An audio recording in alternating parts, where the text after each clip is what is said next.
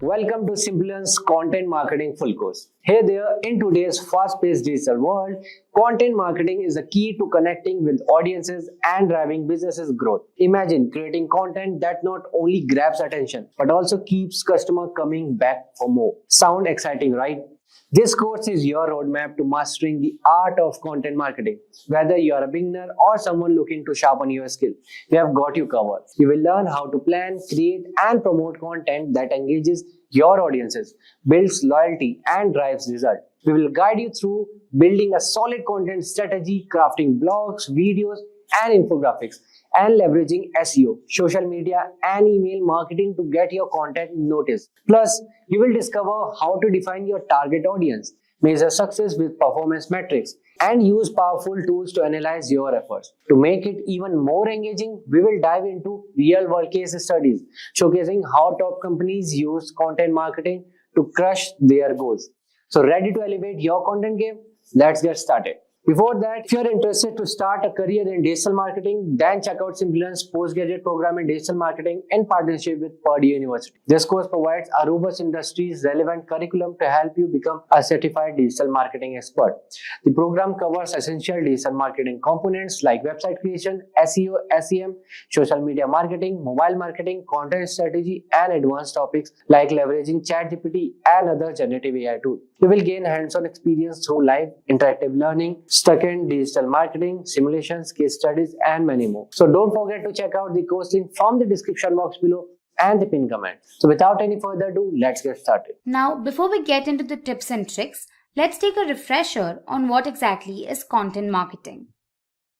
Content marketing is a form of marketing that involves the creation and sharing of online content to help generate audience interest in a brand's product or services. This means providing information that the audience considers valuable and relevant in a consistent manner so that it drives some sort of profitable customer action. So let's talk about the content that falls under content marketing. There's options like blogs, videos, infographics, case studies, white papers, and ebooks. So why is content marketing so important? Firstly, it helps build awareness, trust, and loyalty in your brand. The more your brand provides accurate and well-researched content, the more people learn about and trust your brand. The more the audience trusts in you, the more they're likely to buy from you. Creating the content is relatively inexpensive and can be done in-house. Content marketing will also enable your brand to increase traffic to your site and get more conversions.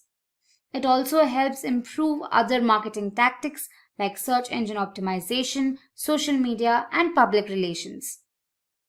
Now let's have a look at the content marketing process. The first step is to determine what goals you want to achieve with your marketing campaign. It could be increased conversions, website signups, and so on. Then you set up buyer personas from among your audience that can buy your content. But what exactly are buyer personas? Now, these are research-based profiles that represent your target customer. Buyer personas help you describe your brand's ideal audience, the decisions they make, the challenges they face, their interests, and so on. Next, you'll have to set up content audits to determine the best type of content that works for you. You also need to set up a content management system like HubSpot, Squarespace, Wix, and Wordpress. They'll help you with increased collaboration, greater support, run A/B tests, and much more. You'll need to brainstorm for new forms of content that your audience can enjoy. After that, you can zero in on a particular form of content that would work the best for you. And finally, you can publish and manage your content. Now let's talk about content marketing tips. Number 1. Remarket your content. Content marketing is one of the many ways you can spread your content to a wider audience. You can define the audience you want to market to and then tag visitors who come to your site. And using Google's display network, you can strategically position your ads in front of people on Google or its partner websites who previously interacted with your website and advertised to them. Through this, you can build awareness and engagement with your audience. Here's an example of a banner advertisement I would be shown if I was shopping for a MacBook Pro on Amazon and changed my mind at the last moment. This ad would maybe stay at the back of my head until eventually I go and finish that purchase. Now let's go to number 2, answering complex questions with your content. Targeting specific keywords is extremely helpful with your content. This is why you need to focus on Google's featured snippet. This position, also known as position 0, enhances and draws user attention on the search engine's result page. Through the featured snippet, you can drive a large amount of traffic to your website while cementing your position as an expert in your industry. You can have different forms of snippets, like definition boxes, where a snippet of text gives researchers direct and concise definitions and descriptions.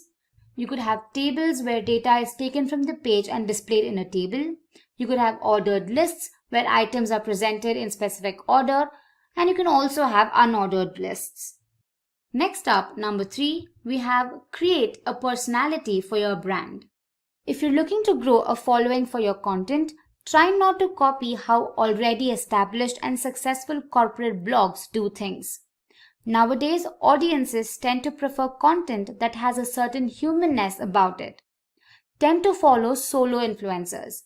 They advertise their brand by being themselves. In a way, they're selling themselves by being themselves.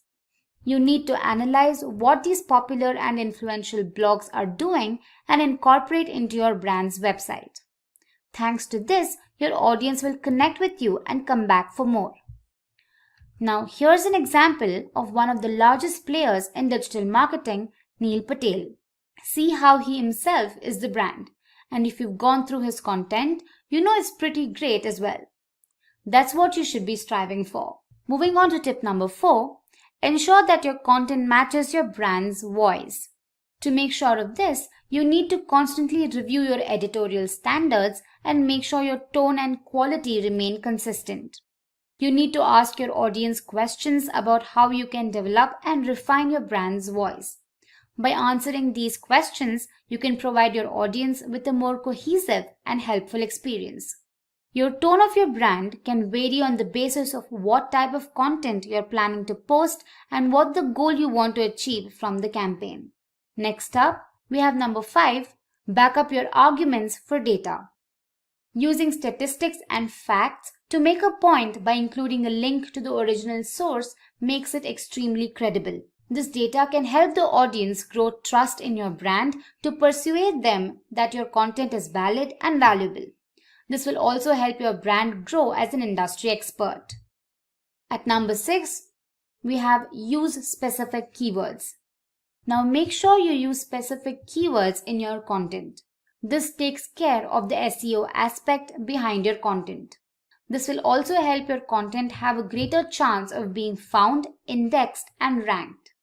It could also help your content rank for niche topics within your industry. Moving on to tip number 7, evaluate the success of your content with data. Earlier, we talked about why it's so important that you back up your content with data. Now, let's talk about how data can help you improve. Analytics tools will help you learn more about how well your content is doing, the age demographics of the people enjoying it, who doesn't, their locations, the best time to post, and much more. With this data, you can make sure that your time and money are being used in the best possible way. Some of the most popular tools in the market are BuzzSumo, Evernote, HubSpot, Trello, and Wordpress.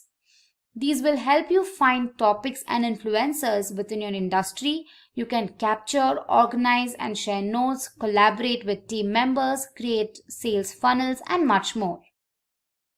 Now, we've reached midway right now.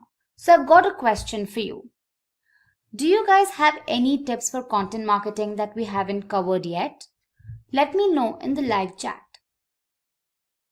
Alright, so let's get back to our list. Tip number 8 is to be consistent with your content. Post your best performing content and make sure they follow a consistent schedule. Finding a balance of the different types of content to be posted with the help of a content calendar will show your audience that you're committed to providing them helpful and informative content. This will also establish your brand as an authority and thought leader within your niche. It will help your audience depend on you for quality content and give them a reason to return. Tip number 9 is to make your content actionable. Providing actionable steps or information in your content will coerce your audience to take a particular action quickly. It can help you create valuable content and fix pain points faced by your audience, build a strong relationship with them, and earn their trust. It also leads to increased engagement and a positive brand experience. It provides users with real value and solutions, leading them to take action. Here we have an example from Trello where we see a pop-up with a call to action asking interested users to input their email IDs to sign up and use the application. Now let's have a look at the next step. Tip number 10 is to include videos and pictures. Did you know that in a recent survey by Social Media Today involving more than 200 marketers, more than 49% of them felt content marketing was really important to their digital marketing campaigns, and more than 25% of their budgets are used for visual advertising? Content like images, infographics, videos, and other forms of rich media will help you enhance the message of your brand and reach a wider audience. Here's an example of advertising by Coca-Cola. Although there's not a lot of text in the ads, you can immediately recognize the unmistakable branding and the message they're trying to send. Moving on to tip number 11, create trending and evergreen content. Creating content that's evergreen and trending with your own unique angle, statistics, and research will be a huge advantage since you'll have to update it every now and then. You'll get a great deal out of the work without having to do a lot of work. Here's an example of one such evergreen article. People are never going to stop wanting to learn how to do SEO. So with a little tweaking every few months to reflect new changes that Google may have done, you'll have an article that you can get considerable mileage out of. Next up, tip number 12 is to understand content that works for you. You need to analyze what content works on different social media platforms. For example, you all know YouTube is the best place for video content, Instagram and Pinterest for visual content, Twitter for smaller snappy content, and so on. Understanding what works and what doesn't will help you better spread your content across the internet. Tip number 13 is to understand your target audience. Now, like I mentioned earlier, your marketing campaign isn't going to bear fruit without targeting a specific audience. Understanding who your audience is one of the most important steps for this. You can find this out by asking questions like who you're engaging with online, their age, location, language, etc. By using social listening to find out what audiences are talking about your brand, using tools to research what social channels your audience is using, and so on. After understanding them, you can set up buyer personas for your audience.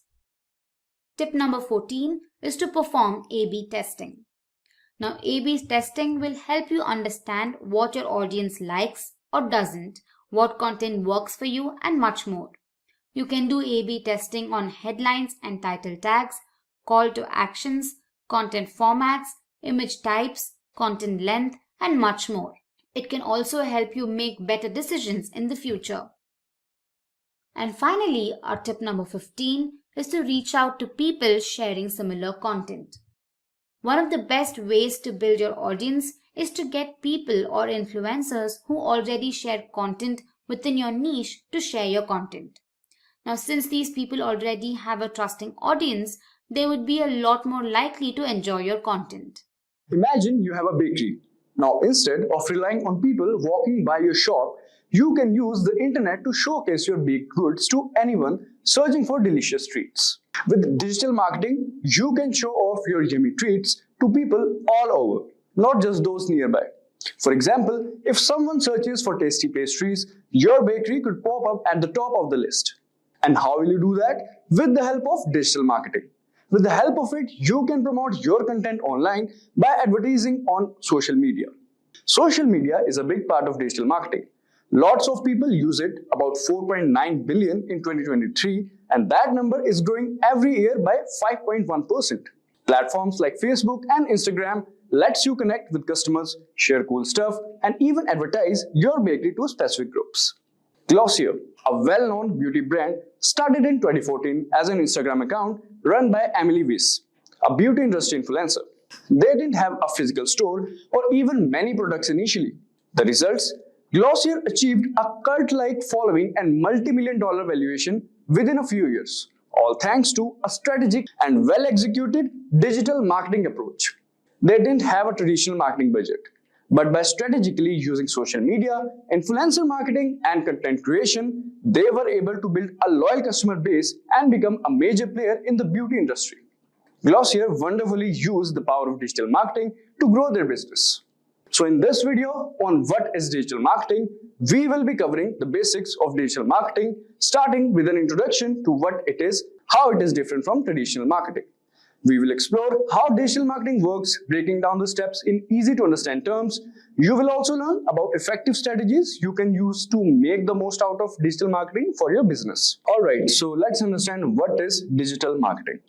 So digital marketing is the art of using the internet to promote products or services to people who might be interested in them.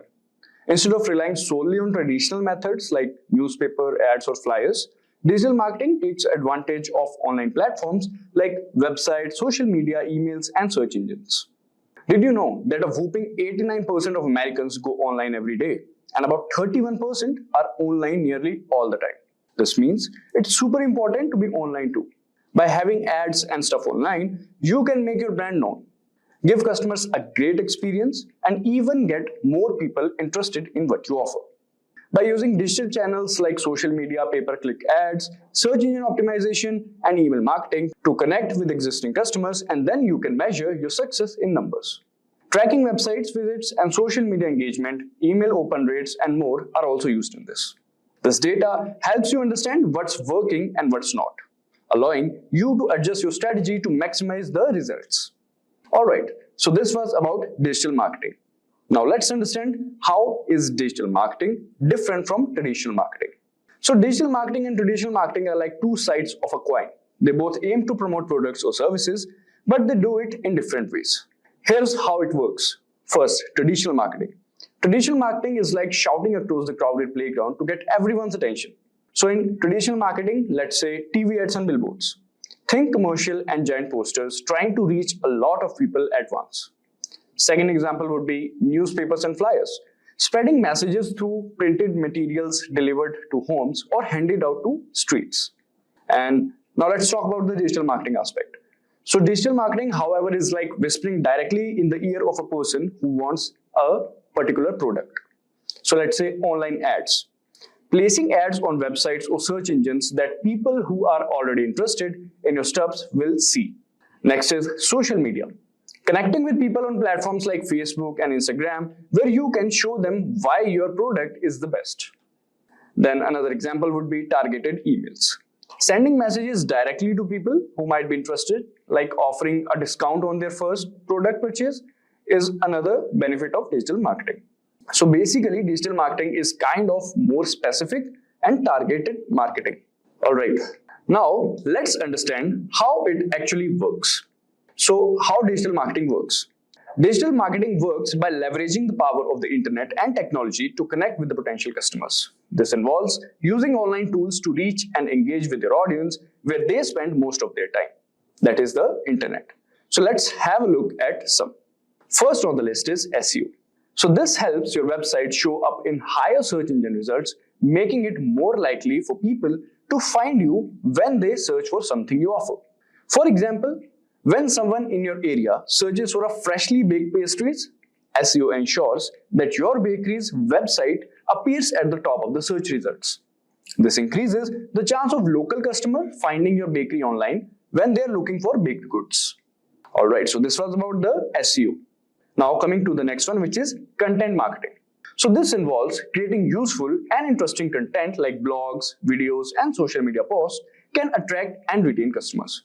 For example, you could create engaging content such as blog posts about the history of pastries, tutorial videos on cake decoration, or photos of your latest creations on social media. This content not only showcases your expertise, but also keeps your audience engaged and interested in what you offer. Next on the list is social media marketing. So this social media marketing involves using platforms like Facebook, Instagram, and Twitter to connect with your audience and share content that encourages them to interact with your brand. For example, you can use delicious images of your bakery goods, interact with customers by responding to comments and messages, and even run contests or promotions to attract more people to your store, that is the bakery. Alright, coming to the next one, which is email marketing. So email marketing is like having a personal connection with your customers. It involves using email to connect with potential and existing customers. It's essentially sending commercial messages, but with a permission-based approach. People who sign up for your email list are essentially giving you the green light to send them information. For example, you can collect email address from your customers who visits the bakery, and you can send them regular updates about new pastry flavors, special promotions, or upcoming events at your bakery. This personalized communication keeps your brand top of mind and encourages to repeat the business.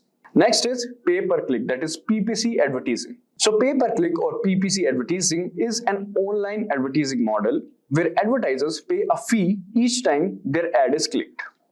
So it's a way of buying visits to your website rather than attempting to earn those visits organically. PPC ads typically appear alongside search engine results or on social media platforms, and advertisers bid on keyword to display their ads to the relevant audiences. So example for this, you could create ads that appear when people search for terms like best bakery in your town, or target social media users based on their interest in baking or desserts. With PPC, you only pay when someone clicks on your ad, making it cost-effective way to attract potential customers to your bakery's website or social media profiles. Now that we have discussed the types of digital marketing strategies, let us understand how you can implement each of these strategies. So first, identify your audience. The first step is understanding who you want to reach. Imagine them as people who might be interested in your product or services. This is like picturing the people who would love your bakery. Are they busy professionals looking for a quick breakfast pastry, or maybe families with sweet tooth?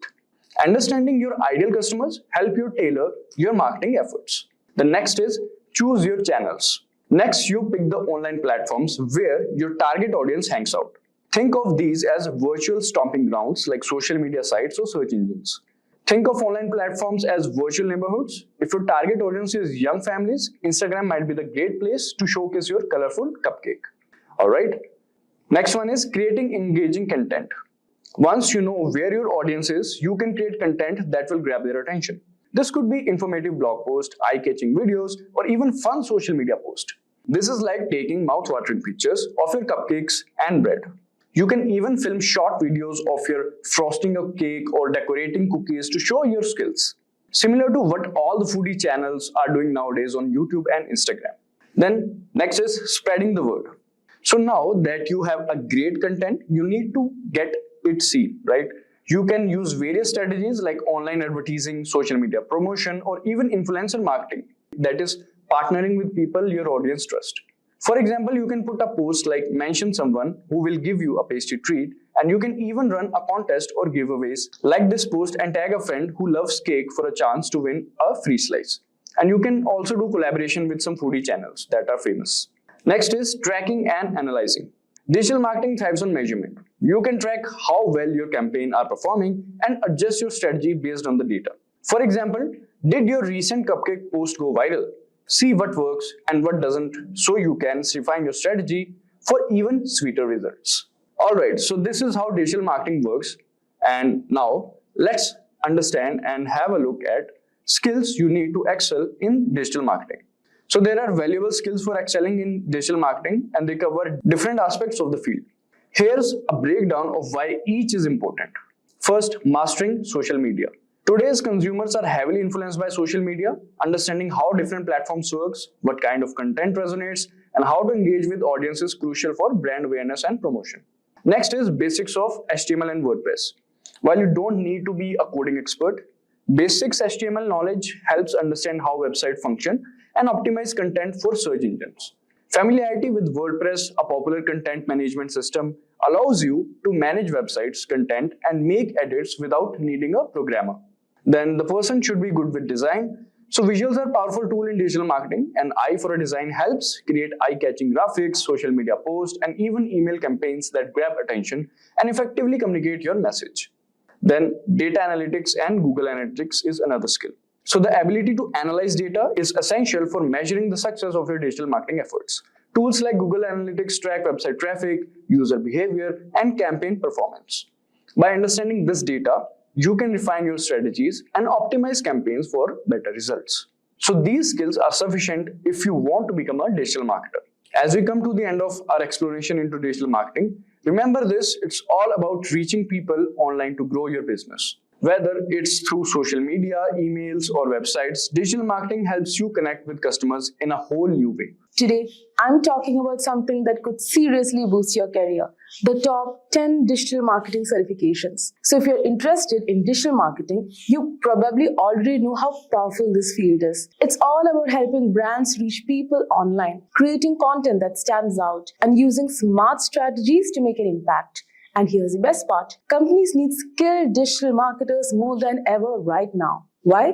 Because everything is going digital. And that's great news for people like you who want a career in this space. So there are so many roles you can go for, from social media manager to content creator to SEO expert. Plus, digital marketing careers offer excellent salaries and there's plenty of room to grow. But here's something important to keep in mind.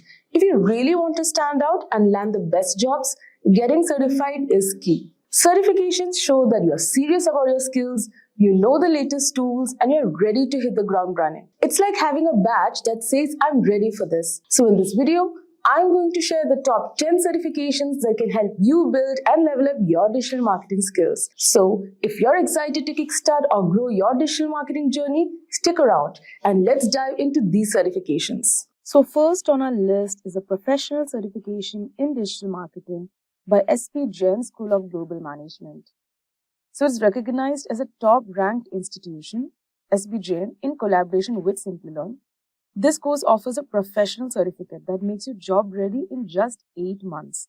So this program covers essential tools like SEO, SEM, social media, mobile marketing, marketing analytics, and even the latest generative AI tools for marketing. So here are the key features. It has got certificate from SP Jain School of Global Management as well as Simplilearn. It's a collaboration. There's master classes by top faculty and Meta Blueprint trainers. They provide hands-on learning with 35 plus digital marketing tools, 10 plus case studies, and 20 plus industry projects. Also, you get a free Meta Certified Digital Marketing Associate exam voucher. You can learn to leverage GenAI tools to streamline sales and marketing strategies. Also, you have access to live online classes delivered by experienced digital marketing experts. You can work on 5 capstone projects and solve 15 plus course end projects that replicate real-world scenarios. Also, you can work on case studies on renowned brands like Adidas, KFC, Nike, Intel, and more for practical insights. Also, you have a comprehensive coverage of 20 plus essential skills, including web creation, campaign management, SEO, content strategy, automation, and mobile optimization. Also, Simplilearn's Job Assess program for personalized career guidance and networking opportunities with top employers. So this program isn't just about learning theory, it's about real-world application. Now, next up is a Google Digital Marketing and E-commerce Professional Certificate from Coursera. So this program puts you on the fast track to a successful career with training directly from Google experts. You'll gain skills in digital marketing fundamentals, customer engagement through search and email, and measuring performance through analytics. And the best part is designed for beginners, so no degree or prior experience is needed. Now, the key features of this course is that it has professional level training from Google experts. Also, you can learn at your own pace with flexible scheduling and self-paced modules. You can earn a certificate recognized by top employers worldwide. You can master essential topics such as building e-commerce stores, analyzing performance metrics, and growing customer loyalty. You also get hands-on practice by working on portfolio-ready projects to showcase your skills. You'll be having access to tools and resources that teach you how to attract and engage customers effectively. Also, by doing this certification, you can qualify for roles such as marketing coordinator, e-commerce associate, paid search specialist, and more. So this is a great option for those new to digital marketing and wanting a well-rounded foundation with the credibility of Google behind them. So the projects you complete during this program will be valuable additions to your professional portfolio. Now, third on our list is a search engine optimization SEO course from Simplilearn, ranked among the top SEO certifications by SEMrush.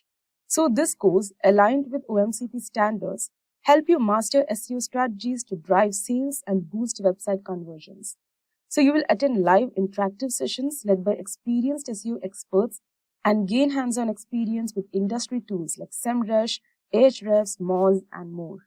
So the key features of this course include access to comprehensive SEO content as per OMCP standards. You'll get a free 1-year access to the SEO ranking platform to enhance your SEO learning.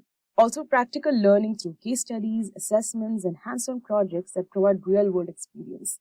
So it covers essential SEO skills including on-page and off-page optimization, technical SEO, competitor analysis, and link building. Also user experience and voice search optimization strategies to stay ahead of industry trends. It also teaches conversion rate optimization to ensure your SEO efforts translate to tangible business results. You can also master tools like SEMrush, Ahrefs, Moz, and Google Keyword Planner for data-driven SEO. So if you are mainly aiming to become an SEO expert or boost your skills in optimizing websites, this course offers everything you need, from technical SEO to voice search optimization and conversion strategies. So the combination of expert-led training and practical projects will equip you with the needed skills to excel in this digital space. Now next is the Digital Marketing Certification course by HubSpot Academy. So this free course is perfect for small business owners, marketing managers, and anyone looking to break into the digital marketing space.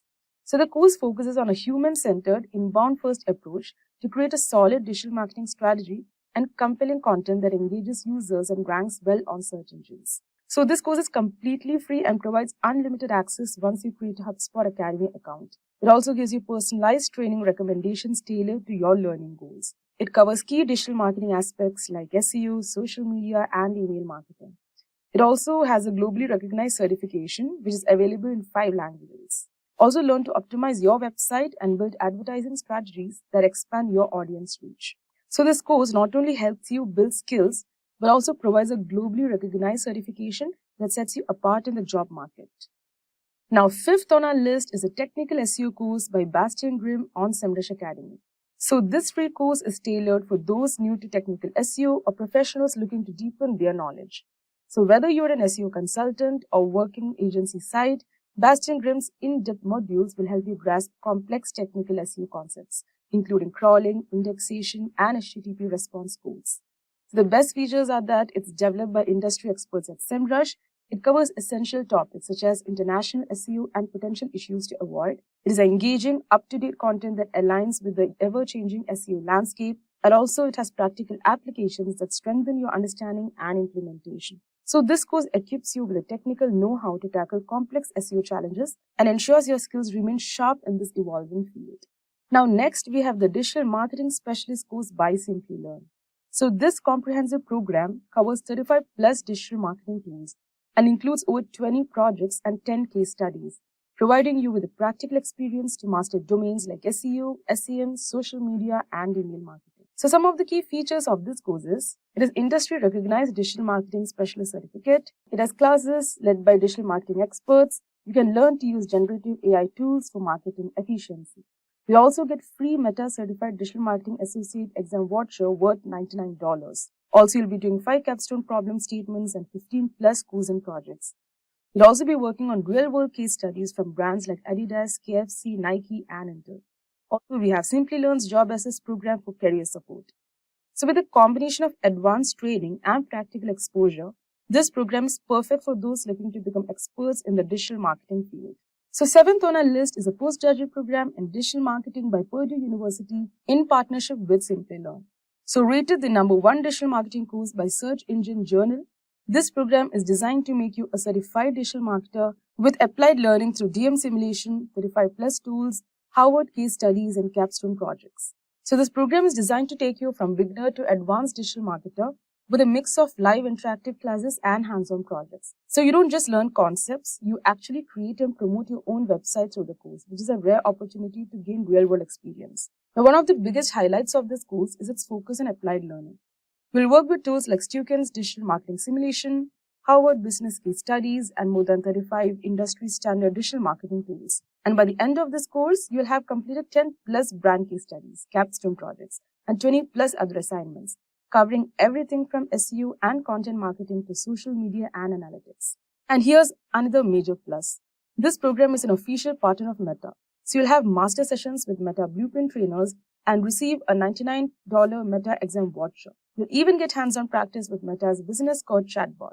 Plus, if you're interested in AI, the course offers training on tools like Chatgpt, Stable Diffusion, and Blue Willow to bring generative AI power into your digital marketing. So if you're serious about building a strong foundation in digital marketing and want a program that includes both traditional strategies and the latest in Gen AI, then the postgraduate program in digital marketing from Purdue University is definitely worth a closer look.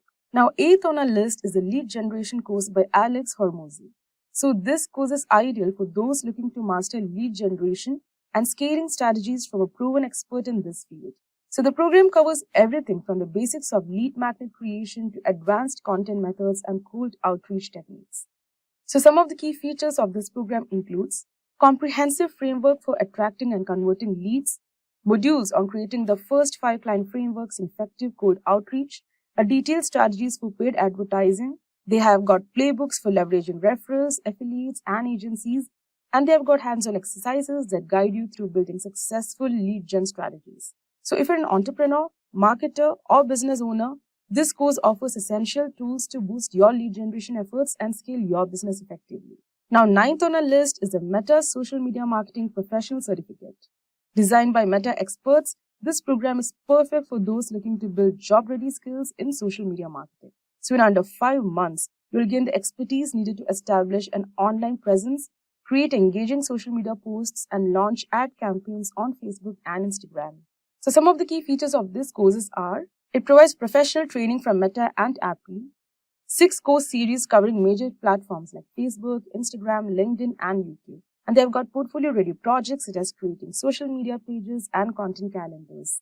You also gain hands-on experience in building ad campaigns with Meta Ads Manager. Also, they have got optional learning on generative AI tools for advanced social media strategies. So by completing this course, you will earn a Meta Professional Certificate and the Digital Marketing Association Certificate, showing your skills to potential employers. Now, rounding out our list is the complete digital marketing course by Udemy. 12 comprehensive courses in one, covering everything from social media marketing and SEO to email marketing and analytics. So they provide 22.5 hours of on-demand video content, 35 articles, and 8 downloadable resources for continued learning, strategies, and more. Also, they have got flexibility to learn on mobile and TV. And also, at the end, you'll get a certificate of completion to showcase your expertise. So this course is ideal for those who want an all-in-one solution to learning digital marketing, whether you are starting from scratch or enhancing existing skills. And that's a wrap of our list of the top 10 digital marketing certifications to boost your career. From foundational courses to specialized certifications, each of these programs can help you stay competitive and current in the fast-evolving digital landscape. So remember, investing in the right training can open doors to incredible opportunities. And it's all about finding the program that best fits your goals and career path. Content marketing strategy. By the end of this lesson, you will be able to outline the steps needed to create a content strategy, describe the importance of various parts of a content marketing plan, including personas, brand story, listening, and measurement, choose the right channels that will complement your content, and prioritize and plan content ideas around your company's biggest opportunities. Content strategy versus content marketing strategy. There is a difference between content strategy and content marketing. Where content strategy focuses on the actual content, content marketing focuses on the outcome. Content strategy is about the management and creation of the media, the tools you are using, the resources you have available, what are the types of content you will be creating. Where content marketing is all about the customer. Who are you targeting with the content? How well do you know this person? And most important of all, what is the expected business outcome? Are you creating and sharing content to build brand awareness? Or are you aiming to increase revenue?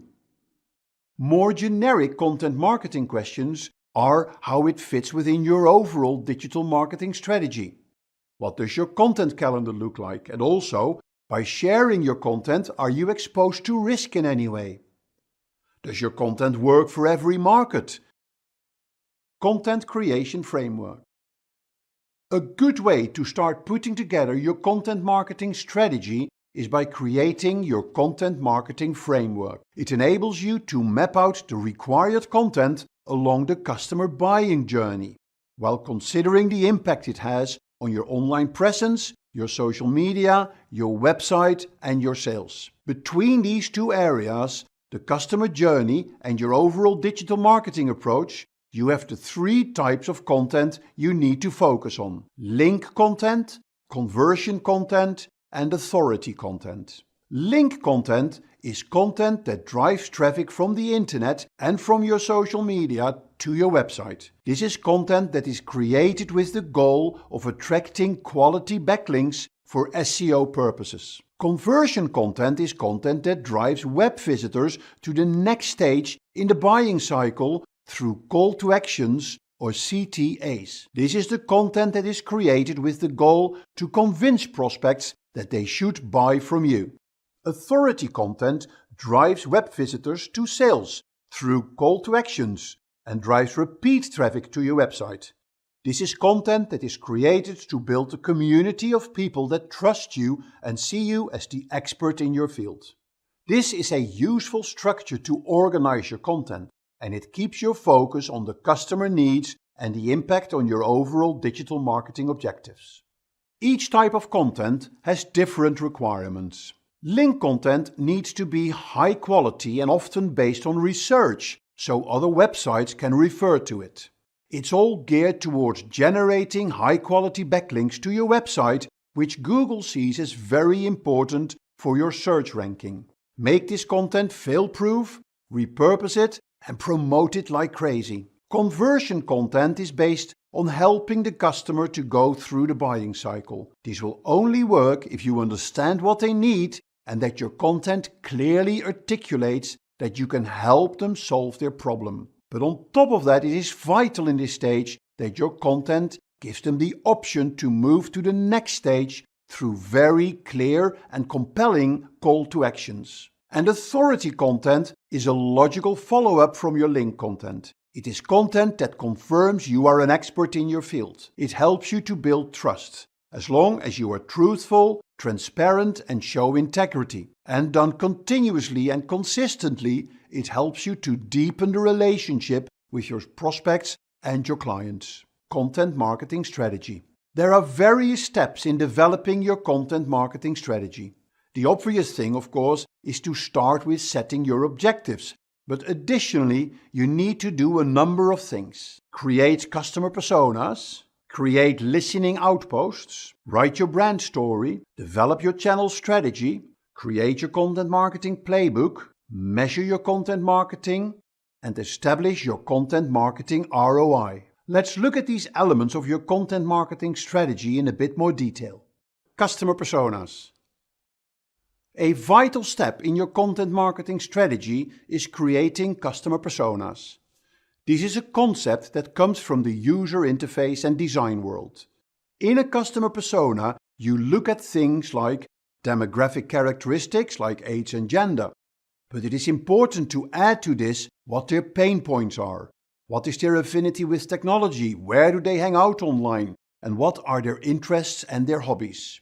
Once you completed your customer personas, print them out and put them on the wall in your office. And make sure you add them to your briefing document when you ask your agency to create a new campaign. HubSpot has a great free tool to create customer personas. By asking a set of questions, it will put it in a format for you that you can share and print. And you can tailor it to your own requirements and add your own sections. It includes things like education, social networks they use, preferred method of communication, tools they need to do their job, goals and objectives, challenges, and how they gain knowledge. Establish listening post. An important part of your content marketing strategy is to listen to what people are talking about online. You can find out what they think about your brand, the topics they talk about, and if there are any issues. It is also great to listen online to find good content you could share. You don't have to share just your own content. There's nothing wrong with sharing relevant content from others. Obviously, when I say listening online, I mean this in the widest sense. Watching videos, reading articles or blogs, looking at photos or infographics, or literally listening to podcasts. Here are a few tools you can use to listen. Feedly is a reader app on which you can listen to live RSS feeds. Google Alerts and Talkwalker are tools that will send you a notification for certain terms that you have set. You can use Google Trends to find out search trends for keywords. Your brand's story. The next thing you need to work out for your content marketing strategy is your brand story. What is your mission, your vision, your values? What is the story of your company, your CEO? Remember, people want to listen and share stories. When I search for IKEA on Google, you get an understanding of what I mean. Stories about the history of the company, the founder of the company, the way they work, the employees, what makes them unique. And the more twists, turns and uncertainties in these stories, the more people will love them. And it gets even better if you can show them how you overcame obstacles and bumps in the road. This will increase your credibility. A good example of this is Elon Musk from Tesla. He came from a very simple background but kept on following his beliefs, even when he was nearly bankrupt. He kept on going and look where he is now. An important element of defining your content marketing strategy is understanding of what kind of brand you are. The type of brand you are determines the type of social media you will get with your content. If you are a basic brand, you won't get many people to talk about you, let alone comment on your social media posts. You're just fulfilling a basic need. The only way these brands can get engagement on social media is to turn themselves into a funny brand, like Blendtec Blenders, who launched the Will It Blend campaign. If you are a functional brand, you will have customers who ask questions about how to use your product. You need to respond to that by offering content in which you answer their questions. Exciting brands don't have a problem to get social media engagement with their content. They have thousands of fans who love to talk about the brand. Harley-Davidson is a classic example. These brands need to keep on posting amazing content that become almost like collector items for their fans. Finally, vital brands are for the greater benefit of mankind. Greenpeace, World Wildlife Fund, UNICEF, they have no problem in getting engagement and discussions. But they should be very alert on what people are talking about and try to find influencers that can help them spread their cause. So think about this when you start putting your content marketing strategy together. It will guide you on the type of content and campaigns you should create and the types of calls to action you should set. Social channel strategy. Before you're going to decide on the type of content you're going to create, it makes sense to agree on the social media channels you are going to use. In the listening stage, you have learned on which channels your clients hang out. So now you're going to make sure you are there as well. You're going to synchronize the branding, the key messages, and the campaigns to grow your followers on these channels. You need to make sure you understand the latest features and trends on these social channels. It is also good to do a content gap analysis. What type of content do you already have for each channel and where are the gaps? So you know what type of content you need to create. Here is a useful template you can use for this. It shows you the channels, the structure, the tone of voice for each channel and the desired action. The gaps will give you an indication of the work you need to do to make sure you have a coherent content marketing strategy. Content Marketing Playbook. So now you are in a position to decide on the type of content you're going to create. Here is a list structured by the 3 types of content we saw earlier: link, conversion and authority content.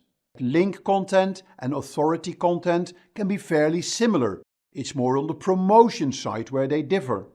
But the conversion content needs to be organized along the customer journey, from awareness to evaluation to purchase. We call this the marketing playbook. You need to create your own by selecting the right content for the right stage. Measuring content marketing efforts. You can measure the traffic you get through your content, you can measure the engagement you get, and you can measure the sentiments. Whether you are targeting consumers or businesses, the metrics are the same, but the priorities may differ. Today, lead generation is seen as the number one KPI when it comes to measuring the success of your content marketing, closely followed by traffic generation to your website. These metrics show how your content marketing efforts are succeeding, but you need to go a level deeper to discover what specific content, campaigns, channels, and efforts are most effective in driving value. And in the end, whether you are in B2C or B2B, it comes down to measuring the ROI of your content marketing. How much money did you earn from your content marketing in relation to the cost you incurred in creating and distributing it? The things that can improve your ROI are quality of your leads, sales, web traffic, engagement, SEO success, and brand exposure. And remember, improved ROI is not just based on more sales. It can also be based on lowering cost. Planning your content marketing strategy.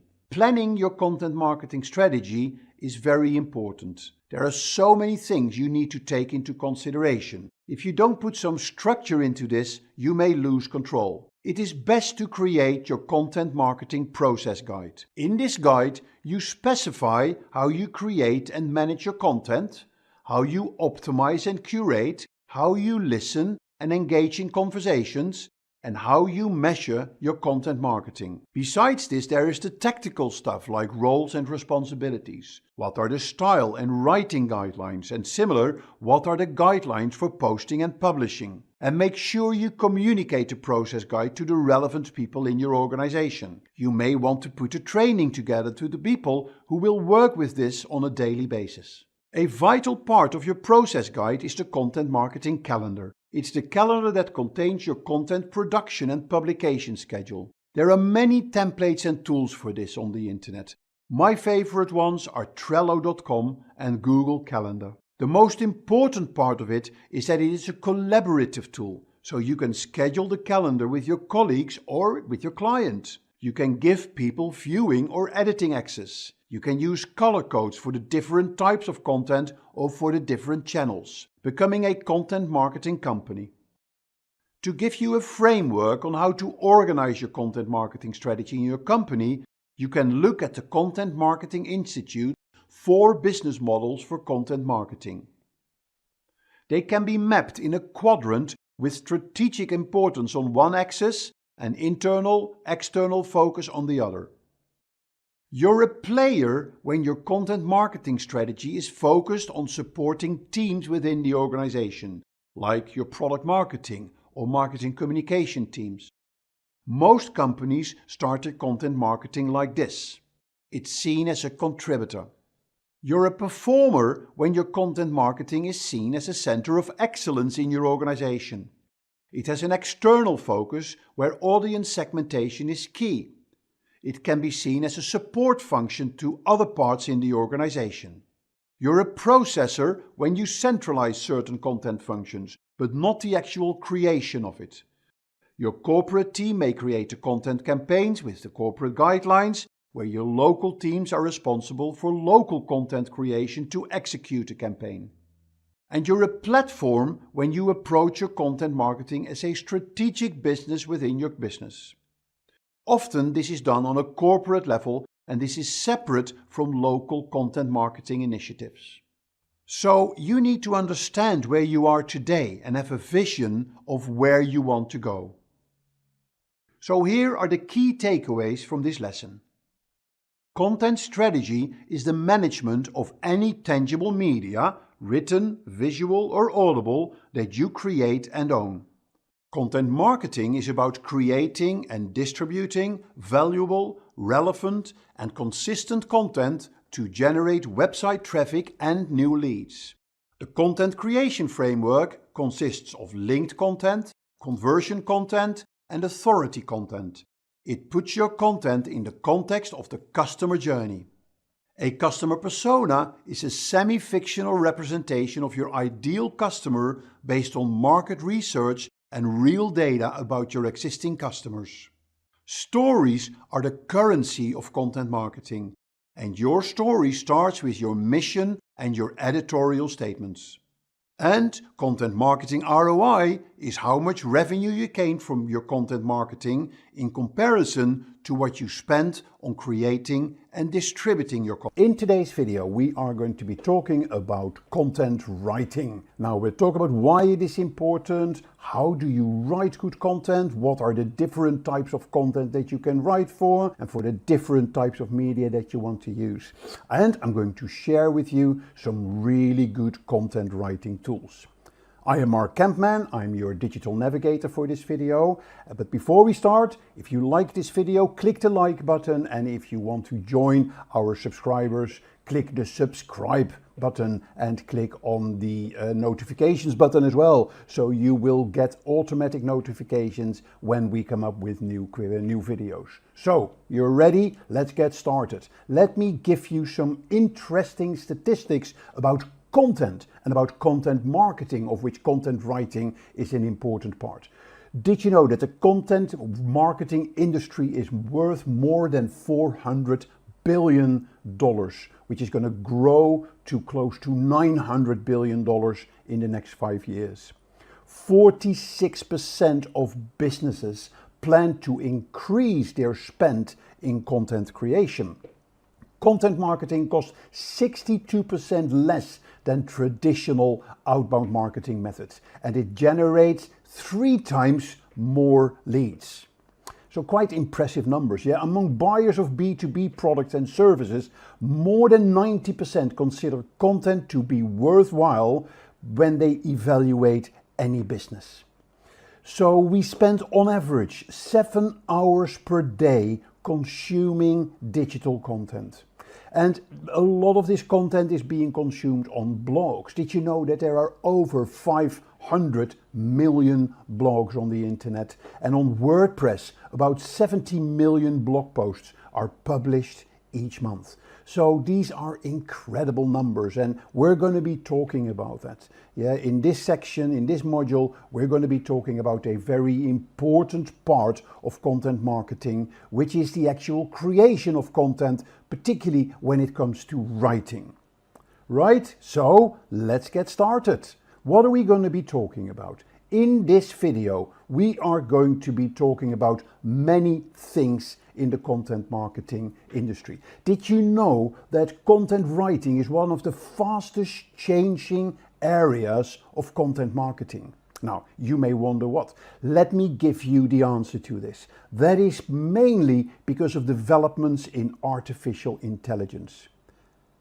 If you use AI or artificial intelligence tools, you actually no longer have to write the content. You let those tools write the content for you. And the only thing you will have to do is to edit the output of the AI tool. Later, I'm going to share some AI tools with you that you can be using for content writing. But to understand these new tools, it is important that you understand the basics of content writing. So in this video, we will look at what is content writing, why proper content writing is important. We'll look at the different types of content that you can write for. We'll look at how to write proper content, and that is a skill in itself. And I'm going to close with giving you some content writing tips. And in the process of going through these topics, I will be sharing with you some interesting content writing tools as well. So let's start at the beginning. What is content writing? Many people, when they think about content writing, they think about writing an article. However, writing content isn't just for a blog. Yeah, it is for many topics, many other areas that you can write for. You can write for many different areas. You can write a script for your video. You can write for your email newsletter. You can write for the pages of your website. You maybe have to write a keynote speech, maybe for your social media posts. You have to write titles for your podcast, for your videos. Maybe you're going to produce a white paper that you need to write for, or an ebook. Landing pages are very important content that you have to write for. It could be the descriptions for your videos. Remember, we talked about YouTube SEO and we talked about how important the description of your video is. And writing for SEO purposes. We talked about that in other videos as well. Put it in another way, writing is the foundation for pretty much any content that you publish. So what then is content writing? Content writing, as we say on the slide, is the process of planning, writing and editing web content, typically for digital marketing purposes. So it can include writing a blog post and articles, a script for your videos, it could be writing the show notes for your podcast, and it can also be content for specific social media platforms. The thing they have in common, you have to write it before you can publish it. And that is where the challenge is in content writing. You need to know how to write. And many people, they don't think they know how to write.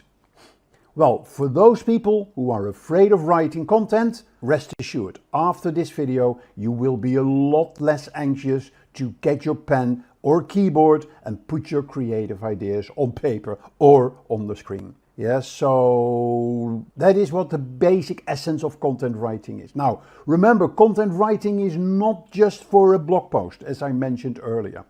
Content writing touches every aspect of your digital marketing. Without good written content, your digital marketing strategy will fail because it's the content that will connect your readers with you. And that content that features everywhere in your digital marketing. And I can't emphasize this enough. I mentioned that before. It is on your blog post, it's on your video script, it's in your email newsletters, it's in your podcast title, it's in your landing pages, in your YouTube video descriptions. There are so many places where your content will feature. And you can replicate the content across those different platforms. So written once for one medium doesn't mean you can't use it on other medium. So what is the goal then of content marketing? The goal of good writing, of content writing, is to connect your readers with your business. And in such a way that you communicate your message effectively and efficiently. And the better you're able to do this, the more likely the reader will engage with you. So it's that engagement that turns into trust and into loyalty. So let me give you an example. You know the Michelin tires. In the early 1900s, the Michelin brothers, they started supplying pneumatic tires to automobiles in France.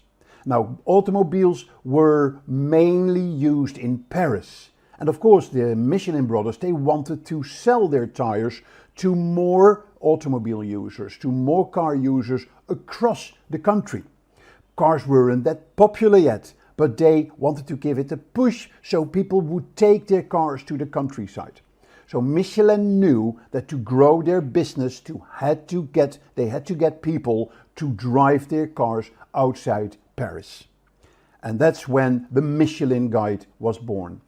A book that contained the rating systems for restaurants all over France and also included information about roads across France, where to find gas stations, about hotels, and of course information about how to replace flat tires or how to repair them and other important facts about using a car. So this early example of content marketing became a huge success, and they were able to build a global brand based on the Michelin Guide. And the Michelin Guide is still being used today. So having talked about this, what is content marketing, why then is it so important? Let's have a talk about that. The essence of content marketing, as I said earlier, is to guide the customer or your prospects through their buying journey. Yeah, and content writing is key to this. Remember, your content that you give to people or share with people when they don't even know that they want to, where they want to go on a vacation, for instance, is different than when they have already made up their mind of going on a beach vacation in Barcelona. Yeah, if I don't know what vacation I want to find content about what are beach holidays, what are city breaks, what are adventure holidays. Yeah, if I know what I want to do, where I want to go, then I want to know informative content. I want to see content about Barcelona, about hotels in Barcelona, about what you can do during beach vacations. Yeah, so it's very important that your content drives your customer or your prospect through that buying journey. So you write content for awareness purposes. Great content that will go viral and reach as many people as possible. By creating well-informed, well-written, well-entertained and useful content, it will drive traffic to your website and you will appear higher in search engine rankings.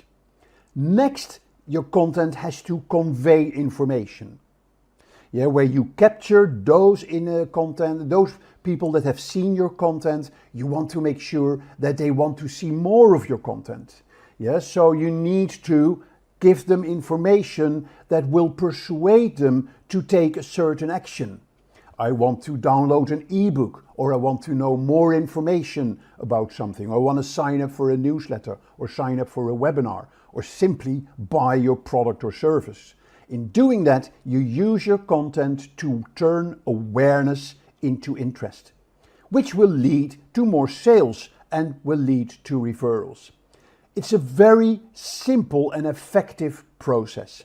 In marketing terms, we call this inbound marketing, where you're going to reach as many people as possible online who will then, if they're interested, come back to you and engage with you. As opposed to outbound marketing, where you will go and get a list of telephone numbers and your salesperson will call everybody one at a time with a script. Now that script needs to be written as well. In fact, that is also content writing. Yeah, but inbound marketing is a much more cost-efficient way of generating leads for businesses these days.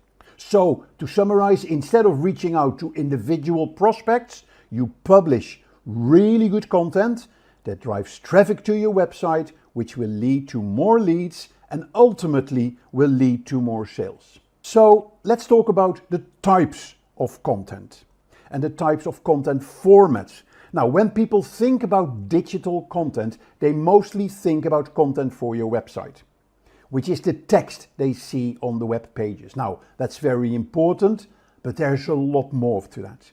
Let me show you an infographic that puts content writing into a perspective. Yep, so that is different types of content. So we'll share the link to this in the description, but here you see the different types of content that can be written for.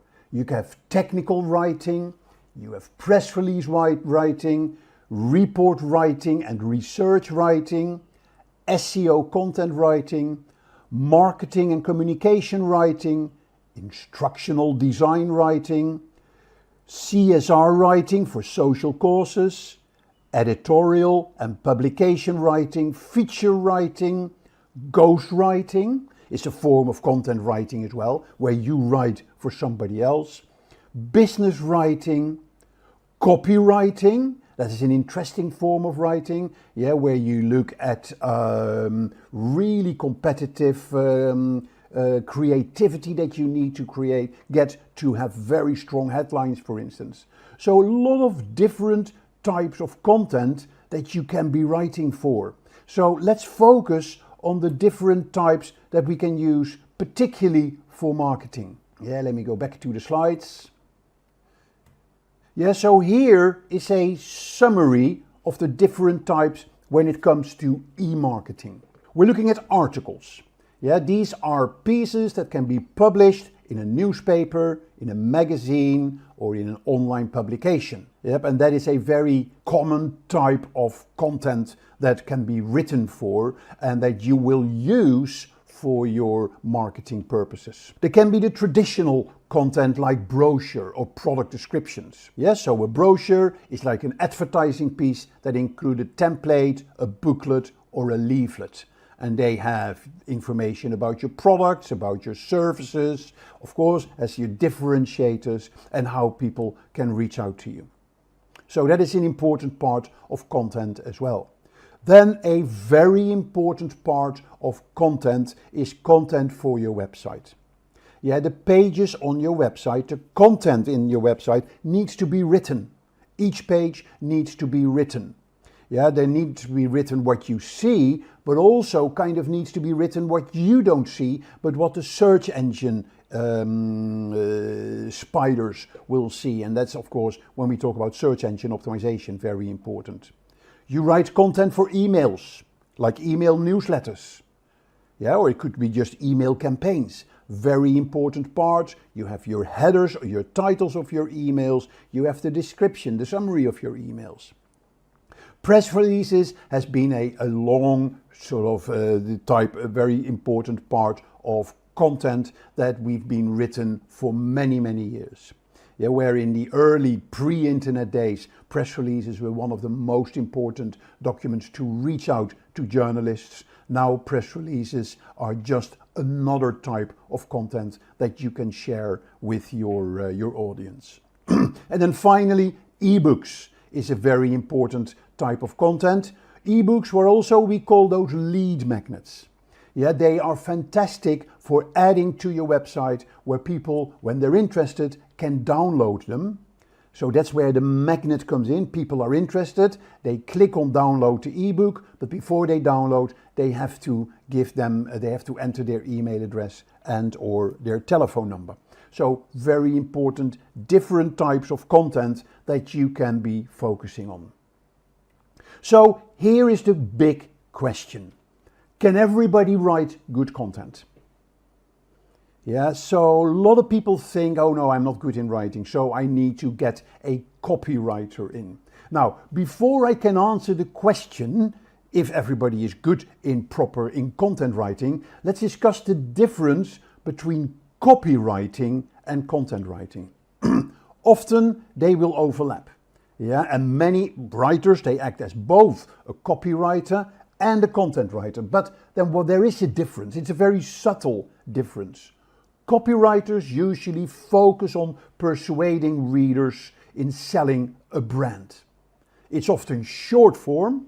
It appears on ads, on products, on taglines, and similar types of marketing copy. So it's short, it's punchy, it's capturing the essence in a couple of statements. That's often what we call copywriting. Content writing is usually for longer form content, focusing on informing, educating, or entertaining the readers. It's content, as we said earlier, that takes the reader through their buying journey. So, while it's true that anyone can write, it's not enough to just put the words on a page. Content writers and copywriters must craft something compelling, something original, something engaging, and ultimately something well written.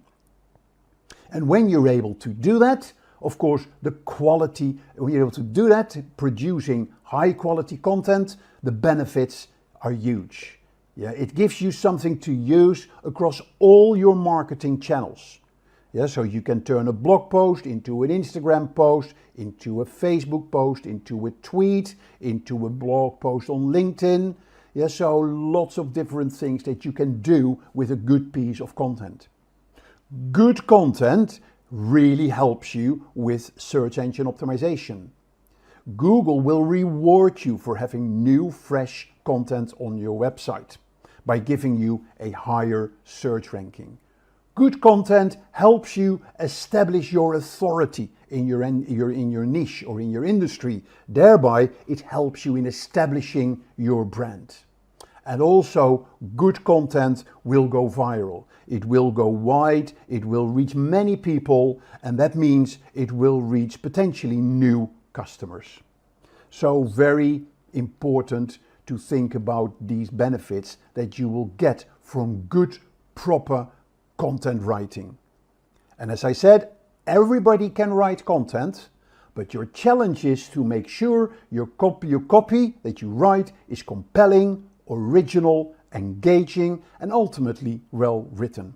But as I mentioned earlier, there are many tools now, and particularly in the artificial intelligence field, that can help you to turn boring content into very exciting content. So let me give you some tips on how to write exciting content, or as I like to call it, killer content.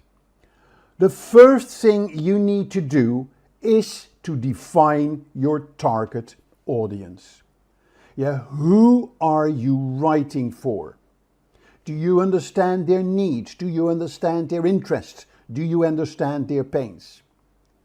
An ebook for a marketing director will be different than an ebook for a finance director. So you need to know who you're writing for.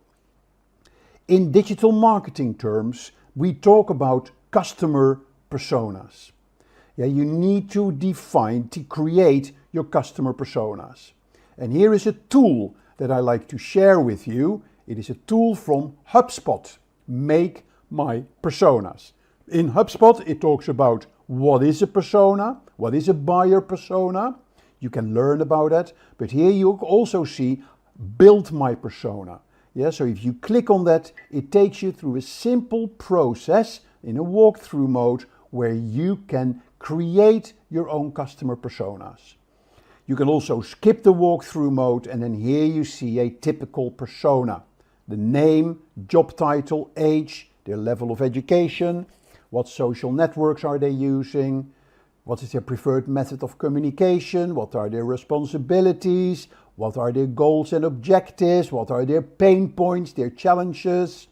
You do this for your most important customers.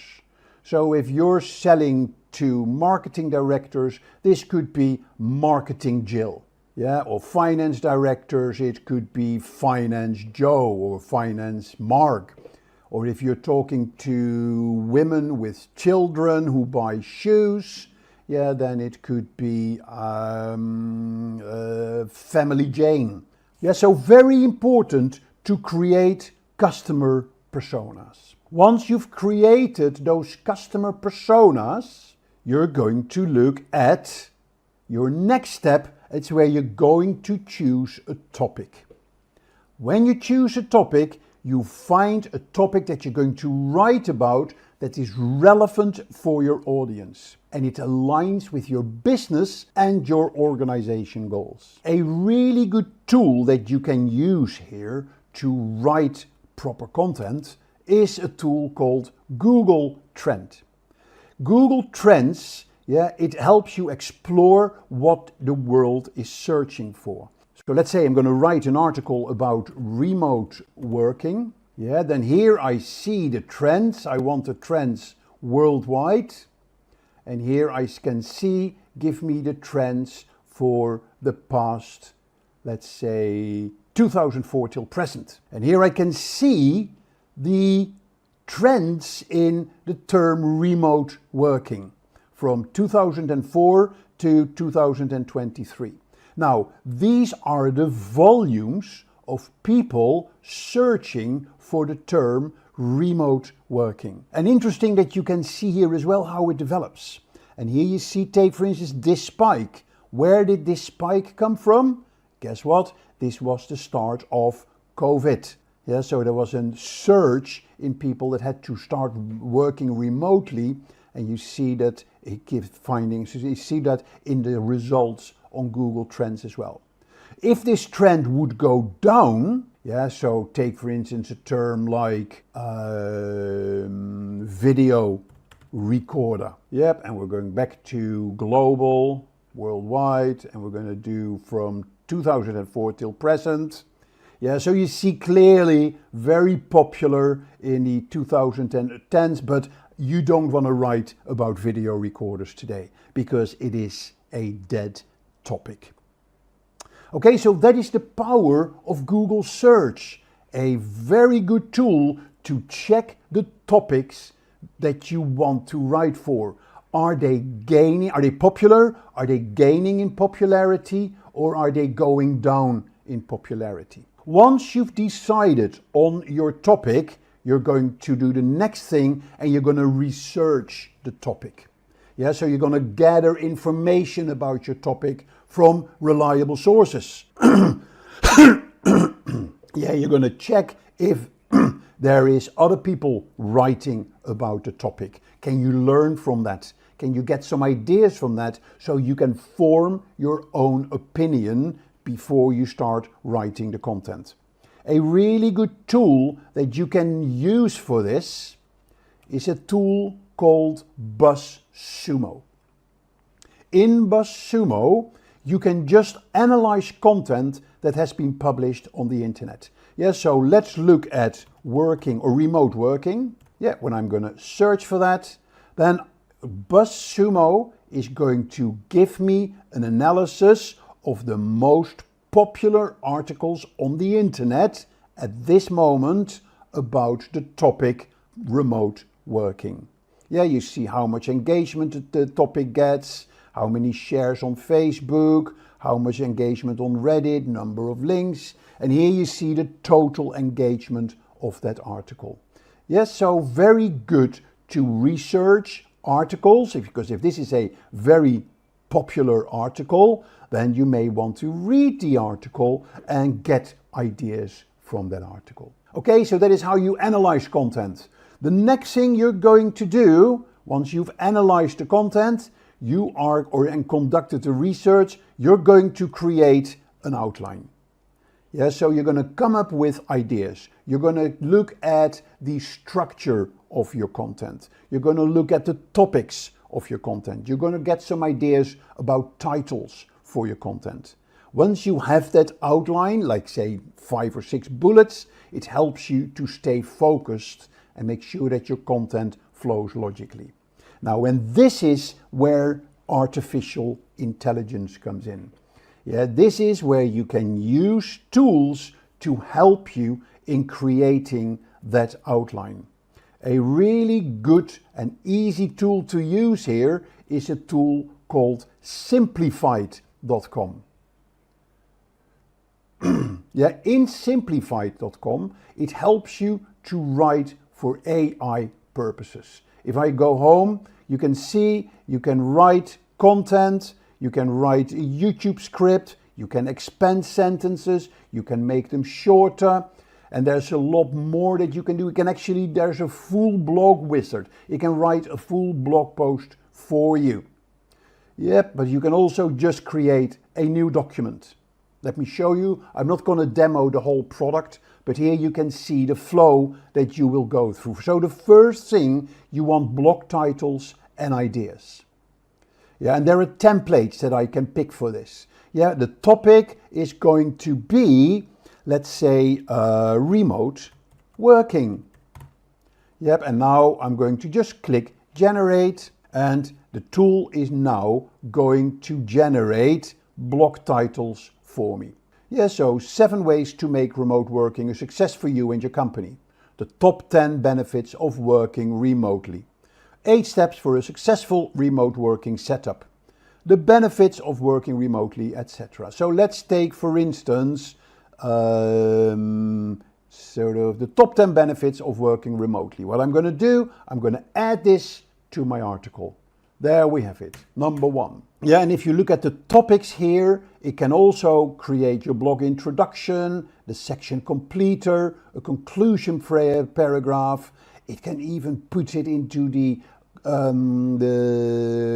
customer buying journey framework. So it is unbelievable what these type of AI tools can do for you. Another very powerful and very simple product that I often use is a tool called Quillbot. If I go to Quillbot, it's a paraphrasing tool. Yeah, and this is free. You can use Standard and Fluency for free. You just type in or paste the piece of text that you want to rewrite, and then you click paraphrase. Yeah, you can increase the number of synonyms, you can make it fluent, formal, simple, creative, expand and shorten the text. A very simple but powerful tool to paraphrase content. So watch this space. Yeah, the artificial intelligence is taking the digital marketing world by storm. Okay, once you've got your outline written, you're then going to write a very compelling headline.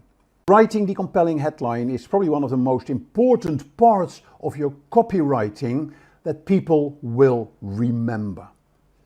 Yeah, so and that headline must summarize what the content is all about, but also it should grab people's attention. Now, there are many tools that you can use to check your title. Yeah, and just search for tool to check title. Yeah, and then you will come up with a whole selection of tools that you can use for this. Also, think about the paragraphs and the bullet points.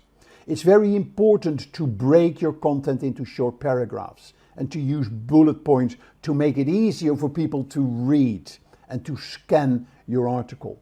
There's another reason why short paragraphs and bullet points are so important. Google likes them. And particularly when it comes to mobile search, where Google needs to place short content as answers to queries that people have, they prefer to have bulleted content to actually use for answering queries that people have. So finally, there are a few more tips. We have subheadings. Subheadings are very important, and formatting is important. Yeah, headings are the first level of your writing masterpiece. Yeah, so headings is sort of the title of your document. They introduce the topic, they introduce the paragraph. So the heading let the reader know where they are in the document or the blog post. They can also include keywords, yeah, that relate to the topic. And again, that's good for your search optimization. The heading is an essential part of the content that you're writing because it tells the reader what to expect from that piece of text. Subheadings are the second level of a document. They introduce a topic or a paragraph. Their function is to break up longer sections into smaller, more manageable pieces. Think of it as a bullet point under your heading. So headings and subheadings are the signposts of your content.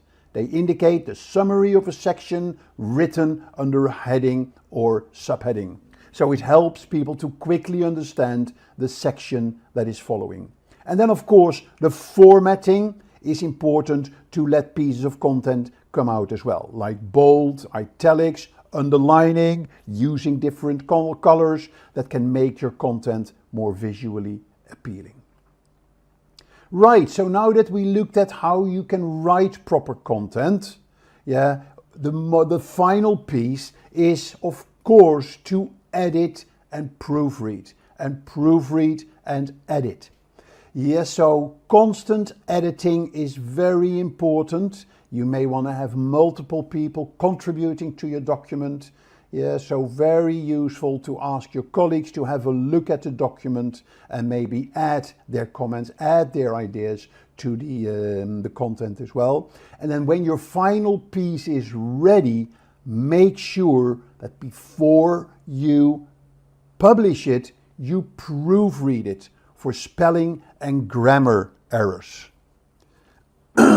Yeah, and that's where word processors these days, of course, they all have spelling checkers. So that's the minimum you should do, is to have a spelling checker go through your document.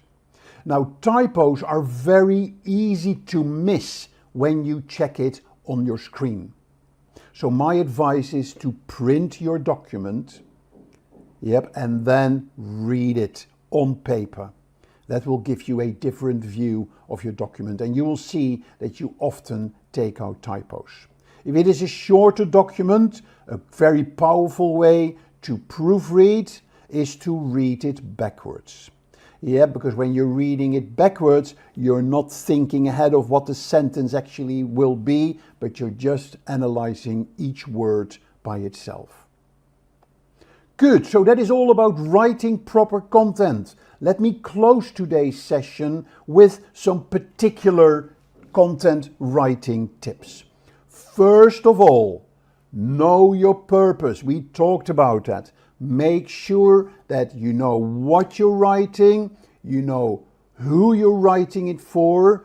Do you want your content to inform? Do you want it to convince? Do you want it to entertain? Yeah, so what is your content going to be about and who is it going to be for? So know your purpose. I always use a very simple acronym, KISS. Keep it simple. Sometimes I use KISS with 2 S's. Keep it simple and stupid. Use clear, concise language and avoid jargon or technical terms that may be confusing to your audience. Ask your mum to read it, because if she doesn't understand it, then maybe some of your customers may not understand it. Very important to keep it simple. And since you're so involved in your product and services, for you the technical terms are day-to-day language. For your readers, they are probably not day-to-day language. Use active voice. Yes, so writing active voice makes your content more engaging. Yes, so you're not talking about that day the people of our company decided, but you say that day we decided. Yes, so use terms like we, like us in your document. So use the active voice. That makes it much easier to engage with. Use images and media. Of course, text is the core element of your content writing, but you can spice up your document with images and media. Or videos and other forms of media. Make it visually appealing. People read, but people will remember what they see, and people will remember what they hear. So yes, your content writing is important, but spice it up with good video, good images and other forms of media. Yeah, now when you use images or photos, make sure that you're using royalty-free videos or photos, or that you pay royalties on the photos that you want to use. There's no better images to use than your own images. Yeah, so use your own photos. Do a photo shoot for your products and create your own library of photos. If you want to use royalty-free photos, one of my favorite tools for that is a tool called Gratisography. In Gratisography, there's truly unique, usually whimsy photos. So they are slightly different than the photos you would get from the traditional photo libraries. Yep, so be aware, make sure that you use photos of the best content in your content that you're creating.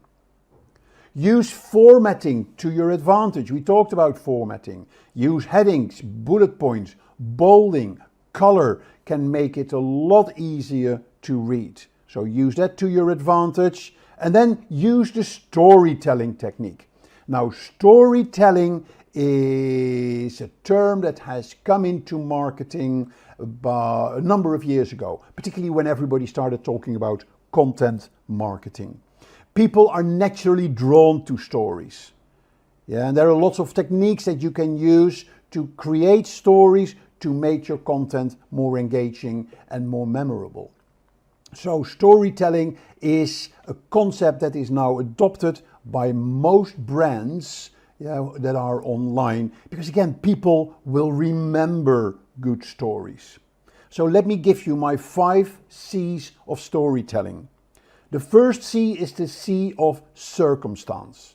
So when you create your content, write the circumstance, write the environment, write the situation, that you're trying to describe, to portray.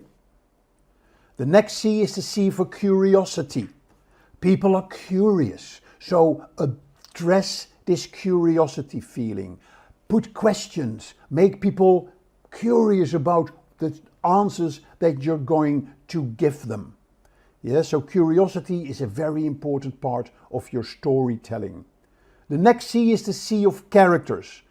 People identify with characters. If you create a character in your story, use a character, whether it's a hero, whether it's a villain, then people will identify with those characters and they often remember those characters. Those characters have conversations, and that is the fourth C of storytelling. People have conversations, so let your characters tell stories, have conversations with other people. And then the final C is the C of conflict. And to me, that is one of the most powerful aspects of storytelling. It is conflict. Every good story has a conflict. Good movies have a hero and have a villain. Good movies have adversity and have good luck, or have a world without the adversity. Yeah, so it's conflict. It is two sides of the coin. Yeah, it's positive, it's negative. It's here, it's there. So create that conflict in your story. One of the companies that uses storytelling at its best is a company called Airbnb. You may have booked through Airbnb, but Airbnb is fantastic in storytelling. So here is a section of their website. It's called Airbnb Experiences. Unforgettable activities hosted by locals. So this is where local people who are having their Airbnb who are having their house or their chalet or their condo on Airbnb, where they share their stories of things to do in the environment that they where they will rent the house. So very powerful in content marketing and in storytelling. So have a look at this. It is really good. Okay, so that is the telling your story as a very important part of your content marketing. So the next thing you want to focus on is making sure that your content has very strong calls to action. When people read your content, make sure that they have somewhere where they can click to go to the next step. Yeah, that could be registering for a newsletter, signing up for a webinar, or getting more information, or downloading an ebook. Calls to action are vital in digital marketing, because in the end, you want your reader to become a customer. And then it goes without saying, make sure that you have a consistent tone and style throughout your content. So we call this a house style. So many brands, before they start creating content, they have a document which summarizes their house style, their tone of voice, their visual identity, the colors that they're using, the fonts they're using, how you can use the logo, etc. It's all about creating a cohesive and professional image. And then there's two more tips that I want to share with you before we wrap up. Make sure that you keep your content up to date.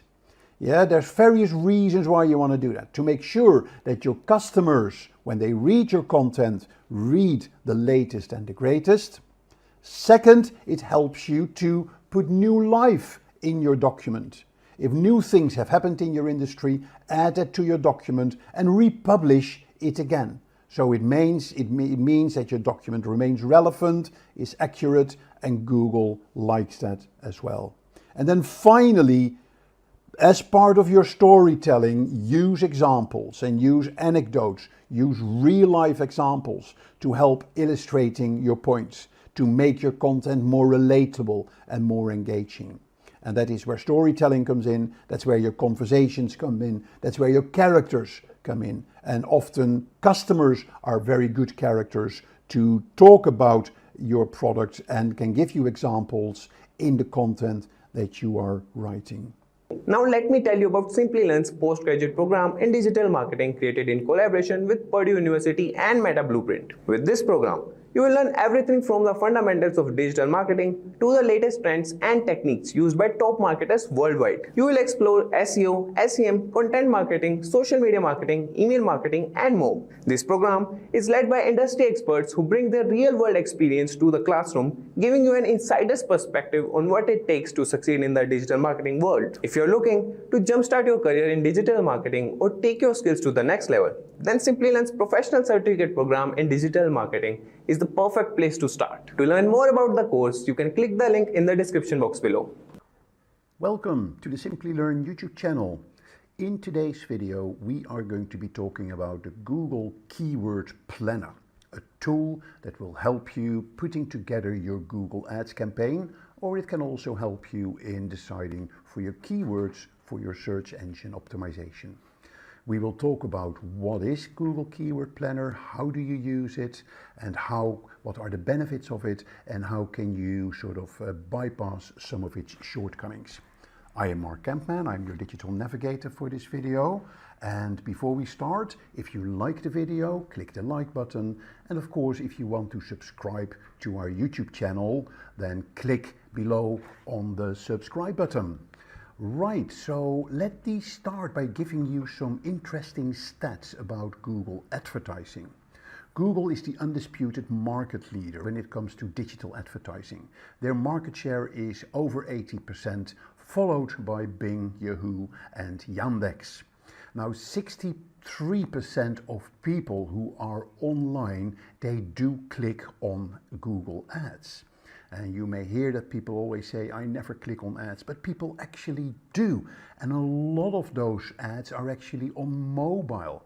33% of mobile ad spending goes actually to Google. So Google's ad revenue in the third quarter in 2022 was $54 billion US. Yeah, that is an annual revenue of over $200 billion, which is a staggering amount. The beauty about advertising on mobile or on desktop is that it gives you an immediate sort of payback. Yeah, therefore the PPC generates twice as many visitors than, for instance, search engine optimization does. But PPC costs money compared to SEO does not cost money other than your own time and resources.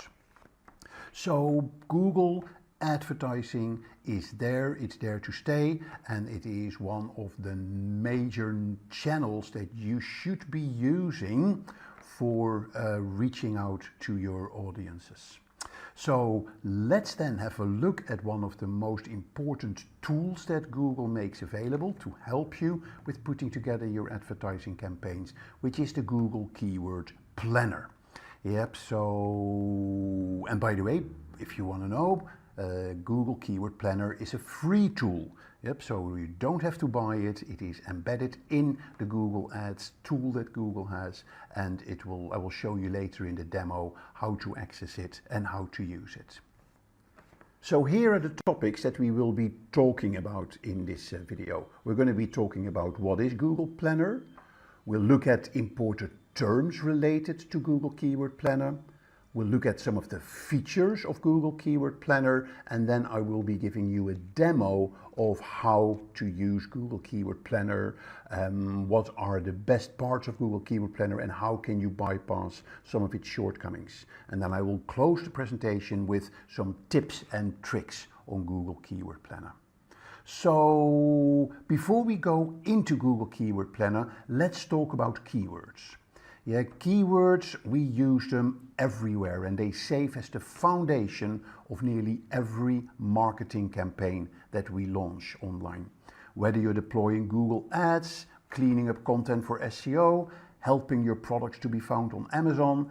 Keywords are at the heart of how you connect with your customers or your ideal prospects. So they are used for pay-per-click and for SEO purposes. In the context of an SEO campaign, a keyword is a phrase, a query that the searcher types into the browser to get a list of results.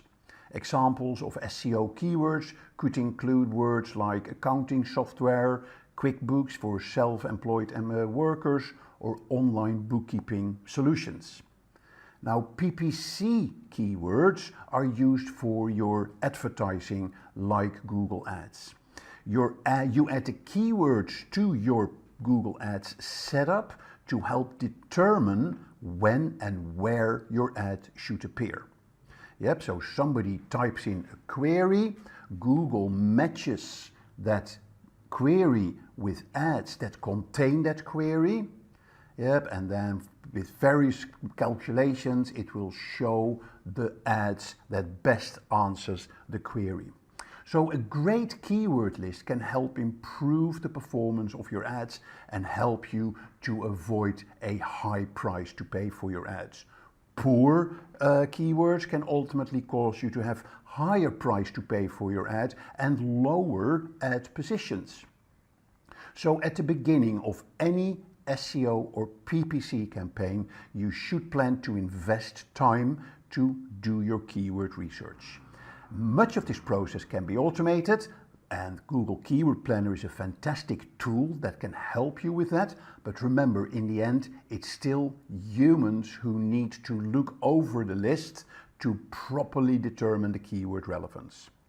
So let's have a look at some of the features of Google Keyword Planner and what Google Keyword Planner actually is. So Google Keyword Planner is a tool that helps advertisers find the right keywords to target for their Google ad campaigns. Yeah, it helps you research the keywords for your search campaigns, and you can also discover new keywords related to your business. You could identify your competitors' keywords and get ideas around the keywords that your competitors are using. Additionally, Google Keyword Planner will give you volumes, estimates of the searches that those keywords receive and the cost you would potentially pay when you use those keywords in your advertising campaign. Yeah, so Google Keyword Planner allows you to see how often certain keywords are searched for on Google, and it provides data of the cost of running the ads for those keywords. So you get also suggestions for related keywords. It's great if you don't really know where to start as far as finding keywords for your ads. So very important to know that Google also provides the average cost for your ads to show on searches for a keyword. So it's easier to pick and choose which keywords best suit your strategy and your budget. So Google Keyword Planner is a useful tool for identifying the most effective keywords to use in your ad campaign.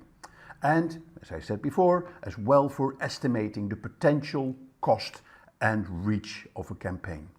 So knowing how frequently keywords in your industry are searched for is extremely important for your campaign, because you wouldn't want to target keywords that no one is using, but you also want to target keywords that have a ridiculously high search volume because they tend to be more competitive.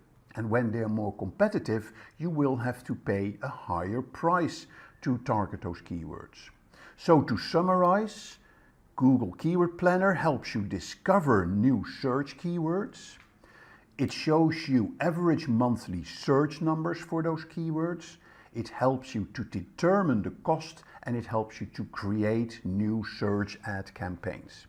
So all in all, a very powerful tool that you can use for your Google ad campaigns, which is also completely integrated with Google Ads. So the keyword list that you create in Google Keyword Planner, you can then bring directly into your Google ad campaign setup. So here are some important terms related to Google Keyword Planner. So there is keywords, of course. Keywords, now what is a keyword? A keyword is a word or a phrase that users type into a search engine to find information on a particular topic. From an end user perspective, you could say it's a query.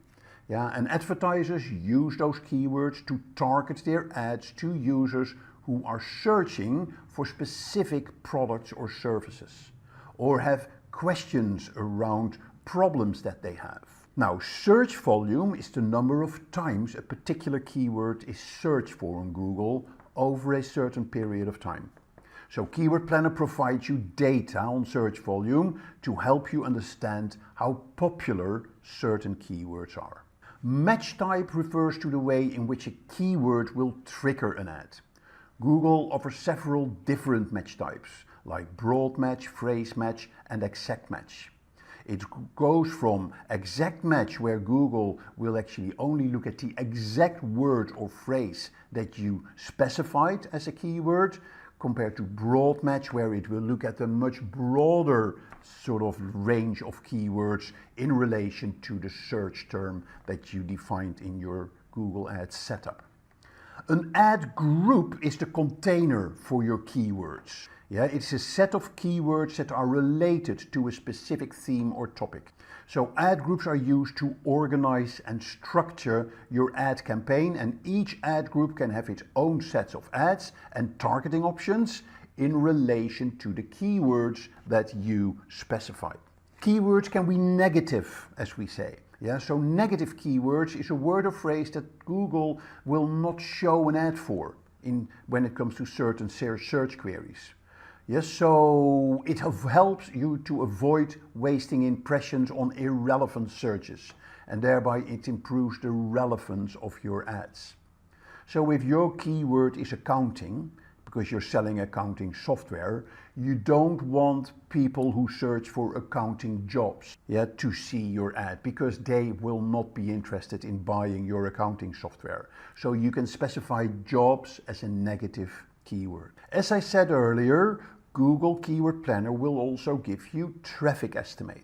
Traffic estimates are estimates of the potential reach and cost of an ad campaign based on the selected keywords. And Keyword Planner provides those traffic estimates to help you with your budget setting and targeting options for your campaigns. There are important metrics as well that are related to Google Keyword Planner, and therefore of course also related to Google Ads.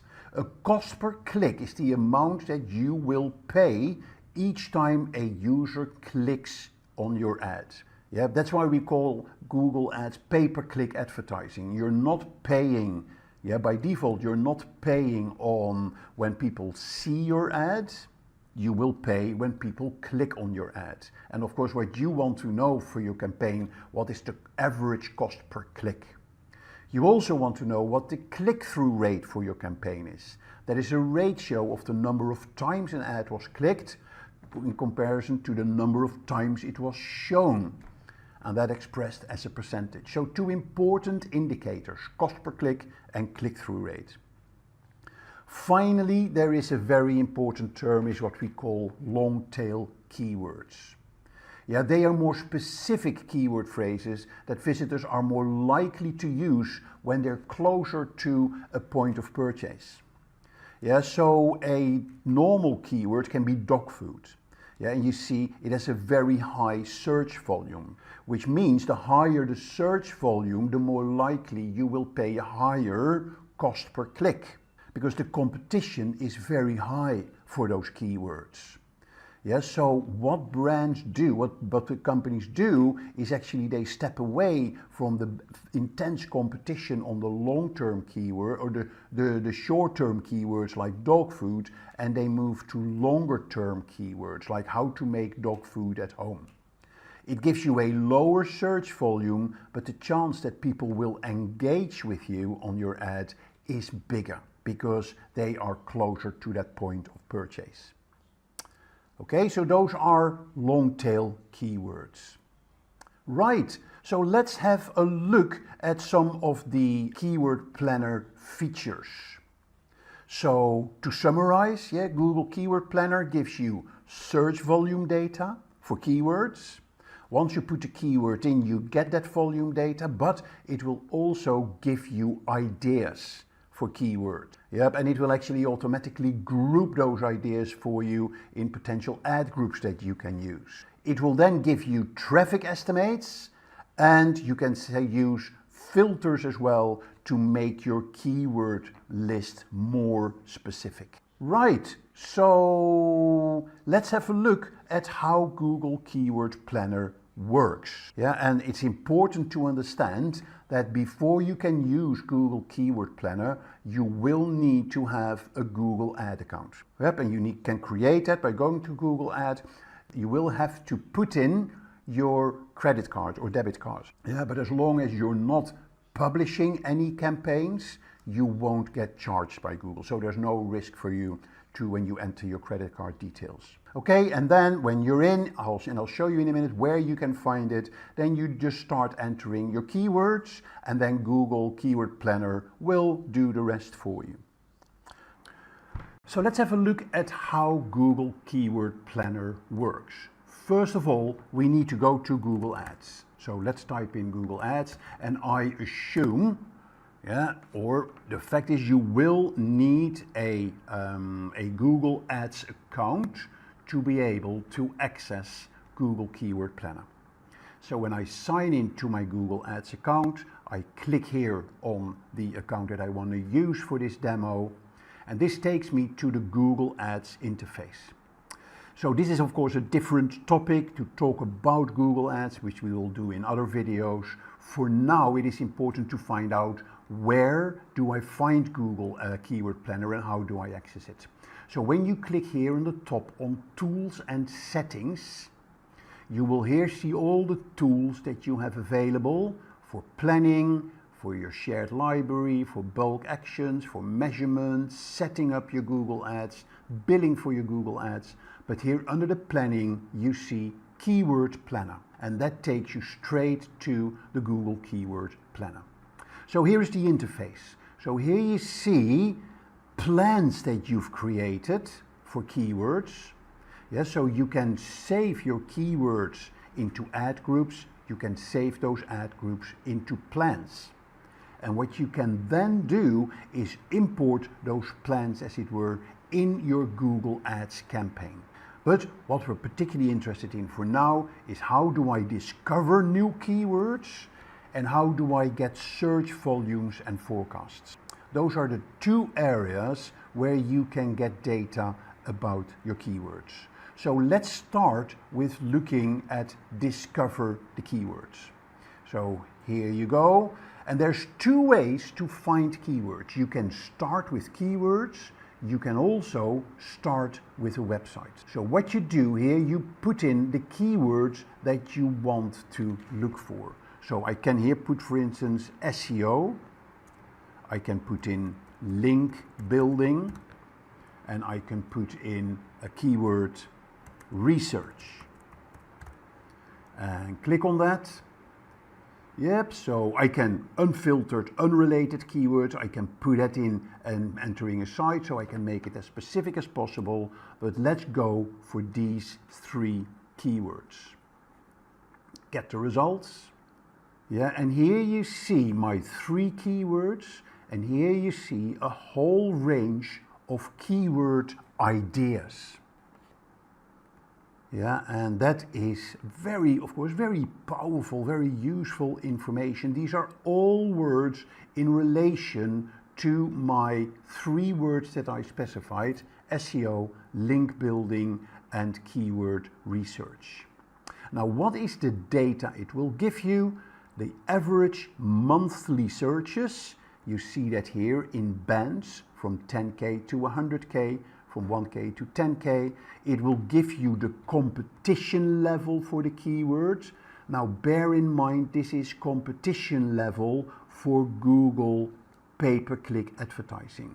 It is not a competition level for the actual keyword. So, yep, and then here you see the top of page bid, the low range, and here you see the top of bid, high range.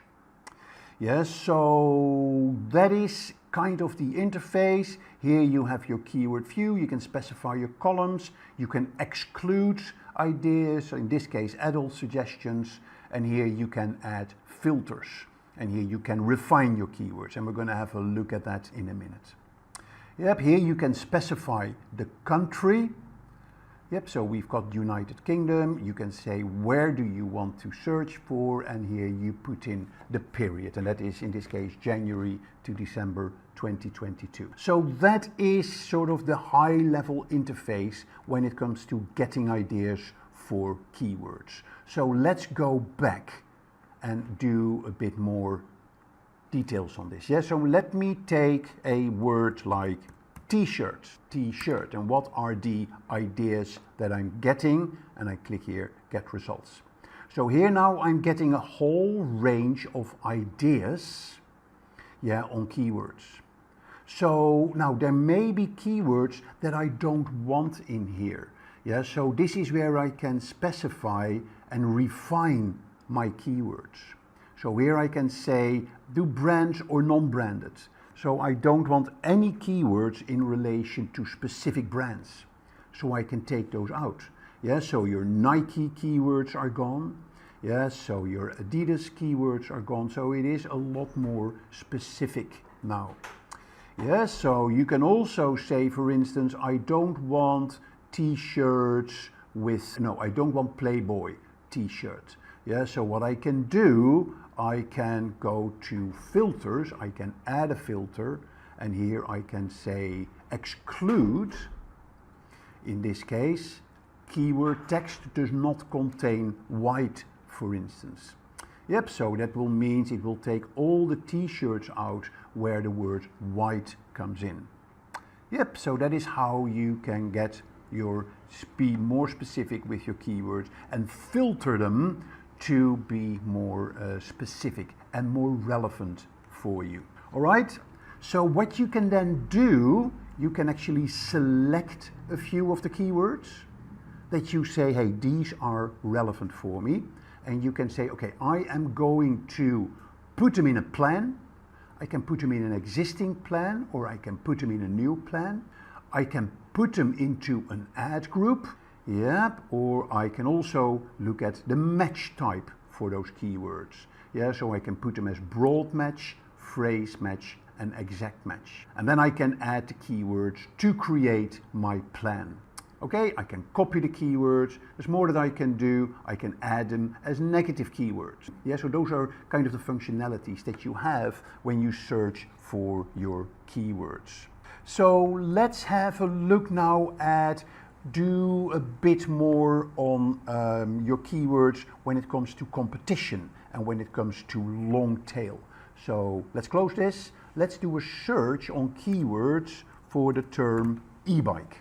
Yep, so I'm going to get my results. And what I want to do, I want to look for the keywords with a low competition. Yeah, so here you see the high competition and the low competition. I can sort them going up and going down. Yes, I'm going to sort so low. And now remember, this competition is for ads. Yeah, so this is not competition for your search engine optimization. Yeah, so here when you look at low competition keyword, look at this one. Yeah, stealth bomber e-bike. Here you see that is a very popular keyword with low competition, which has a year-on-year change of 900%. Yeah, so that is how you can find your trending keywords. Yeah, so this could be a very relevant keyword for you. Yep, so there is also your 3 months change, so you can look at seasonal keywords. So I can also search for the term, for instance, holiday sweater, get results. Yeah, and if I now look at my 3 months change, I can look at seasonal keywords. Yeah, so look at this, Pull and Bear Christmas sweater, holiday sweater, ugly Christmas sweater. Yeah, funny. So here you see the sweaters specifically when it comes to seasonal patterns. So important that you identify those as well. Yeah, now, how do you find lucrative keywords? You're going to look at the top of page bid, yeah, and see if they have a commercial value. So what you do is you're going to look at the top of page bid high range, yeah, and from low. So here you see, we go back to high range. Yep, so here you see that these terms, like the Bowden Christmas sweater, has a fairly high top of page price.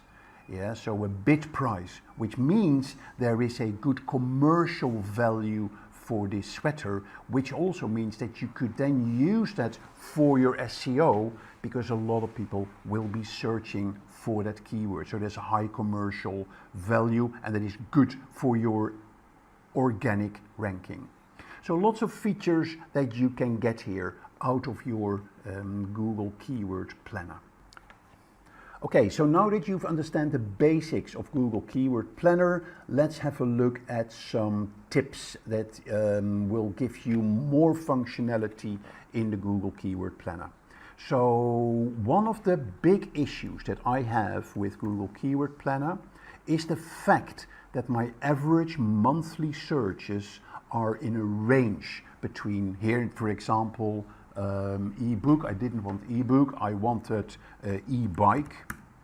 Yeah, so that is a range, so between 10 and 100,000 average monthly searches. Now, that range is so wide that doesn't do anything for me. So how can I bring exact average monthly searches into my Google Keyword Planner? Now, there's two ways of doing that. The first way of doing that is go to the forecast section for with the word e-bike, for instance. Yep, and I'm going to add a keyword, and I'm going to type e-bike.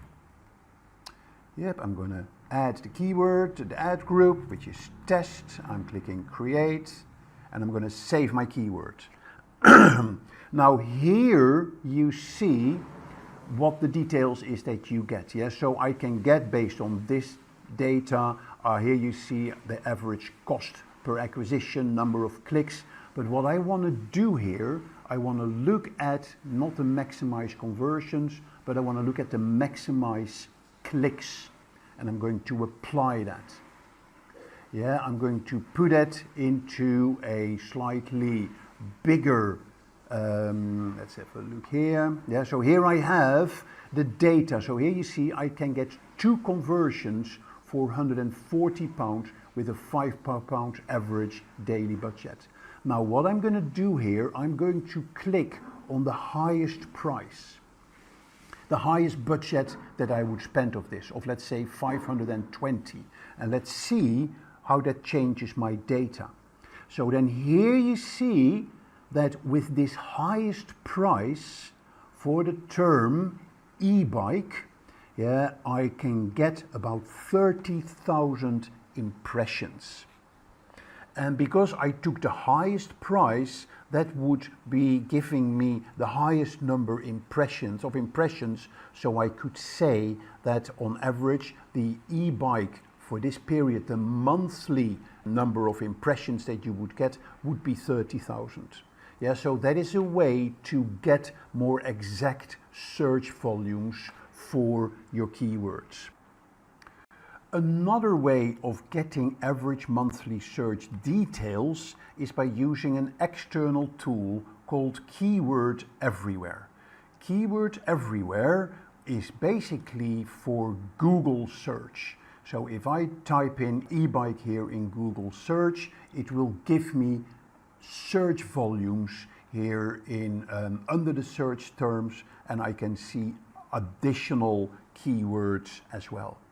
But once I've activated it, yeah, so I'm going to switch it on, yeah, so to get these details, I can now go back to my keyword ideas. If I do a refresh, and because I've activated the Google Chrome plugin, I go back to discover new keywords, I type in e-bike, I'm getting the results, and see what I'm getting now.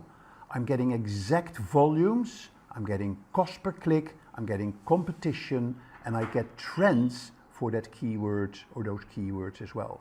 So this all of a sudden adds a lot of value to your Google Keyword Planner when it comes to the monthly search volumes.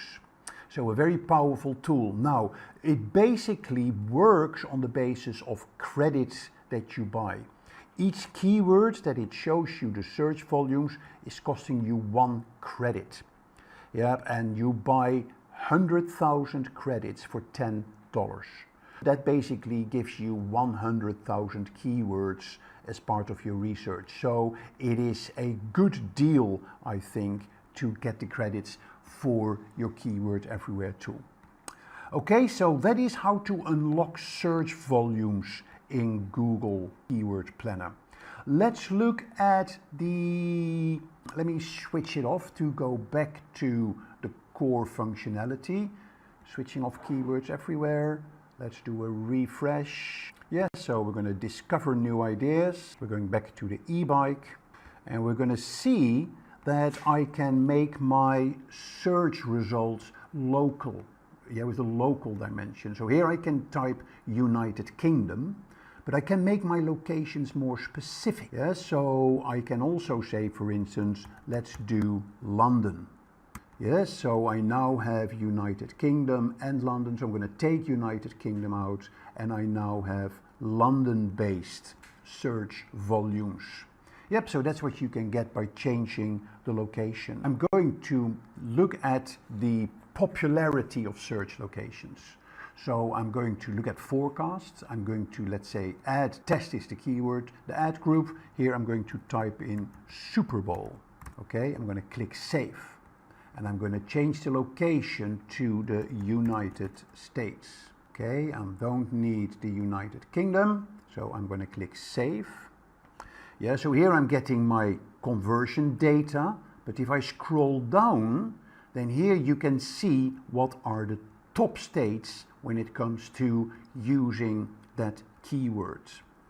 Yep, so that is a really powerful way to look at locations. You could also be even more specific. I can here say, okay, give me zip codes, for instance. So you can search by zip codes as well, and you can see how the popularity is around zip codes. So finally, what you can do here as well is to look at the various devices that people are using for those search terms. Okay, so that is it what I want to share with you on Google Keyword Planner. You've seen the basic operation, and I also gave you some ways to get additional functionality and particularly ways to get more detailed search volumes. So now that you've seen all the ins and outs of Google Keyword Planner, its functionality and how to overcome some of its shortcomings, let's close with giving you some tips and tricks on using Google Keyword Planner. First of all, make sure you use broad and specific match types when you enter your keywords to get as wide a range of keywords possible in your keyword lists. Also, make sure that you research your competition. Just go to enter the website of your competition and see what keywords come up with that your competitors may be using that you have forgotten. So you can then take those keywords and get additional keyword ideas around those keywords that your competition is using.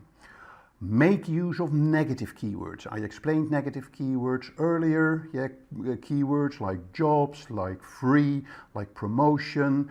Yeah, filter those out in your keyword lists so you have the best sort of clicks in your Google ads.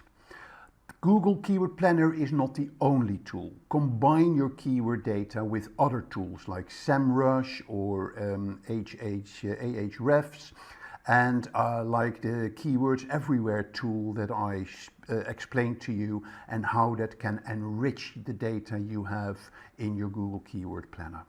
And then finally, experiment with different keywords and ad groups while you're running your campaign. Google will give you campaign results, it will give you suggestions, it will give you the most popular keywords that people are using.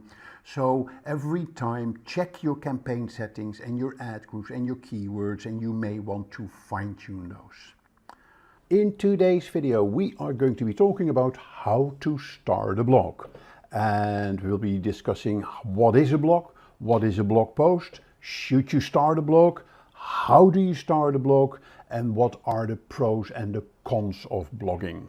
In the process of presenting all this to you, I will share some interesting blogs with you, and I will also share some cool tools that you can use in developing your blog, setting up your blog, and writing your blog post.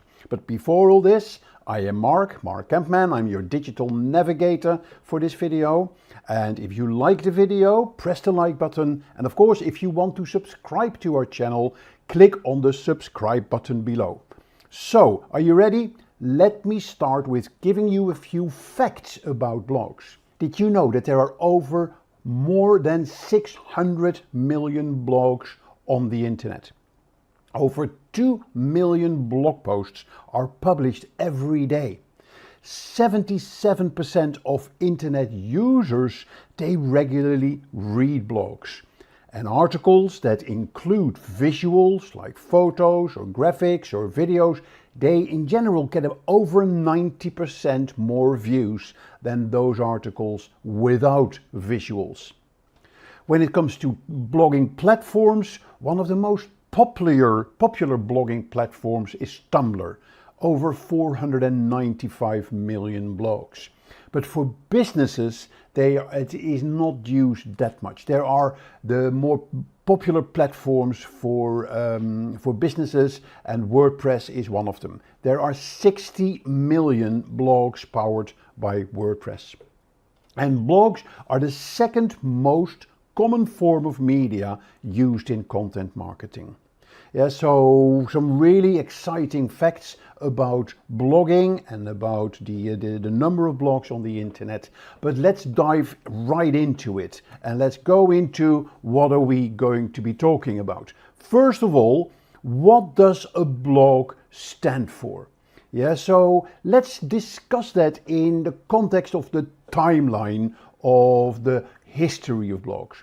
So blogs, they sort of emerged around just when the internet came about in 1994, 1995. And there was a guy called Justin Hall. He started a personal blog while he was studying at a college in America, becoming one of the first widely read bloggers. In the late 90s, when the internet was a bit more accepted, the first blogs are created primarily serving as personal journals for a small group of friends or for your family. In the early 2000s, blogging tools and blogging services became widely available. And this is also when I had my first exposure to blogs, when my son went on a gap year and he traveled to Asia, to Vietnam and to Cambodia, and he uploaded his photos in internet cafes that he found in those countries for his travel blog. So it made it very easy in those early days for people to create and maintain their own blog. In 2002, the term blog was coined and became widely used to describe a website that serves as an online journal or diary. And that's where the term blog came from. Like it was a weblog, it was a big log, it was a big web, it helps you to read the web. Yeah, so different angles, but the overall term blog becomes used to describe a website that serves as an online journal or a diary. So a weblog is kind of the closest to what a blog really stands for. So it then started to become very popular in the sort of the 2005-2010 era, when it started to be picked up by businesses as well. The wide range of topics and styles, from personal journals to photography blogs to recipe blogs, and people really started to see the power of blogging And in 2010 and onwards, it became a mainstream form of communication and self-expression, with millions of blogs covering every possible subject and serving every possible audience. And businesses really jumped on this. And today, it is one of the most significant roles being played by blogs in the rise of social media. And it has a profound impact on the way people communicate and consume information online. Yeah, so that is a short introduction of blogging. Let's have a quick look at what we're going to be talking about. First, I'm going to be digging into a blog. What is a blog? And then what is a blog post? And what are the characteristics of blog posts? Because clearly a blog and a blog post is different than a default or a standard web page. Next question is that we're going to answer, should you start a blog? Yeah, some people, they are excited about blogging and they go straight into it, where other people, they're not quite sure. Yeah, so let me give you some tips and guidelines if you want to start a blog, and when you want to start it, how do you start a blog? So that's what we'll be looking at as well. And then we'll close today's session with a look at the pros and cons of starting a blog. And in the meantime, in the process of presenting all this, I will share with you lots of tools, lots of suggestions, and lots of ideas on starting your own blog. So let's talk about the features of a blog. What is a blog? Now, a blog is a type of website serving as an online journal or a diary. And a blog consists of a number of posts on a particular topic or a theme. Okay, so it's a blog post is kind of the container for a range of articles around a particular theme. Now, it can be created by individuals, it can be created by companies, by businesses, organizations, serving various purposes. It could be for personal expression of ideas, it could be for marketing, it could be for journalism, or even for activism. The beauty about a blog is that it is so easily created and managed using blogging software or blogging services. And all that software and all those services are available online. Some are for free, some are premium, but it is very easy to get started with your blog. And those blogging software platforms, they include features such as commenting systems, so that allows you to get your engagement with your readers. So it is based as a standalone website or on social media networks or content management systems. Yep, so there's different ways that you can set up your blog, but it plays a significant rise in the growth of social media, and has a profound impact on the way people communicate and the way people consume information. So then, what is a blog post? A blog post is any article, any news piece or guide that is published in the blog section of a website. Okay, so it typically covers a specific topic or a query and is educational in nature. And it ranges from 600 to 2,000, 2,500 words. The typical blog includes the title. Title is very important. The title conveys the topic of the post. It then has a body of text with in-depth information and commentary on the topic. It then has images or multimedia elements like video or infographics to illustrate the content. And it's very important to visualize what you're trying to say in your blog post. Other important elements of your blogs are hyperlinks to other resources that you use to form your opinion about what you're writing about. And very important, because when you have a blog, you will have many articles. So you want to give people access to all those articles as well, and easy access. So in blogs, they use categories or tags to categorize and organize all the blog posts. And you can search in those categories, search in those tags to access other blog posts. Good blogs also contain a commenting system for reader feedback. There are sharing buttons for social media sharing. There's a publication date, and there is also a short byline of the author with a biography or a description. Yeah, so those are the typical characteristics of a blog post that you will find in any blog. So, as I said earlier, a blog post incorporates visual elements like photos, videos, infographics, even interactive charts to make the topic that is being written about come to life, to explain a topic or answer a question. And they are very important because, first of all, they grab your attention. Yeah, because visuals are more eye-catching than text and can quickly grab the reader's attention, making them more likely to continue to read the post. Visuals also help you to break up the text. Large block of text can be quite overwhelming for readers, so when you add visuals in between those large blocks, it becomes more visually appealing. It also helps in explaining the topic, so people have a better understanding of what you're trying to talk about. Visuals can help you illustrate complex concepts and ideas, so it's easier to understand but also easier to retain. Another important aspect of visuals is that you can evoke emotions, particularly when you are using video in your blog post as well. So it makes the reading experience more engaging, more memorable. Google likes it as well when you have visuals or videos in your blog post. It really helps you with your search engine optimization.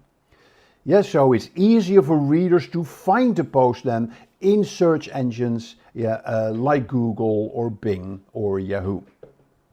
And then finally, visuals, they play a crucial role in enhancing the reader's experience and make the blog post more effective in presenting and explaining and conveying the information and ideas. A really good blog that uses visuals in a very good way is socialmediaexaminer.com. Yeah, I really like Social Media Examiner. It's a typical blog. It is almost like not recognizable as a blog website, but it is based on a huge collection of articles covering all topics around social media. And to access their library of visual posts, you go to the About Us, and here you have the range of articles on Web3, on Instagram marketing, Facebook marketing, YouTube marketing. So let's go to Instagram marketing, and immediately you see all the content around Instagram. Yep, and if I go to one of their blog posts, how to use Instagram for business, then here you see immediately there is a visual that explains the overall blog post and what it is all about. Yep, and then it uses visuals as well in the blog post to make it very clear and explain exactly how things work and how you should use specific functionality, with links to other tools and tools resources. Yeah, so it has a really good visual appeal, making it very easy for subscribers to consume the content. Okay, so that is what a blog post in general is about. Yep, so let's look at a few more details here. Yeah, another very important aspect of a blog is the writing style. Yeah, blog posts are typically written in conversational style or in personal style or in informal style. Yeah, so blog posts, they should have a conversational or an informal tone, as if the writer is speaking directly to the reader, because that makes it more relatable and more engaging. It's also personal, so includes personal anecdotes, personal experience, personal opinions, and add a unique human touch to the blog posts. You therefore use an active voice. Yeah, instead of passive voice. So we talk about I think we want to do this instead of they think they want to do that. So make it clear and concise, which is allowing it to be easy to read and understand. Use simple language. Try to avoid technical jargon. Another important aspect of the writing is the attention-grabbing headline. It's a headline that is attention-grabbing, clearly articulates what the content of the post is all about, and it encourages people to read the blog post. People love headings of blog posts or titles of blog posts with numbers. 5 things you should do to achieve this, or 4 things you may have missed.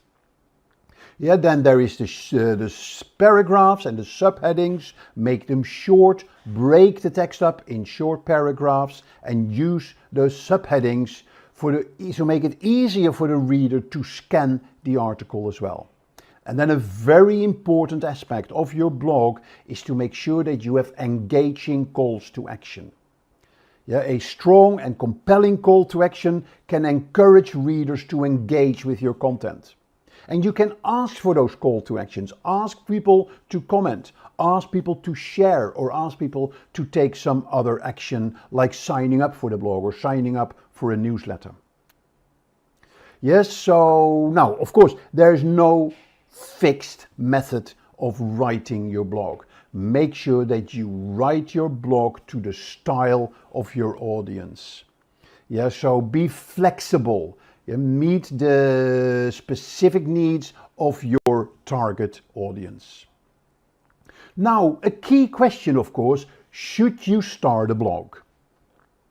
Yeah, some people are natural writers and it makes sense for them to start a blog. Some people haven't got a clue, but they're very passionate about something.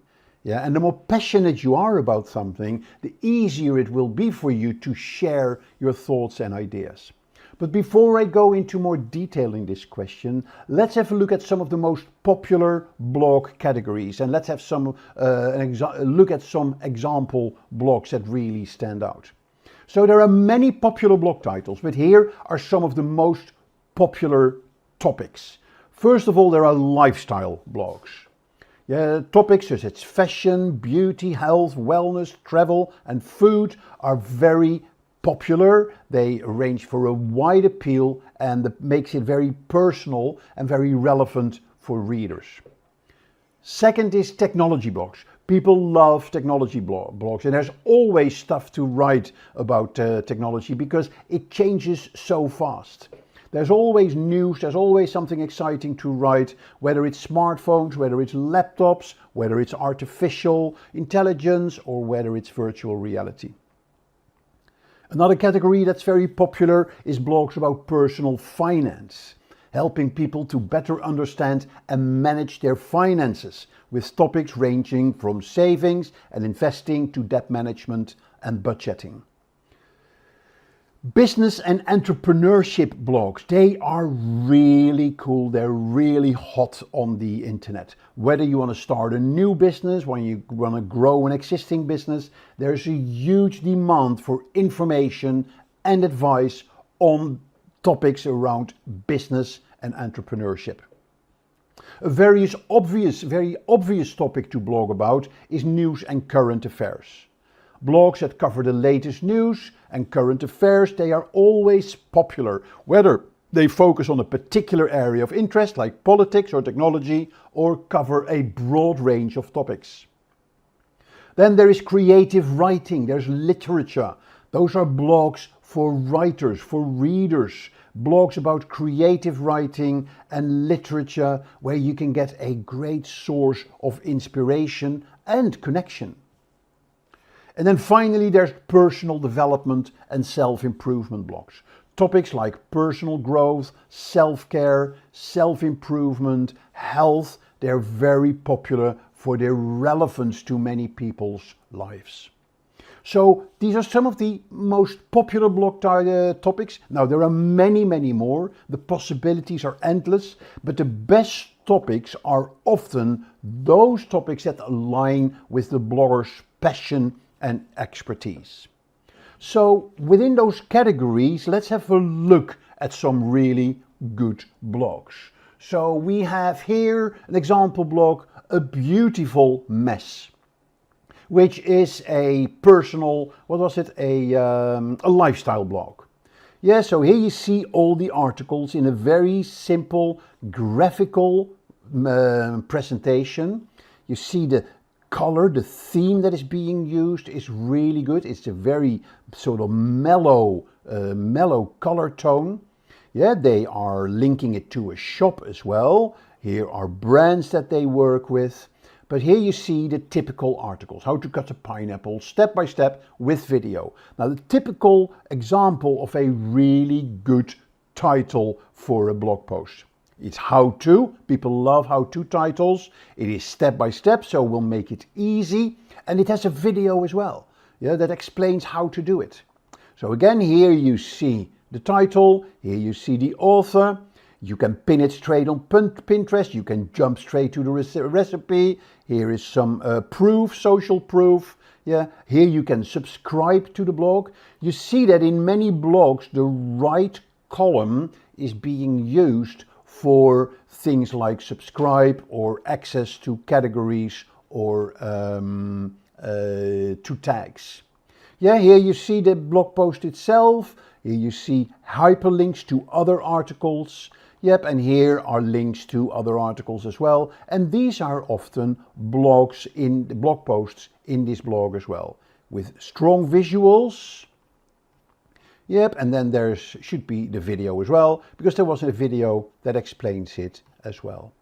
Yeah, so that is a really good, I really like this blog, very simple, linking it to a hot topic today, Valentine's Day, that is coming up.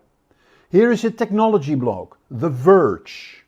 Totally different, more male, it's black and white, yeah, it is strong, it's powerful, very good branding that fits the technology. But the same concept, blog, strong visuals, good titles, yep, and then here you have how to access other blog posts as well, which are the top stories, yeah, the most popular articles. Here is a stream that you can get. Yep, so here is another stream. So very useful, powerful blog. And here you have the categories that they are blogging about. Business and entrepreneurship. Again, another blog example. Very content driven, lots of articles, but categorized in a very logical way. Money and finance, business news, science and technology. Yeah, and here is the latest articles that we've just added. Another category, buying, investing in business. Another category, branding. Yeah, so really good accessible content in these blogs. Finally, the last one I want to show you is Tiny Buddha. Simple wisdom for complex life. So this is clearly a personal development and self-improvement blog. Yeah, here is the latest from the blog. Here is some fun and inspiring thoughts. Here is to subscribe and to the blog. Here you see the categories that they have. Yep, and then here you see the different blog posts. So let's look at the typical article. Yeah, so here you have the basic article. Here is the headline, the title. Here's the visual. Here's the blog post itself. People love bullets in blog posts. People love lists. Yeah, links to other articles. We talked about the author, a little biography. And then here you see the right-hand column. Yeah, there is a bit of subscribe. There is a search of the blog content. And then here is a download, a desktop wallpaper, recent topics. Yep, and then the latest post. So typical format of a very powerful blog posts. So yeah, so these are just some examples of some really good blogs, yeah, that are covering a wide range of topics. Now, that should give you some ideas and some food for thought about whether or not you should start a blog. So let's dive a bit deeper. First of all, you should have a passion for writing and sharing on a particular topic. Yeah, so you should have a passion about a topic. It should be your hobby, or you should just want to learn everything about a particular topic. So, because when you start blogging, fact is it does take a considerable amount of time and effort. Not only to start a blog, but also to maintain it. So it's important that you have a genuine interest in the topic you want to write about. Yeah, also you need to have very clear goals. What do you want to achieve with your blog post or with your blog? Yeah, is it for driving traffic to your website? Is it to become known as an expert? Is it just for a hobby? Yeah, do you want to build a personal brand? Do you want to use it for your business? Yes, or do you maybe want to build an online following or an online community? Or do you want to document your personal journey or progress around a specific project, like your garden or your house that you're developing, or a holiday that you are having? So all these things can be very important in your decision making whether or not you should start a blog.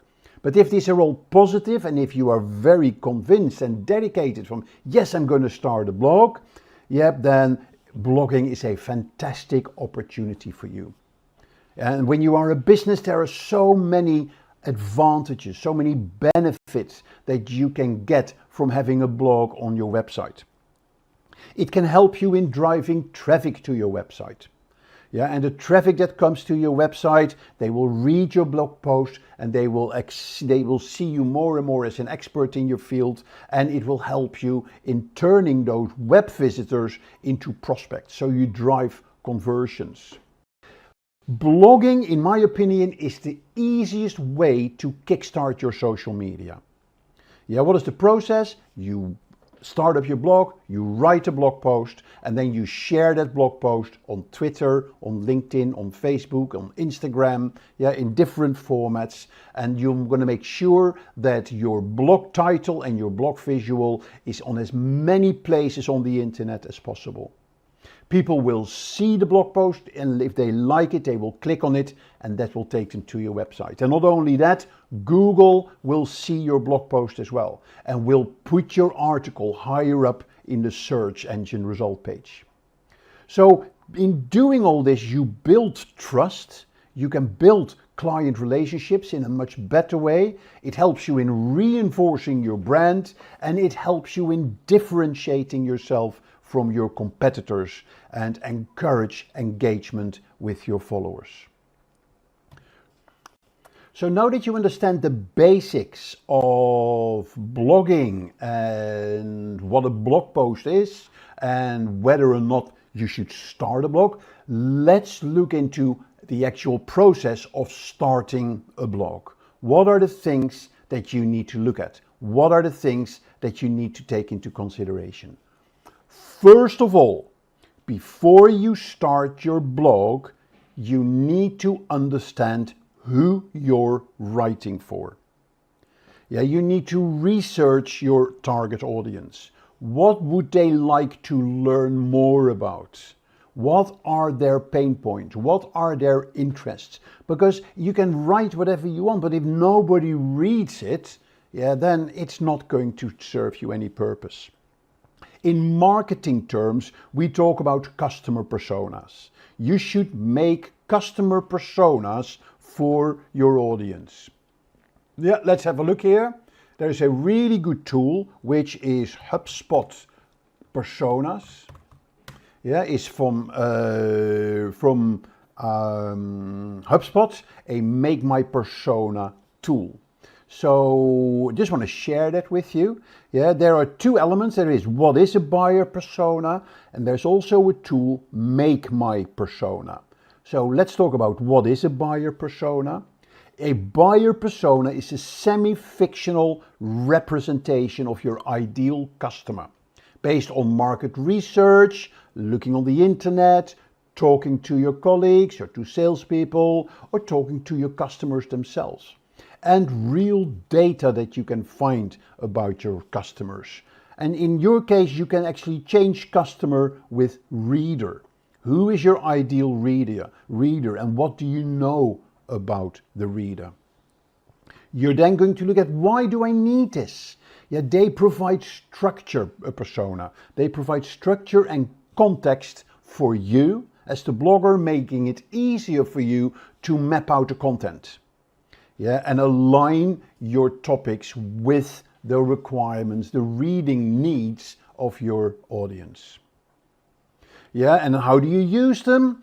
Yeah, so by learning about your ideal customer or your ideal reader, their challenges, their goals, their demographic traits, it helps you set up a content strategy. Yeah, which will increase the chance that people will read your blog. So how do you create a persona? There's lots of tools on the internet. You can download a guide here. Yeah, you can also go back to the tool here, Make My Persona, and that is on HubSpot. There is actually a tool where they can help you build a persona. Yeah, it will ask you a set of questions. Yeah, so create an avatar, name your persona, and then it looks at some demographic characteristics. It looks at some characterizations. It looks at what are their challenges, how do they consume information. You can do that in a walkthrough mode, or you can also skip the walkthrough mode, and then you go actually into the final version of the persona that you can fill in here as well. Yep, so they want to know the name, the title, the age, level of education, the social networks that they're using or reading, what is their preferred method of communication, what are their responsibilities, what are their goals and objectives, what is their biggest challenge. And you can tailor this completely to your own sort of reader profile. Very useful tool on creating customer personas. A very important part on starting your blog. Once you've started and created your persona, you're then going to check out your competition. What are your competitors posting about? Yeah, how do they approach their target audience? What are the typical topics that they are looking for? Yeah, so now there's different ways of finding blogs from your competitors. Yeah, the traditional way, I would go to Google. Yep, and I would just search. For instance, if I'm in CRM, yeah, I would just search on the top 10 blogs on CRM. Yep, and then here you get lists in Google of the top CRM blogs. Yes, so, and then you're just going to have a look at those blogs. You're going to analyze their content. You're going to look at the topics, the formats, the tone and the style. You're going to check if you can get some information about traffic, their social media following, their engagement, and maybe you can find gaps in the content that they are using. Yep, so those gaps in the content, they are opportunities for you. And maybe you can look at their promotions that they're running to gather ideas for your own blog. Now, you may have heard recently of a new tool that is out there, and that is getting a lot of traction in the industry. Yeah, it is a tool called Chatgpt, and I had it open somewhere. Let me have a look here. I don't think I have. Let's just go to chatopenai.com, which is a new tool, which is what we call conversational artificial intelligence. And the whole industry is talking about it. It basically has the potential to replace Google, but time will tell. Yes, so don't need that. Yeah, so it is basically conversational artificial intelligence. Instead of going to Google and search for give me the top 10 blogs, here I'm just going to ask, give me the top 5 CRM blogs, yeah, and reasons why they are so popular. Let's see what it comes up with. Yeah, so you see I'm asking two questions here. Give me the top 5 CRM blogs, but also reasons why they are popular. Yeah, so this is a whole new way of exploring content on the internet. And I'm sure in the future we're going to be using and running a video where we're explaining Chatgpt in more detail and how you can use it as a marketer. But in the meantime, make sure you have a look at this and start using it for some of the topics that you are looking at the moment. Yeah, so really useful, really powerful. Watch that space on Chatgpt. Yeah, so really good to use it to analyze your competition. So once you've got your competition analyzed, you're then going to decide what are the topics that you're going to cover. You're going to look at the focus area of your blog. It's very important if you want to be successful with your blog. So here are some steps that you can go through. First of all, you identify your passion. You're identifying your interests. Yeah, so that's where you can sort of initially start at looking at the topics that you want to cover. You're then going to look at, okay, who is my audience? Yeah, and you're going to create your personas. And then you've looked at your competition as well. But then very important, once you've looked and identified a topic, you then need to check is it popular? Is it trending? Because yeah, you can write a topic about a fantastic subject, but if nobody is reading about it, if nobody is talking about it, yeah, then hey, what's it going to do for you? So a really good tool to look at what is trending in the world at the moment is a tool called Google Trends. So you just saw Chatgpt, which is conversational AI. So let's have a look at, is conversational AI a hot topic on the internet? Google Trends is a tool that will give you trends about how many people are searching for those terms. And the more people are searching for it, of course, the more people are interested about it, the more exciting it is. And if I look at this term from 2004 till today, yeah, then you see immediately how hot conversational artificial intelligence is becoming. And then particularly here in the last couple of months, this was the November 2022 was when Chatgpt launched its product. And here you see the stellar growth on the topic. Yes, so use Google Trends to find out if your topic is hot, if your topic is trending. Good. So once you've looked at the trending of your topic, is it popular? You're then going to find your angle. Yeah, so that is a key factor because there's so many ways you can write about conversational AI. But what are the topics? What are the subtopics? What is the angle that you're going to take?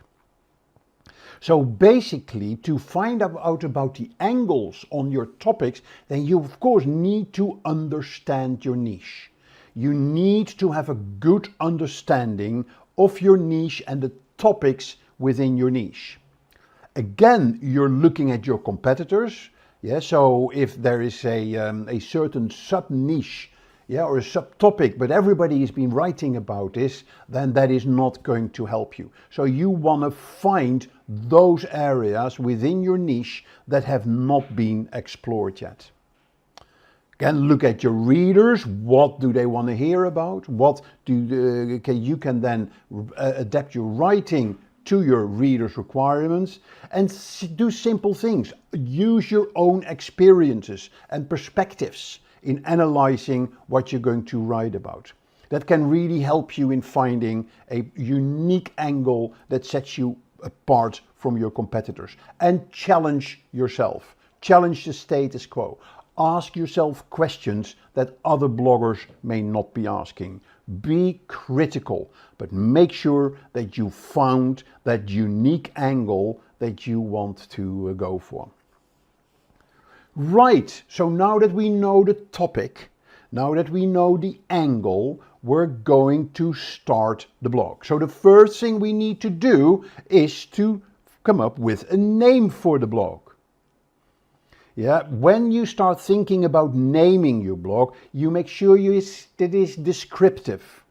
So make sure that the name of your blog accurately describes the focus content of your blog, because that makes it easier for the reader to understand what your blog is all about. Keep it simple. Don't use underscores or hyphens. Keep the name simple. Avoid overly complicated names that are difficult to spell or remember. Try to make your name unique.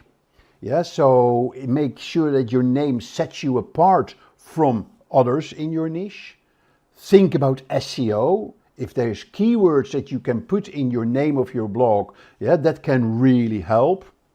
Also very important to check if there is if the URL is available for the name of your blog, because it's a fantastic name, but if there's no URL available, and I'll come back to that in a minute.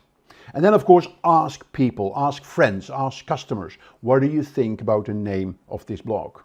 And use tools. There's lots of naming tools for your blogs, yeah, for websites. But again, if I go to Chatgpt and I'll just say, give me 10 names for my new CRM blog, Chatgpt is going to give you fantastic answers.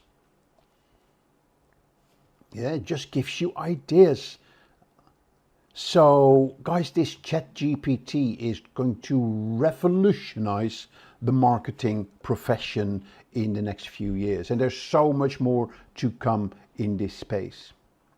Okay, so that's where you go and have your name for your blog, and then check the URL for the blog as well. Yeah, so once you've created your blog name, you need to create your blog domain.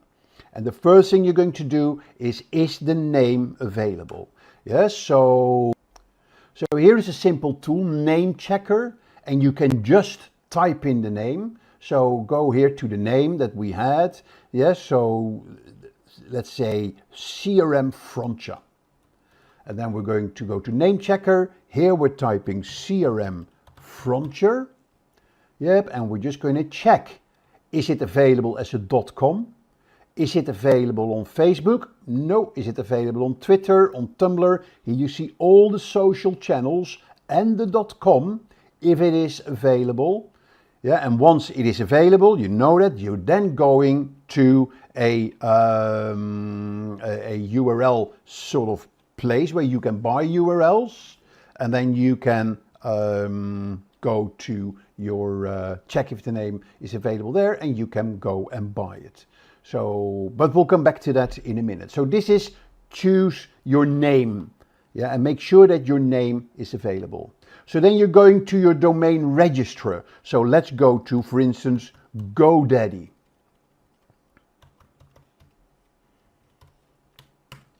Yep, so CRM Frontier is the name that we wanted. So I'm going to put in the domain. See again if it is available, search domain. Yeah, and here you see CRM Frontier is available for 714, and it's also available as .co.uk, but you also may want to look at, am I going to use .info or .online or .inc or .tv, so all decisions that you need to make. The guideline here is that if you are targeting a global market, try to go for the .com domain. If you're targeting a local market, go for the domain of that country, like .co.uk for the UK. yeah, or .ca for Canada. Yeah, so different ways of doing that, but that is the golden rule. So we've checked availability, you can now register your domain, and then of course, once you've set up your blog, you need to connect your domain to your blog. Good. So that is the domain and the domain registration. So if we go on, the next thing you need to do is choose a content management system for your blog, which is a very important step in setting up your online presence, because with your CMS, you actually create your blog. Gone are the days where you need to program in HTML. Yeah, you now have very simple blogging platforms like WordPress or Wix, yeah, that can help you in creating your website.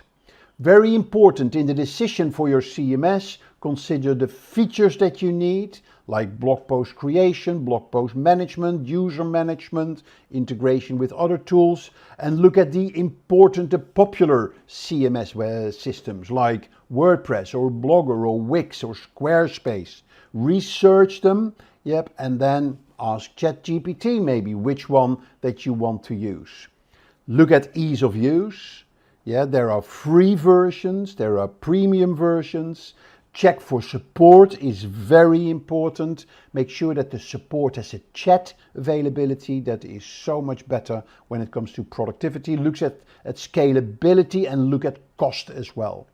A lot of web CMS systems, they may offer you a free version to start with, but then it will have some basic advertising or you can't use your own URL. So very important that you choose a CMS that works for you. Now, one of the most popular CMSs that you can use is WordPress. WordPress, be aware, there are two versions of WordPress. There is WordPress.com, which is a web development platform which is hosted by WordPress. So you don't have to go to a provider like GoDaddy and set up your website. This is all being done on WordPress. WordPress.com is the easiest platform to get started with your own blog. And literally, you can have your blog up and running within 10 minutes. If you want to have a more professional setup, a more long-lasting, a more powerful setup, you would go to WordPress.org. And WordPress.org you can only use through a web internet service provider like GoDaddy, where you basically rent a specific set of storage. Yep, and that is where you can install your own WordPress installation. So that is WordPress.com and WordPress.org.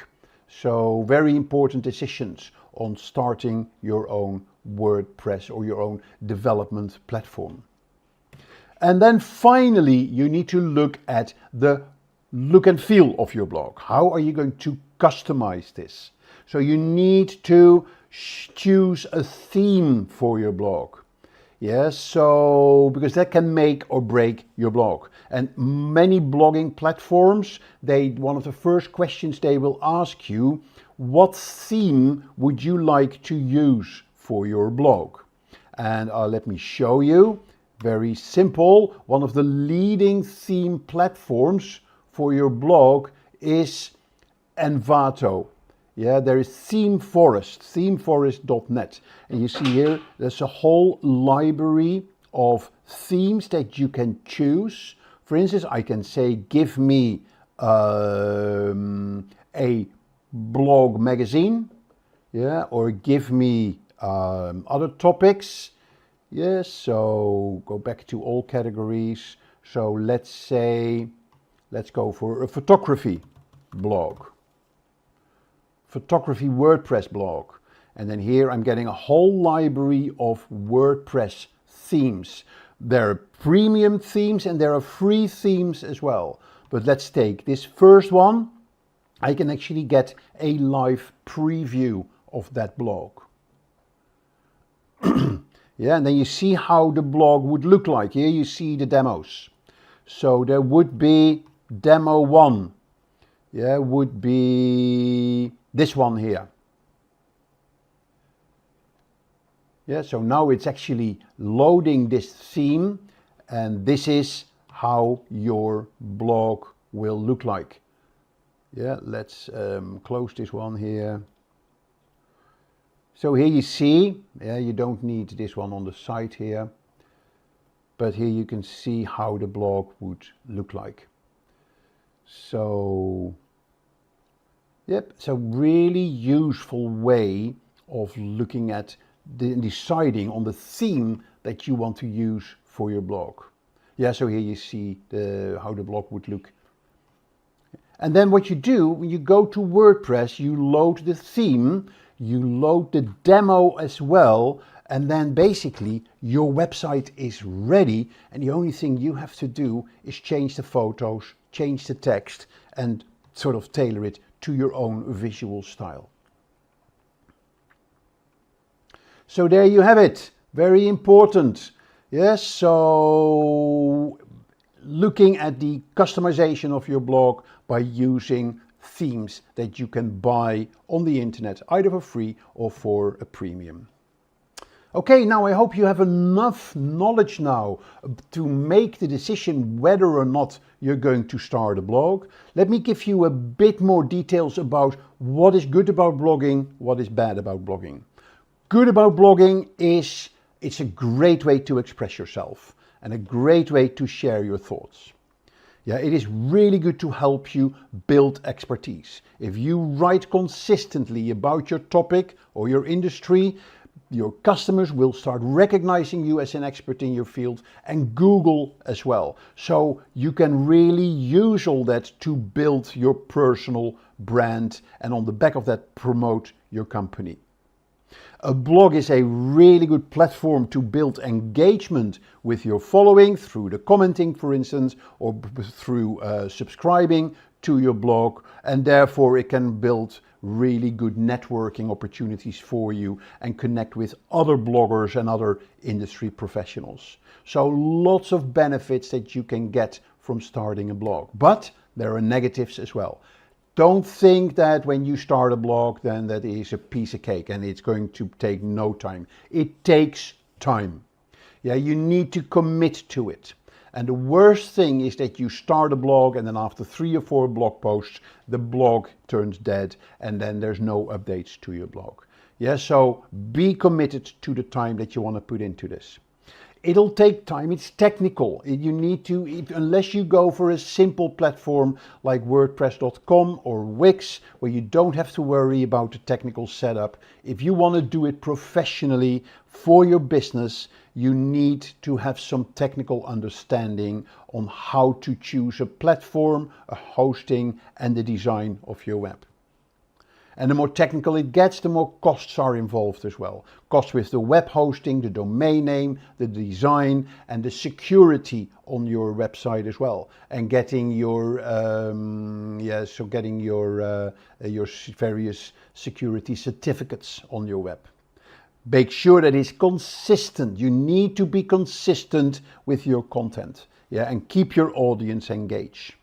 And be aware, there is lots of competition out there. When you launch a blog, it doesn't mean that all of a sudden everybody now recognizes you as a blogger. Yeah, it takes time, it takes effort, it takes consistency.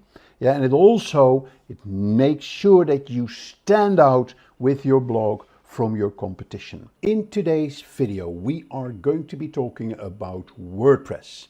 We're going to show you how to use WordPress, what is WordPress, what are the skills you need to use WordPress, why should you use WordPress, and in the process I'll give you a hands-on demo of the basic functionality of WordPress. As usual, I am Mark Kempman, I am your digital navigator for this video. And if you like the video, click the like button. If you want to subscribe to our channel, don't forget to click the subscribe button and join our fantastic community of interactive learners on the Simplilearn YouTube channel. So what we're going to be talking about is, first, we're going to talk about content management systems. WordPress is a content management system to develop a website, but to understand this how to use this, it is important that you understand the essence of a content management system. We'll then go into what is WordPress. We'll look at the two versions of WordPress that are out there. We're going to look at WordPress features, and I'll give you a brief demo of the WordPress functionality.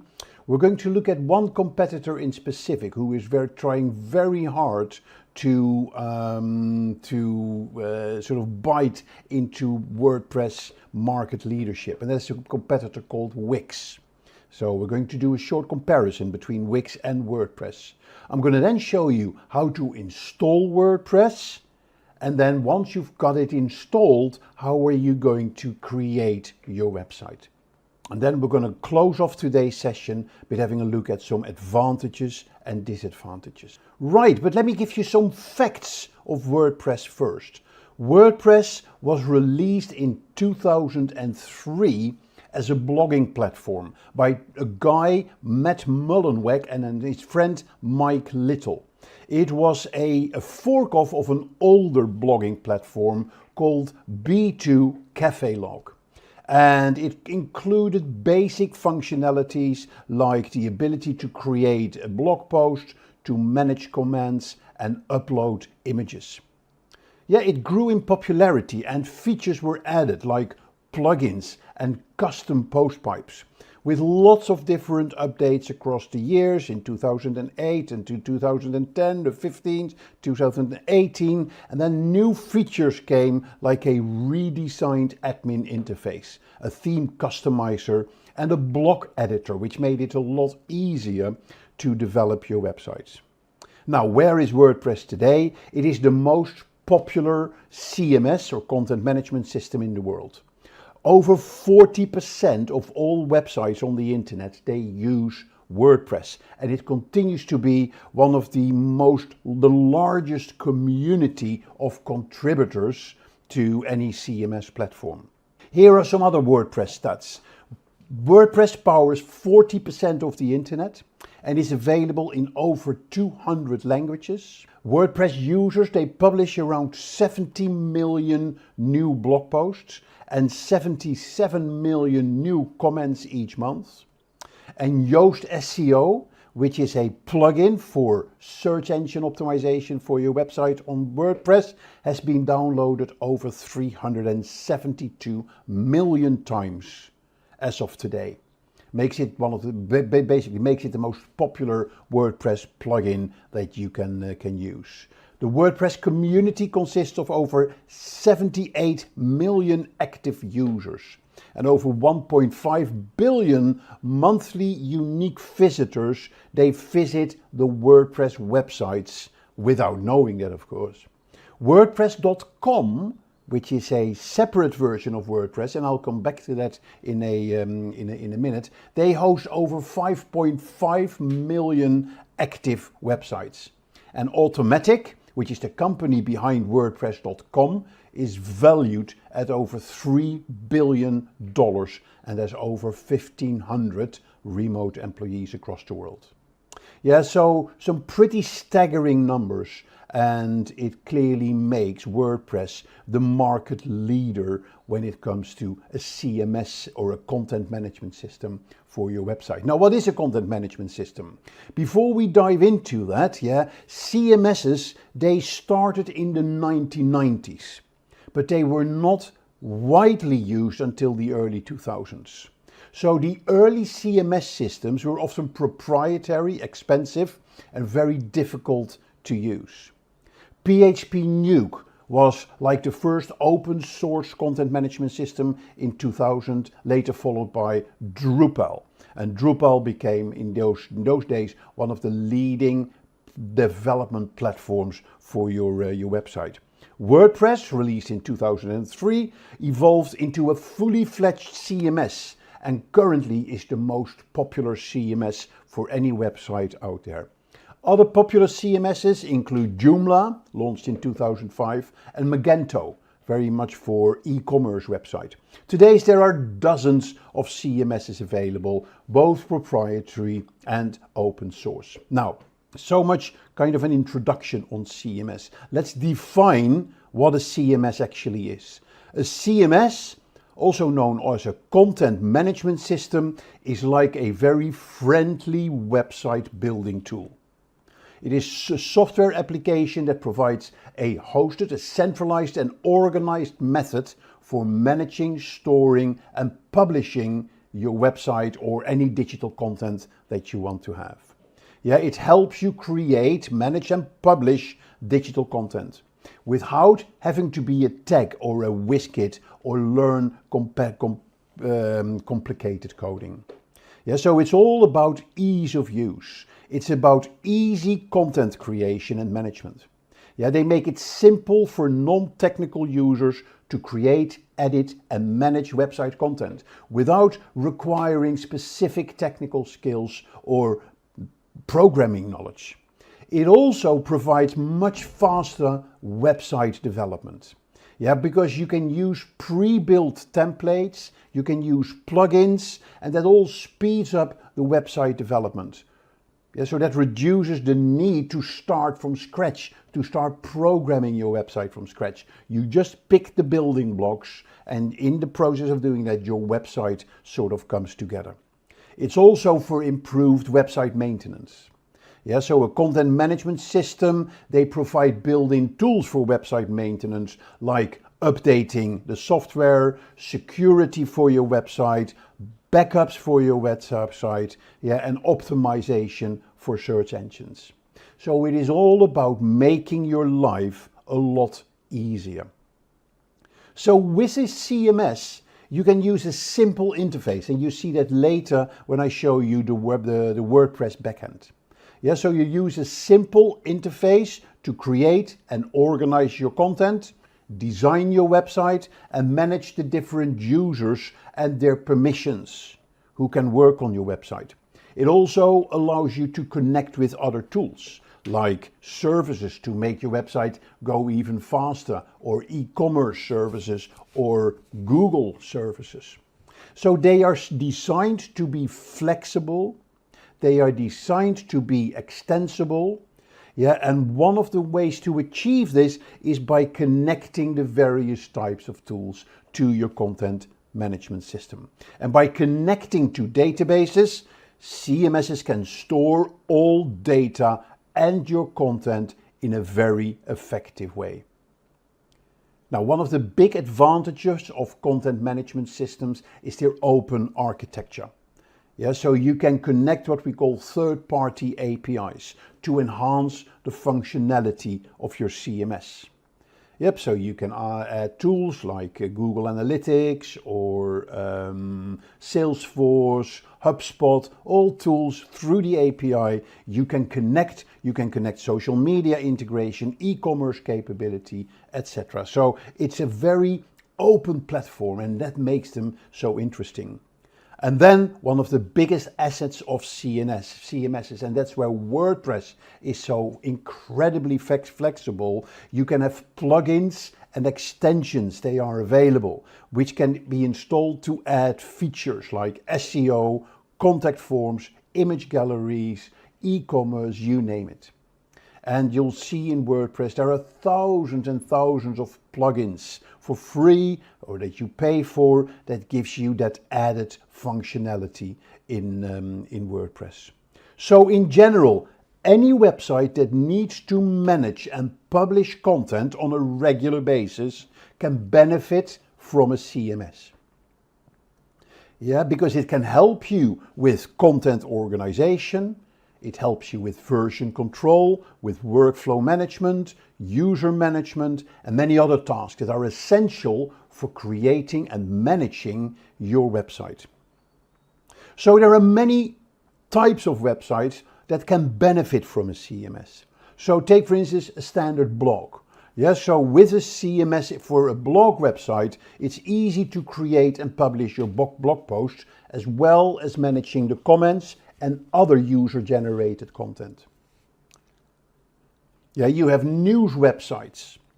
They sort of are a big aggregator of all the news out there. So for them, it's easy to create and manage blog posts, as well as they can help with the organization and the management of the content, because they've got a huge amount of news articles on their website, and by setting tags and by setting categories, you can give people easy access to that content. E-commerce websites, they can manage product listings. Yep, so that's what the CMS can do for you, managing product listings, manage pricing, manage inventory, as well as tools to manage the orders and the customer data. And corporate websites, they can use a CMS as well. They can benefit from it. So it can include product and service information, news and events, career opportunities. So basically every website, every type of website can benefit from a CMS system. So as I said, WordPress is one of the leading CMS systems out there. So let's dive a bit deeper into WordPress. Now, bear in mind, there are two versions of WordPress. There is WordPress.com and there is WordPress.org. Yeah, WordPress.com is a hosted service provider that provides a simplified version of the WordPress software. So you don't have to worry about hosting it. WordPress.com will host it for you. The only thing you do is to create an account, select a theme, put in your content, press publish, and your website is live. But it offers a limited set of features, themes, and plugins. So users have limited control over the technical aspects of their website. But it is really good for those people who want to create a website quickly without the hassle of any technical complications or technical knowledge. It is literally go to WordPress.com, create an account, select a theme, add your content, press publish, and your website is live. You don't need any knowledge for that. The basic version is free of WordPress.com. But as soon as you're going to add additional functionality, like your own URL or specific search engine optimization features, then you're going to pay a premium fee. But they're still not that expensive. WordPress.org is a CMS platform. It's an open source software that can be downloaded and installed on your own web hosting server. And usually you go to a web hosting server provider like GoDaddy or Amazon or wherever have you, and you install WordPress. You basically hire a little space on their server, and then you install WordPress, and then you have to develop your website within that CMS. So it's a self-hosted solution, and it gives you complete control over the website's design, the website's functionality, and the customization options. Through WordPress.org, you have access to thousands of themes, thousands of plugins, and you can even modify the code of your website if you would like that. But you are responsible for installing and maintaining the WordPress software, as well as managing other things like backup, security, hosting, etc. But it gives you flexibility, it gives you customization, and if you're comfortable with that, if you have your basic technical skills and you're comfortable with managing your own hosting and server configurations, then WordPress is definitely the place for you, WordPress.org. Right, so when we're going to talk about WordPress going forward in this presentation, I'm going to be talking about WordPress.org. Yeah, so keep that in mind. I'm not talking about WordPress.com, but WordPress.org. I'm going to talk to you about how to set up your own WordPress on your own hosted server provider, as it were. Okay, and we're going to go through that process. So WordPress.org, again, is free software for creating your website and your blog. So it's a self-hosted solution, which means you need to find a web hosting company and you need to install it on their servers. Again, you have complete control over your design, your functionality, your customization, and you can choose from thousands of themes and plugins. But again, you are responsible for the hosting and the security, right? So keep that in mind. So let's have a look at basic features of WordPress. There are 3 basic features. It's the themes, the plugins, and the widgets. Yeah, so the themes, they control the appearance of the website. Plugins add new features and functionality. And widgets display extra content or functionality in specific areas on the website. Yeah, so they are used to customize the appearance and the functionality of your website. So let's dive a little bit deeper. Themes, they are pre-designed templates that change the look and the layout of your WordPress website. Yeah, they control the overall design, the color scheme, the fonts that are being used, and style of the website. And there are literally thousands, tens of thousands themes available on the website.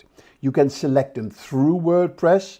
You can also go to websites, and I'll show you later, Theme Forest, for instance, where you can just look at other themes, and you can just they're sometimes are for free, others they're premium. So you just click on the theme and you click install, and it will activate on your WordPress website. Plugins are add-ons that extend the functionality of a WordPress website.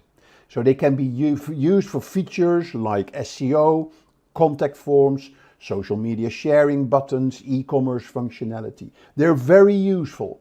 And there are, as we saw with the themes, there are thousands and thousands of free and premium plugins available in the WordPress directory. You can also use your own theme, or your own plugins. But you have to be careful with your plugins, because WordPress updates regularly to a new version. Yep, and you need to make sure that your plugins are compliant with the new updates. So from WordPress. And sometimes if your plugin provider is not updating the plugin in line with the WordPress updates, then your plugin may stop working, and that may dysfunction your website. Widgets are small modules that can be added to a sidebar of a website, or a header or a footer. So it gives you extra functionality or extra content in that particular section. So you can have a search bar, recent posts, categories, tags, social media icons, or ads that you can have. Most themes, bear in mind, they come pre-built widgets included. And users can also create your own custom widgets. So let's look at 3 examples of popular websites built on WordPress, so you get a bit of an idea. Yes, so the first website that people may be surprised about is the Walt Disney Company. Yeah, so this is a huge company, a global corporation. They use a WordPress CMS to sort of build their entire website. Yeah, so it's all, that's the beauty about WordPress. It's basically a container for the huge amount of content that you have on your website. Yeah, and you see that here in the news section. That is where all their articles are featured, like blog posts basically. Yeah, and you can access them through the website. Okay, so that is the Walt Disney Company. So it's a very user-friendly design, very easy navigation, and it's a great way to find all the information about the company. TechCrunch is another one. It's a leading technology website that covers the latest in tech news for startups. It's built on WordPress, and it features a responsive design that looks great on both the desktop and the mobile. Yeah, so it includes a mix of articles, videos, podcasts, and it allows users to easily browse by topic or search for specific articles. Now, what is a responsive design? A responsive design is very important. A responsive design means that your website will automatically resize to the device that the user is using. Yeah, so it's a mobile version, a mobile-friendly version of your website. And when you pick a design, you always need to make sure that the design is responsive. And the best way to test is if you make the website smaller, that it will automatically resize. And you can see that here. Yeah, resize ultimately to the mobile format. So the third example was Star Wars. It's the official Star Wars blog. Yeah, it's a fan site that cover all things related to Star Wars, from movies, TV shows to books and comics. It's built on WordPress and it features a design that reflects the Star Wars universe, complete with their custom font and background. It includes news, interviews, fan content, as well as a forum where users can discuss here in the community, where users can discuss their favorite Star Wars topics. Yeah, so that's an example of 3 WordPress websites. Yep, so that's it. Yeah, so let's have a look at the backend system of WordPress to get an idea what sits behind this website. So if I go to my own website, and that is Riyadh Farasha. Yeah, that is a kind of a house that I have in Marrakesh, in Morocco, that I rent out, that people can, it's on Airbnb. But besides that, this website is built on WordPress. Now, a very easy way to find out if a website is built on WordPress is basically after the URL, you just type wp-admin. Yeah, that is what you need to access the backend. It will ask you for a user ID and a password. If the website, if the browser comes back with URL does not exist, then you know that this website has not been built on WordPress. Okay, so let's wait till we get the access. Oh, I've already logged in, yeah, so that's why we don't see the login screen, but that's okay. Yeah, you'll get first a login screen, you sign in, and then you get to your dashboard. So here you see your WordPress dashboard, you see the theme that I used, yep, and then here is some updates that are required, at a glance, how many posts, how many pages, I can add a quick article, etc. But here you see on the left, you see the menu. Yeah, so you see basically the most important ones are your blog posts, are your website pages. Yeah, so WordPress works with pages and posts. Pages are static pages like your home page. Yeah, posts are blog posts. Okay, so that's basically the essence of the structure of WordPress. Then here you see your themes, and then here you see your plugins. Yep, and then you have tools, you have your setting. I've set up SEO on the site, I've set up Google Analytics. Yeah, so if I go to my pages and look at all pages, then here you get a list of all the pages that you have active on your website. Okay, so go to posts and you get a list of all the posts that you have on your website, the blog posts. If you want to add a new post, you just click here, add new. If you want to add a new page, you can also hover over the pages and then click add new. You can add selected a specific theme, and then here you see all the things that you can change on your theme. So nothing to program. Yeah, you can just go through all these items and select the specific options for that section. So you have the site layout, the header style, etc. Yes, so that's the theme options. So these are all the options that you can specify.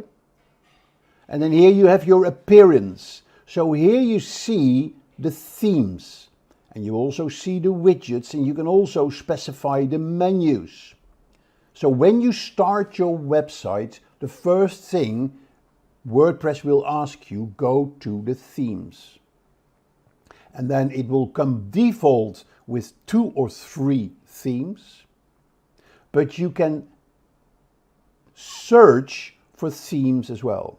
So you see there are Virtue, there are probably a handful of themes that I've got here. Yeah, but these are sort of available. I can also search for new themes. Okay, so I can search here in WordPress. I can also search on outside WordPress in Theme Forest, for instance, and then bring in the theme into WordPress. Okay, so those are the themes. Here are your widgets. You see a list of widgets that you have available. Yeah, so here you see the widgets that I've installed and where they are in the sidebar, the home widget, the footer column. Yeah, we have 4 footer columns, and here is the available widgets that I can add.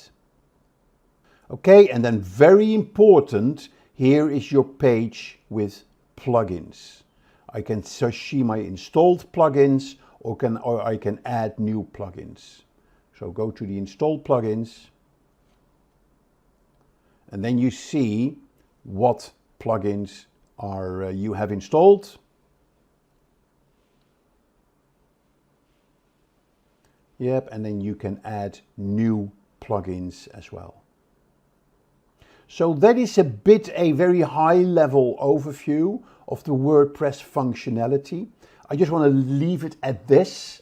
It's important to understand, yeah, if we go back to this, the features, if you want to sort of summarize them, the one big benefit of WordPress in the features, it is a very user-friendly interface.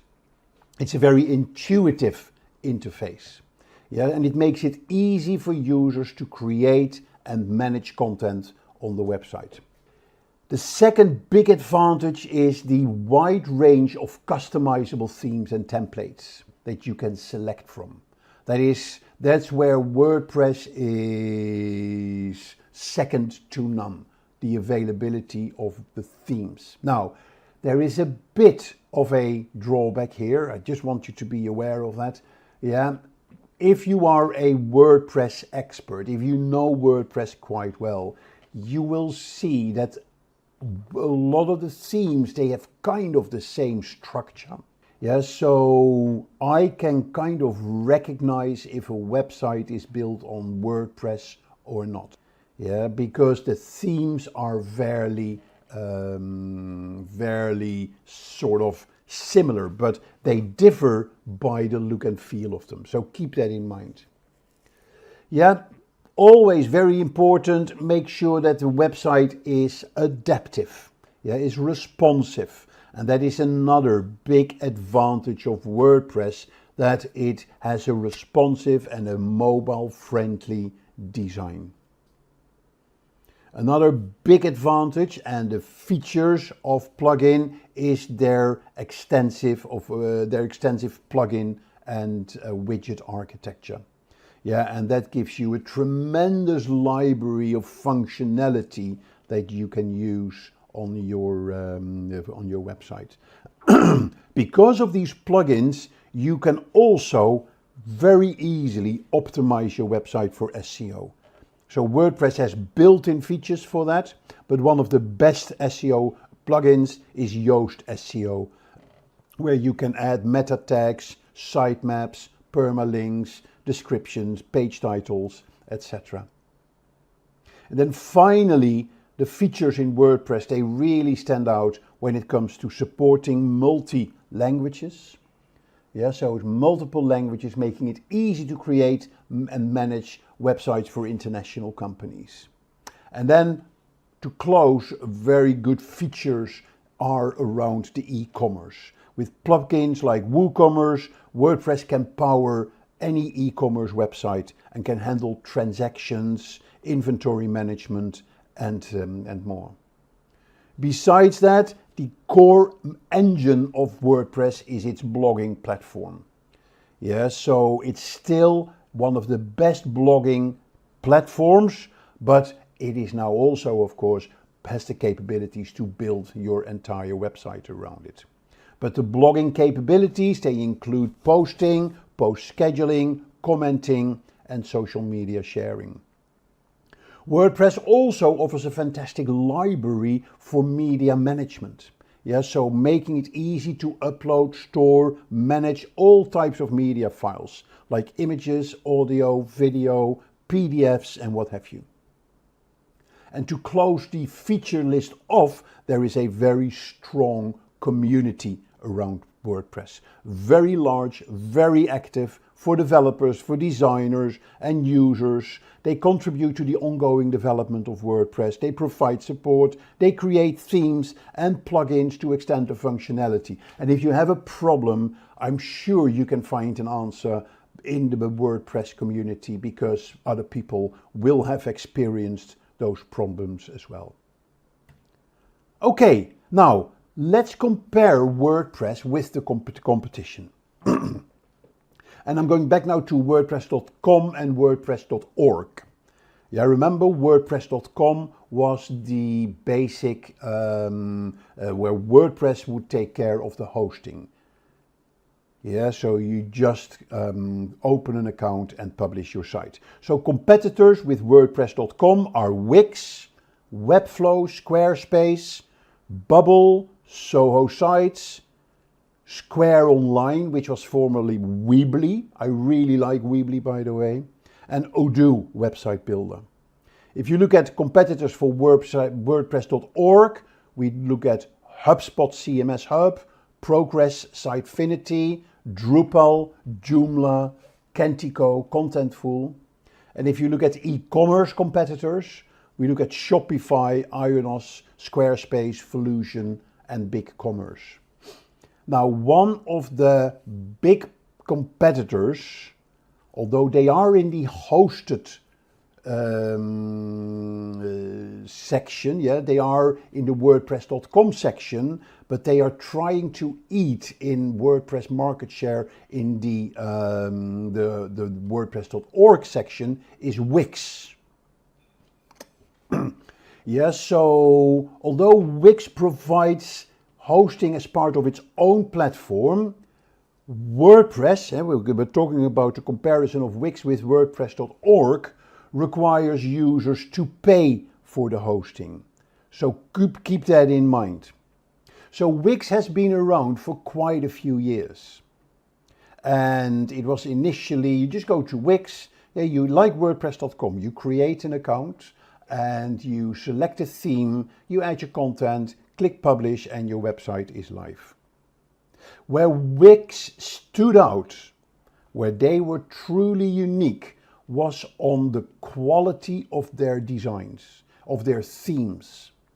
Yeah, they were clearly a level higher, better quality than the WordPress themes.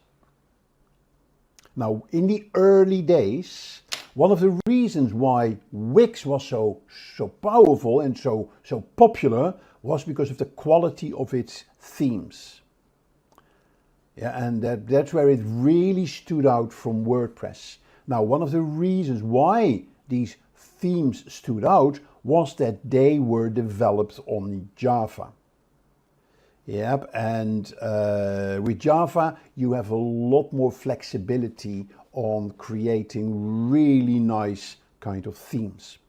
But the problem with Java was that Google couldn't index pages that were built with Java because it was very proprietary coding. The text was kind of buried in the code. So in the early days, Wix had a very poor reputation when it came to search engine optimization. Over the years, that has changed. Wix is now no longer using Java because Java is gone. Yeah, but still there is this sort of negative connotation with Wix is not good for search engine optimization. But those are, as you know, these things, they linger on. So Wix, because it is hosted,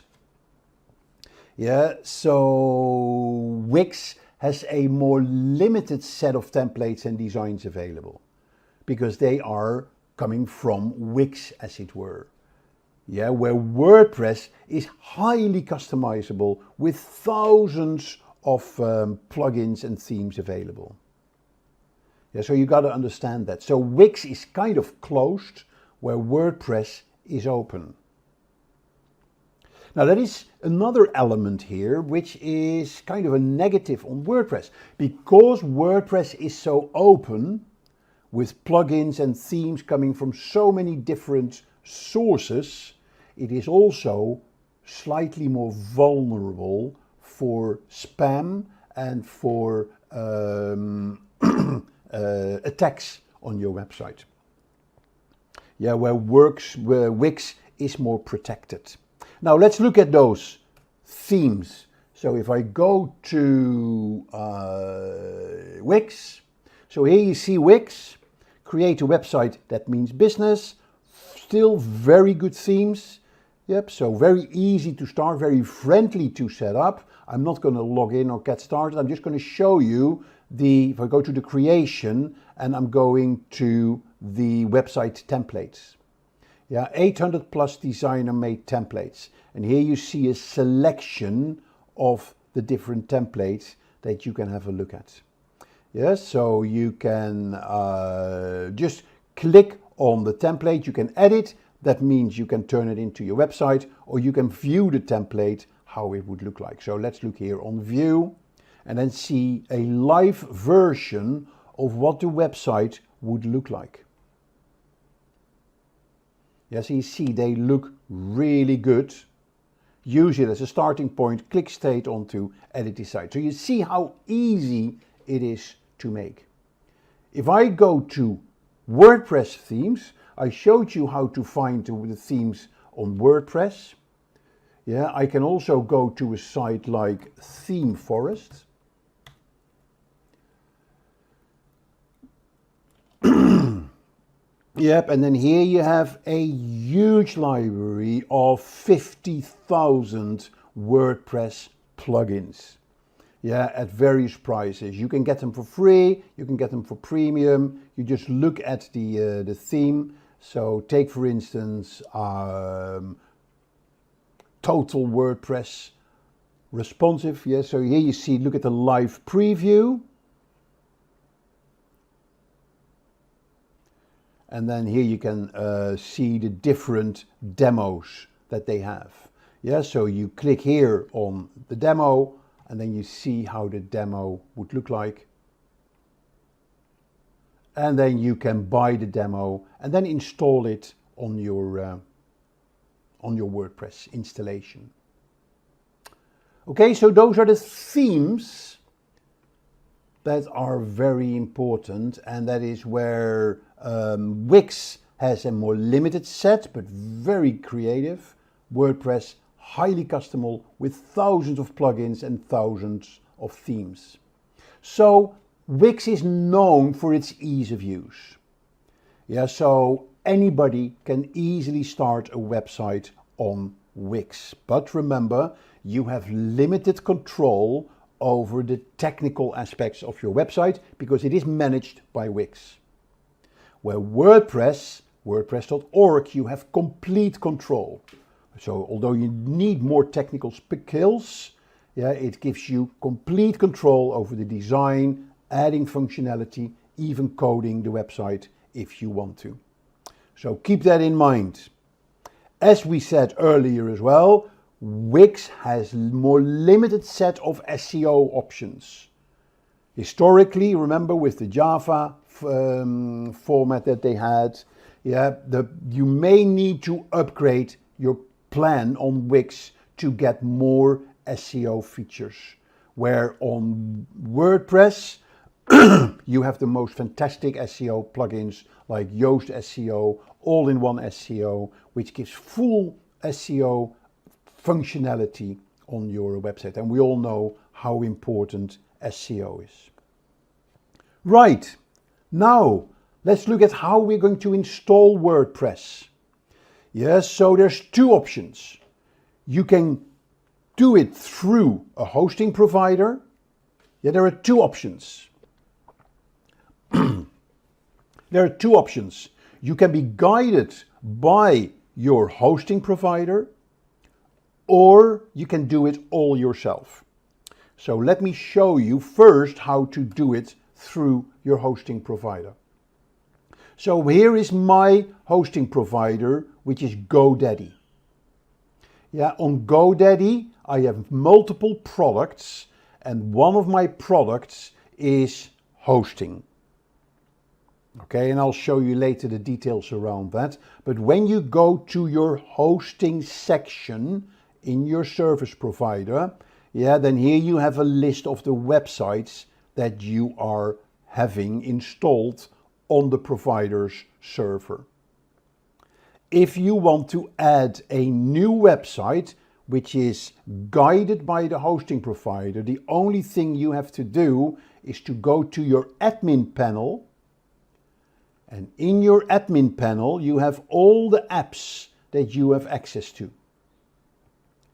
Yeah, it could be email, it could be file manager, it could be the images, but there's also apps that you can install, like WordPress or Magento or Joomla.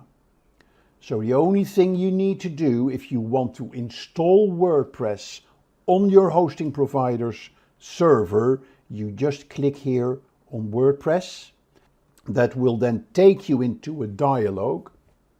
Yep, and then you will just fill in the details, the name of your website, the user ID, password, yep, and then it will install it for you on your server. So that's one way of installing it. The second way of installing is do it yourself. Yeah, and that's a bit more complicated. But these are the steps you will have to go through. First of all, you need to decide on what hosting provider you're going to use. That could be GoDaddy, Bluehost, HostGator, and what have you. Then you go and actually download the latest version of WordPress from the official WordPress website. Then what you do, you're going to upload WordPress on your server that you have with the server provider. Yep, so you can use an FTP client like FileZilla, or as I showed you just now, through your web hosting control panel. When GoDaddy does it for you, yeah, like when your hosting provider does it for you, they create your SQL database. If you do it yourself, you will have to create your own MySQL database. And your hosting provider has an app for that. Then you run the WordPress installation script. It will then create the WordPress file and create a database. And then you can configure WordPress. Yeah, so you log into your admin area, you choose the theme, add the plugins, create the pages, and you launch your site. That is how easy it is when you want to do it yourself. Okay, now back to the hosting provider for a sec. Yeah, it's important that you understand. If I go to GoDaddy, yeah, then here you see the different type of products that you have. So these are the products that I use. I have a section on domains. So I have bought domains that they manage for me. Yep, so here are my domains. I have web hosting. Yeah, so that is where I buy my slice of their web server. Yeah, always make sure it has a cPanel, which is an admin, the admin section. Okay, then very important, make sure that you buy web hosting and that you add SSL certificates. You may have heard of SSL certificates. They are the S behind HTTP. Yeah, so HTTPS, which is basically a required security feature that Google wants to see on your website. And then additionally, you can buy website security, which is important, and backups. And there's many other products, but these are the core products that you need from your hosting provider. Okay, so we are all set up. We have WordPress ready. Let's now look again at the website creation. So once you've chosen your hosting provider, and we talked about that, you're then going to install WordPress, either do it yourself or through your hosting provider. And then the first thing you're going to do is choose a theme. And I've shown you the library of themes. Yeah, so there are free themes, there are paid themes that you can choose from. And you can also install custom themes directly from a third-party developer website. And then you're going to customize your theme. What I like about many of the themes, they come with demos. And you can actually download the demo. So you see the full website completely ready, completely installed with the demo. And the only thing you have to do is to change the content of the demo with your own content. Then you're going to add your logo, etc. You're going to add your own blog post. You're going to change your pages, upload the text in your pages. Yep, and then you're going to add plugins like SEO, like social media sharing and what have you, like forms. And then you're going to publish your website. Yes, so you can then publish it for the world to see and share it on social media and start promoting your website. Once your website is ready, what you basically do, you link your website to your URL. Yep, and that's the hosting provider can do that all for you.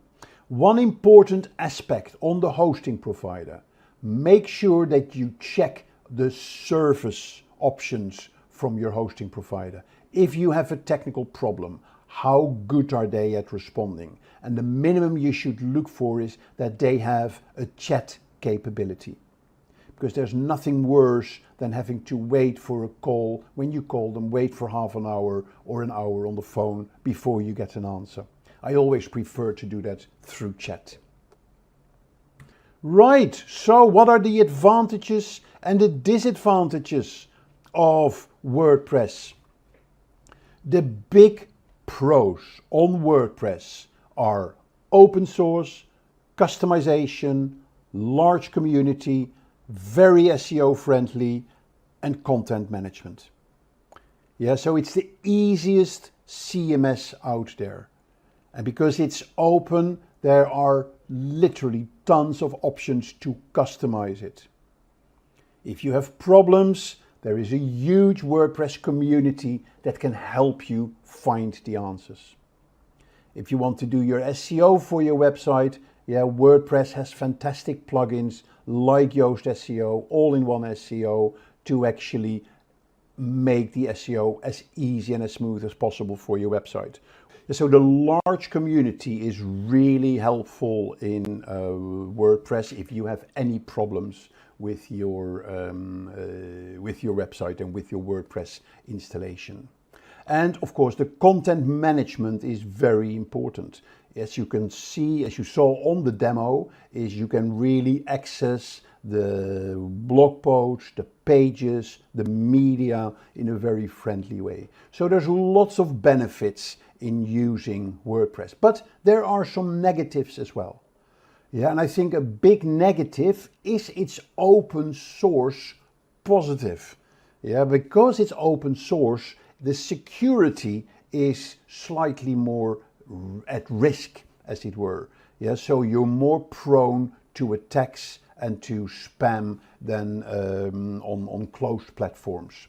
Yep, and as well, of course, you do need some technical skills. Yeah, maintenance is an issue as well. Yeah, so, and I mentioned that earlier. If you have an update on the WordPress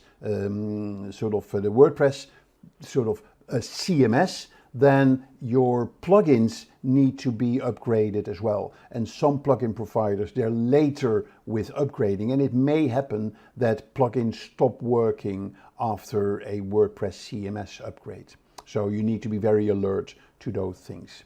And one final issue that may come up with WordPress is that they tend to be slightly slower in performance, which basically means it takes longer to load a page. So you need to be aware of that, you need to track that, you need to measure that, and you can get tools in WordPress as a plugin that can help you with improving the speed of your website. Now let me tell you about Simplilearn's postgraduate program in digital marketing created in collaboration with Purdue University and Meta Blueprint. With this program, you will learn everything from the fundamentals of digital marketing to the latest trends and techniques used by top marketers worldwide. You will explore SEO, SEM, content marketing, social media marketing, email marketing, and more. This program is led by industry experts who bring their real-world experience to the classroom, giving you an insider's perspective on what it takes to succeed in the digital marketing world. If you're looking to jumpstart your career in digital marketing or take your skills to the next level, then Simplilearn's professional certificate program in digital marketing is the perfect place to start. To learn more about the course, you can click the link in the description box below. ROMI. This may not be the term that is bandied about inside your organization. It's certainly not a term that is bandied about in the industry, but it's actually the one that you want to use. So let me explain. What is in it for you to measure this? This actually begins to position you not as the company's next CMO, it may position you as the company's next CEO. Because guess what? The CFO is not the top of the food chain. And the CFO has generally been asking for the wrong thing for years. This is the right thing to demonstrate. This is the calculation you want to do. This puts you in a powerful position. First of all, you shift the conversation. You basically put yourself in a position of convincing, generally it's the CFO, that you understand finance as well as he or she does. And, most CFOs aren't expecting that from somebody in marketing. They tend to look down on us. We're merely the expense, that they have to deduct somewhere along the way in their financial calculations. Okay, fine. But here's the deal. ROI is the wrong metric. The CFO may ask for it because the CFO is used to asking for it for other kinds of things, like capital expenditures. If you're going to do a capital expenditure, like building a new factory or a plant, or you're going to stock a lot of inventory someplace, that's a capital expenditure, or what is known as CapEx. And trust me, if you are a publicly traded company, some investor out there, some industry analyst is going to want to know about your CapEx. It's something you're going to have to report on a quarterly basis. So trust me, the CFO is focused on it. But that kind of money is tied up. When you make that kind of investment, it's generally a long-term one, and you may depreciate it, but you know what? That's why everyone's sort of focused on it. It turns out marketing is not a capital expenditure. Marketing is an expense. You generally expense it over the course of a quarter. We spent some money this month on, who knows, advertising, content marketing, you fill in the blank. And if it is an operational expenditure, then it is called OpEx. And if you want to measure the impact of what you're doing in marketing, you end up using a very different formula than your CFO has been asking for years. But here's the deal. When you look across the table and say, actually, you're asking for the wrong thing, what you really want is ROMI, not ROI. And yeah, I do know how to calculate that. A return on marketing investment is basically the incremental revenue that you can attribute to your marketing. So, we've been measuring goals or micro goals, and you can measure those in revenue because what the lead is that you brought in and what it's worth, and what the sales you brought in and what they're worth. Or you certainly know what percentage of those leads tend to convert to sales, and therefore you got a figure that what your sales pipeline may be valued at. Guess what? You can calculate that And then here's the magic. You go beyond revenue.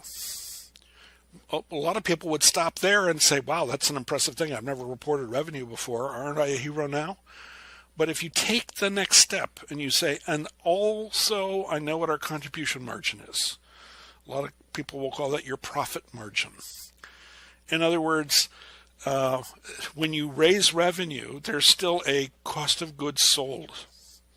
It takes some money to manufacture your product, or it takes some money, for the people you have to pay to deliver your service. And when you're all done paying, the cost of goods sold, what's left is your profit. And that is a percentage of your revenue. And if you multiply the revenue that you brought in times the profit margin, so some percentage of that is going to turn into profit, and then you subtract what you've spent on your content marketing campaign and divide by what you spent on your content marketing campaign, you come up with a number. It's your ROMI. And let me give you an example just to sort of bring this home.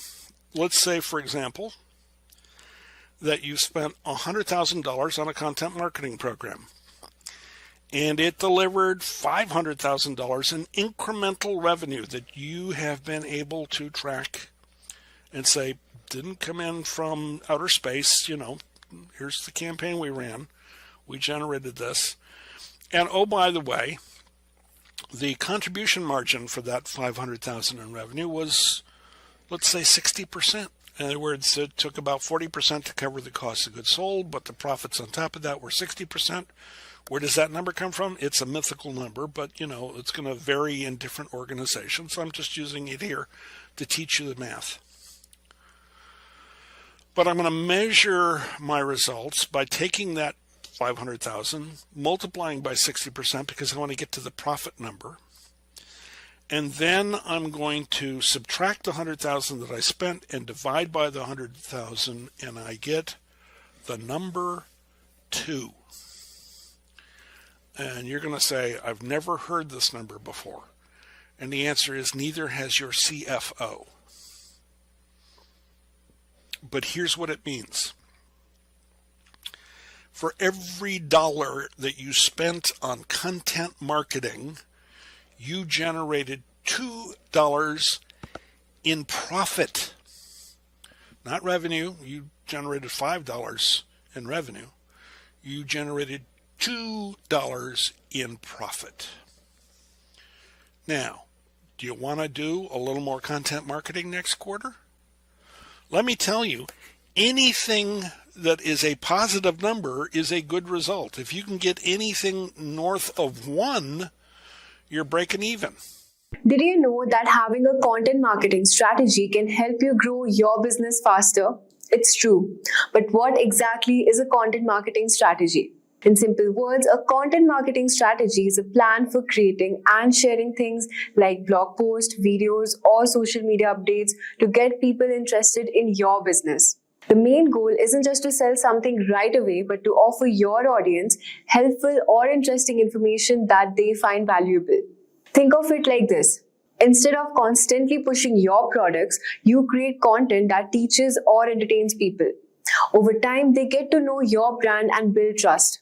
When they're ready to buy, they'll come to you because they already feel connected. For example, if you sell healthy snacks, instead of just saying buy my snacks, you can create YouTube videos showing quick and healthy snack ideas or write blog posts about the benefits of eating healthy. People will find this information useful, and when they want to buy snacks, they'll think of your brand first. So in today's video, we are going to talk about what content marketing strategy is and how to create valuable content like blog or videos that attract customers. We'll also discuss some examples of businesses which use content marketing strategy to grow, where content marketing strategy is used from websites to blogs to social media and YouTube, and how it will help to build trust and loyalty with your audience. So in short, content marketing strategy is all about using valuable content to build trust with your audience, which eventually leads them to become your customers. So let's dive in and learn how to make it work for you. So let's get started. So let us first talk about what is content marketing. At its core, content marketing is all about creating and sharing valuable content, whether it's blog posts, videos, or social media updates to attract and retain your audience. It's not about selling directly, but also informing and educating. The idea is that over time, your content will nurture your audience and lead them to take action, like subscribing, following, and making a purchase. Think of it like planting seeds over time. As you keep creating valuable content, your audience grows. So does your business. For example, HubSpot.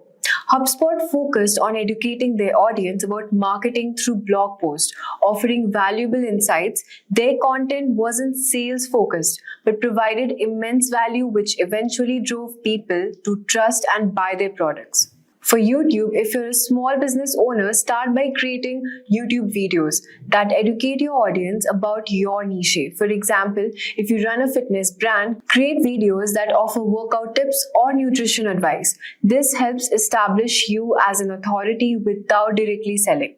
The next step is creating your content. Your content can take many forms: videos, blog posts, infographics, or podcasts. Start by identifying what works best for your audience. For example, a travel blogger might find success with visually appealing blog posted and YouTube travel blogs. Consistency is the key. Posting content at random won't cut it. Create a schedule, whether it's once a week or twice a month, and stick to it. For example, HubSpot. HubSpot started with a blog post on marketing topics, but later expanded into videos and webinars. They found that consistent posting helped them build trust and drive traffic to their site. Talking about YouTube, focus on content that solves problems or answers questions. If you are in the fitness space, create videos like 10-minute home workouts or healthy recipes for busy people. Over time, your audience will return for more. Now let's talk about how can you get started with content marketing. If you're new to content marketing, start by defining your goals. Do what you want to drive traffic, build brand awareness, or engage your audiences. Once your goals are clear, choose the right platforms: YouTube, blogs, or social media. For example, HubSpot's goal was to educate business owners on inbound marketing.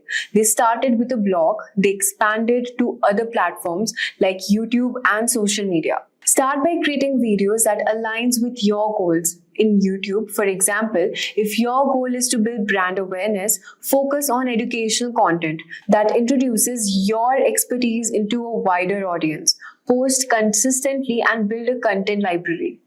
The next step is to promote your content blog. Creating content is just the first step. Now you need to promote it. Use SEO to rank higher on Google. Tools like Ahrefs or SEMrush can help you find the right keywords or target. Share your blog on social media and engage with the audience through comments or newsletters. HubSpot promoted their first blog using SEO and shared them across platforms like Twitter and LinkedIn. This helped them to build organic traffic over time. For YouTube, if you also want to run a blog, share your YouTube videos on your blog and optimize them with relevant keywords. Promote your videos on Instagram, TikTok, or through your email list to drive more traffic. Now let's talk about how can you promote your YouTube content.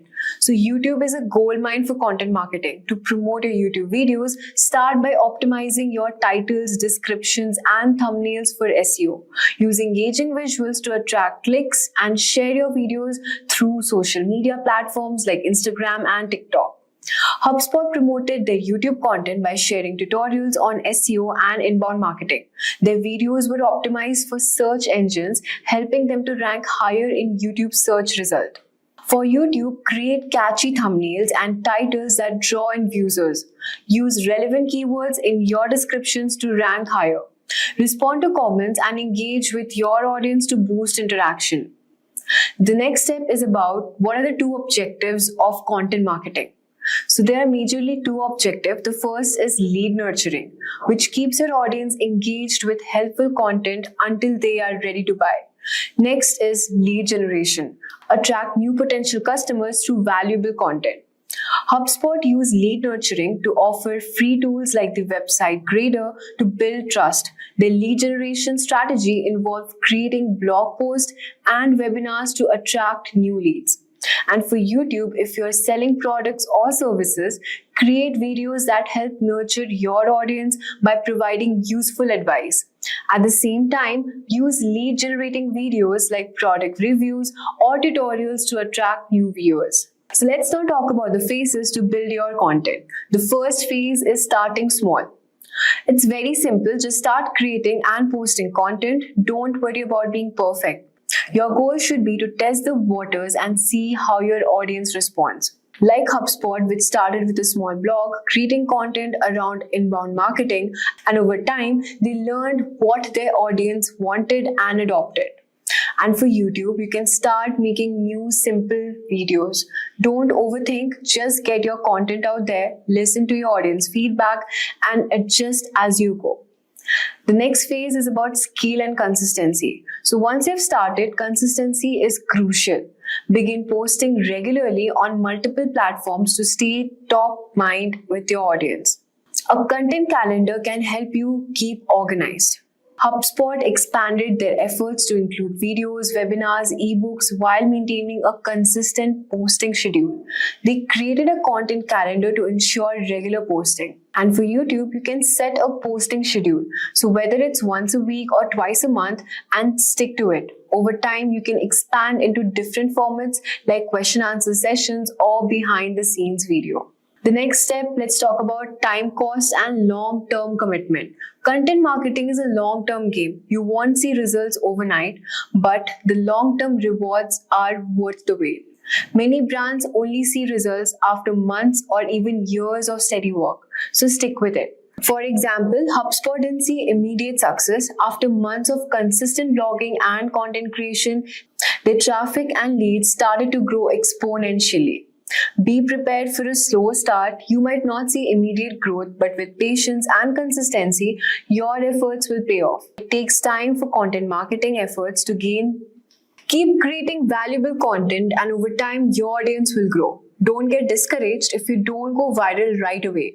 Stay focused on delivering value and trust that your audiences will come with time. It's tempting to chase every viral trend, but it's important to stay true to your brand and audience. Trends come and go, but valuable, authentic content will stand the rest of the time. So focus on delivering high quality content that aligns with your brand's mission. This will help you build long-term relationships with your audience. So that's how HubSpot used content marketing to grow from small startup to a global leader, and how you can use these steps to grow your business through YouTube.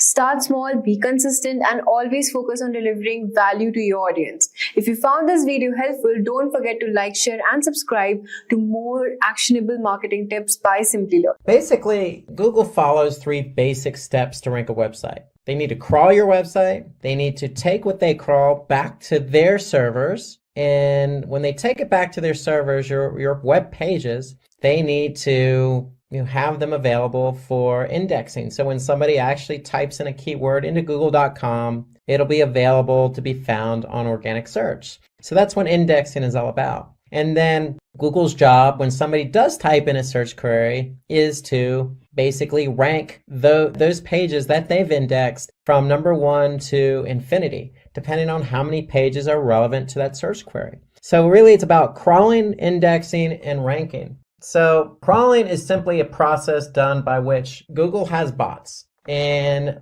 what these bots do is they go to your web server and they're going to crawl every page that they can find. And how do they find these pages? Well, they basically follow links. You might have heard the term spidering, but that's what they call search engine spidering. So basically what Google's doing is they're building a web, so to speak, all the links that they're following. And so when they can follow all these links on your website, they're going to be able to crawl them. And when they crawl them, basically they're going to take that content and store it on their servers so it's available in their index. So based on this method, Google finds out which websites have relevant content and which ones don't based on certain keywords that are typed into Google. Because if they can't crawl your website, you're not going to be found. And if you can't be found, then you're not going to show up for relevant keywords. So we need to make sure your site's available to be crawled. And we'll talk about that a little bit later.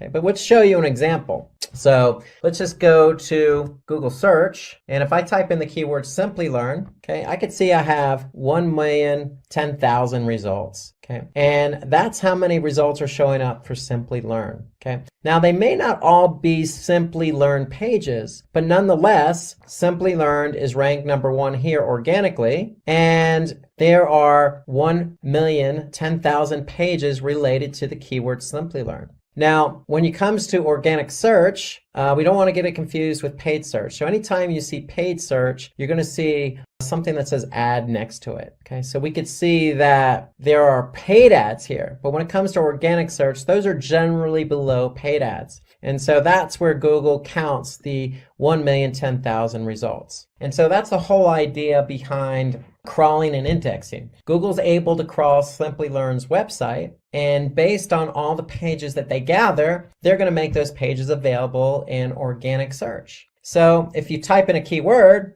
and your web page is not available for indexing, then you're never going to show up for that keyword. So that's why it's important to make sure your website is available for crawling and indexing. And so when a user types a query on Google search, the most relevant websites that are in Google's index are going to appear in the search results.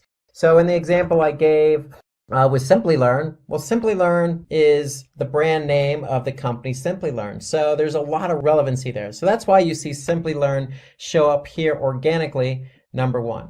Like we mentioned about what is SEO and why SEO, we talked about that user experience. So there's a lot of factors that go into ranking, relevancy being one of them. So in the Simplilearn example, Simplilearn is relevant to a lot of the Simplilearn pages because that's who they are, Simplilearn. However, Simplilearn also needs to make sure that, for their pages, the page load time is fast, meaning these pages load very fast for the end user. And Google also takes into account other factors, like how long someone is staying on a website. Or are they bouncing, meaning are they going to one page that they land on and then leaving the website? Okay, and so the user experience is very, very important. There are other factors also like language and location. And so, for example, location, if you do a search, say in India, the results are going to be a little bit different than, say, the results in the United States. Why? Because Google is indexing as many web pages as they can find.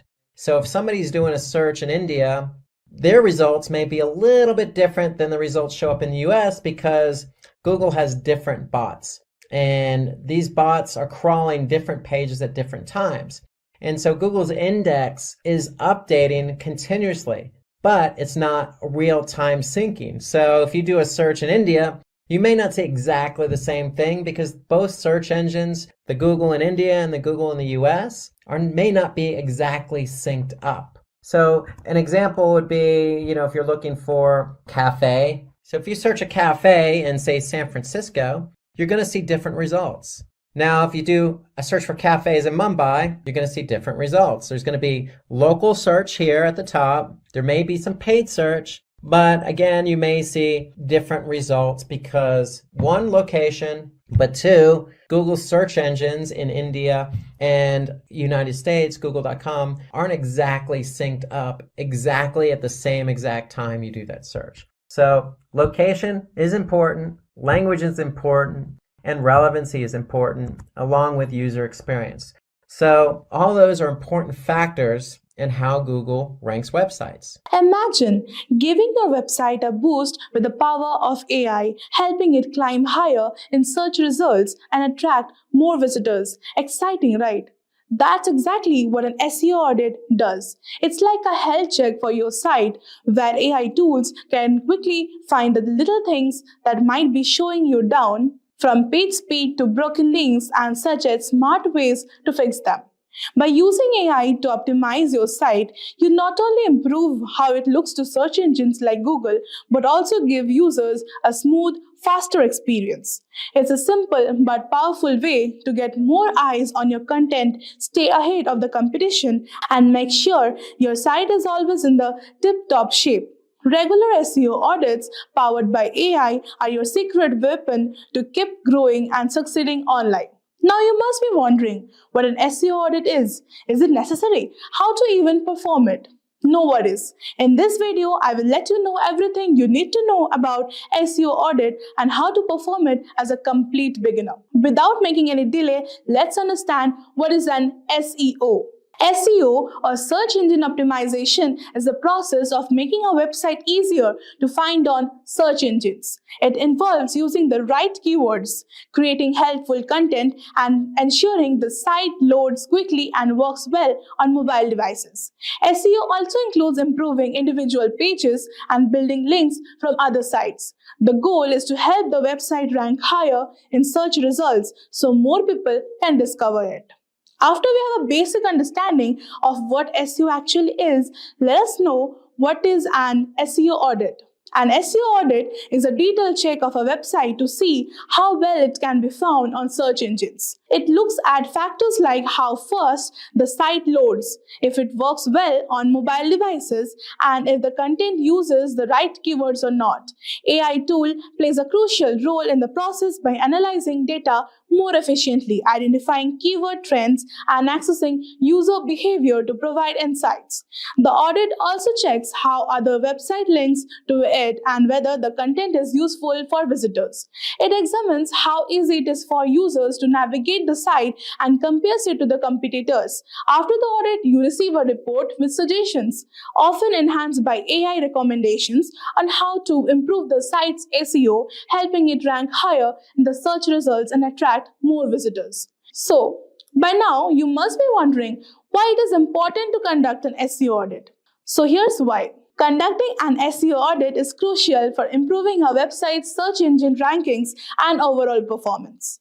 It helps identify technical issues such as broken links or poor site structure that can hinder search engine crawling and indexing. Additionally, an audit enhances user experience by ensuring the site is mobile-friendly, fast, easy to navigate, which reduces bounce rates and increases conversions. It also ensures content remains relevant and optimized for target keywords, driving organic traffic without the need for paid ads. Regular SEO audits help websites stay updated with algorithm changes and provide insights into how to outperform competitors. Now, the most important part, I will let you know the 2 AI tools to conduct a basic SEO audit for complete beginners. So let's get into the video. So the first SEO audit website I would be talking about today is AIO SEO, that is all-in-one SEO.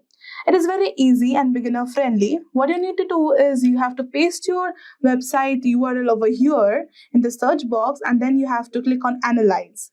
So let's get started. I'm using today the Shopify's website to get you an SEO audit. So I will just show you. Analyze. It may take a few minutes as it is scanning, and see it has provided with a free SEO report over here. So it will first start with the overall site score, that is how your website is doing overall. It is 82 by 100 is like good. Obviously it's excellent. It has commented also, and a very good score is between 60 to 80. For best results, you should strive for 70 and above. So 82, it is already good. It has now further broken down in the audit into 5 critical issues, 0 recommendations, and good results. The best part is it also shows you the good results and even the critical issues. So basically, it has divided the report into 1, 2, 3, 4 types, like the basic SEO properties, advanced SEO, performance, and security. So first, get into the first basic SEO. So it is good. It is good. Like the correct symbols are for those that are working well on your website, and the cross red mark is basically you need to fix this issue. So some images on the page have no alt attribute. So like there are 51 links. You can even see the URLs over here. And this is working good. Moving on to the next, advanced SEO. The page is using the canonical link tag. All this is fine. You don't have to fix over the advanced SEO part. Performance. The server is not using expires headers for the images, and you can click over here and see basically what is the problem. The page makes 43 requests. More than 20 requests can result in slow page loading. Like the performance would be less because it makes 43 requests. More than 20 requests can actually hamper the page loading. So it is necessary. You need to focus on this. And the size of the HTML document is 73 KB. You need to also focus over here. So this is over our recommendation of 50 KB. So they will provide you the recommendations too. And basically this is nice, I would say. Moving on to the security part, everything looks nice. Directly listing seems to be disabled on the server. That is nice. And see, it is very beginner friendly. And the best part is you can even download the report from here. Like you can click on download and get the whole report into your own device, and you can see and make the free changes. So it is very beginner friendly, and I would suggest that use it and have a for all the beginners, I would say use it, and it would like help you to get a free SEO report. The next website I would be talking about is rankmath.com. It is also an SEO analyzer, and this is nothing different. You will just need to paste your website URL over here and then click on analyze. And after that, you will get the free report. Your free SEO audit report is ready. So it is giving you the overall website score. It is 82. It is nice. We have seen it. And there are 0 warnings and 3 failed tests. So let's see, move on. Common keywords, SEO description. So it has given a right symbol that the meta description was found, and it is 145 characters long. So it has no problem. You don't have to fix anything. And yeah, coming to the image alt attributes, as we have seen in the previous website, SEO audit, that some images on your homepage have no alt attributes. So yeah, you will need to say this. And the best part over here is, you will be getting some recommendations on how to fix it. So if you click on it, basically it will give you some suggestions that check your images for missing alt tags and add useful descriptions to each image.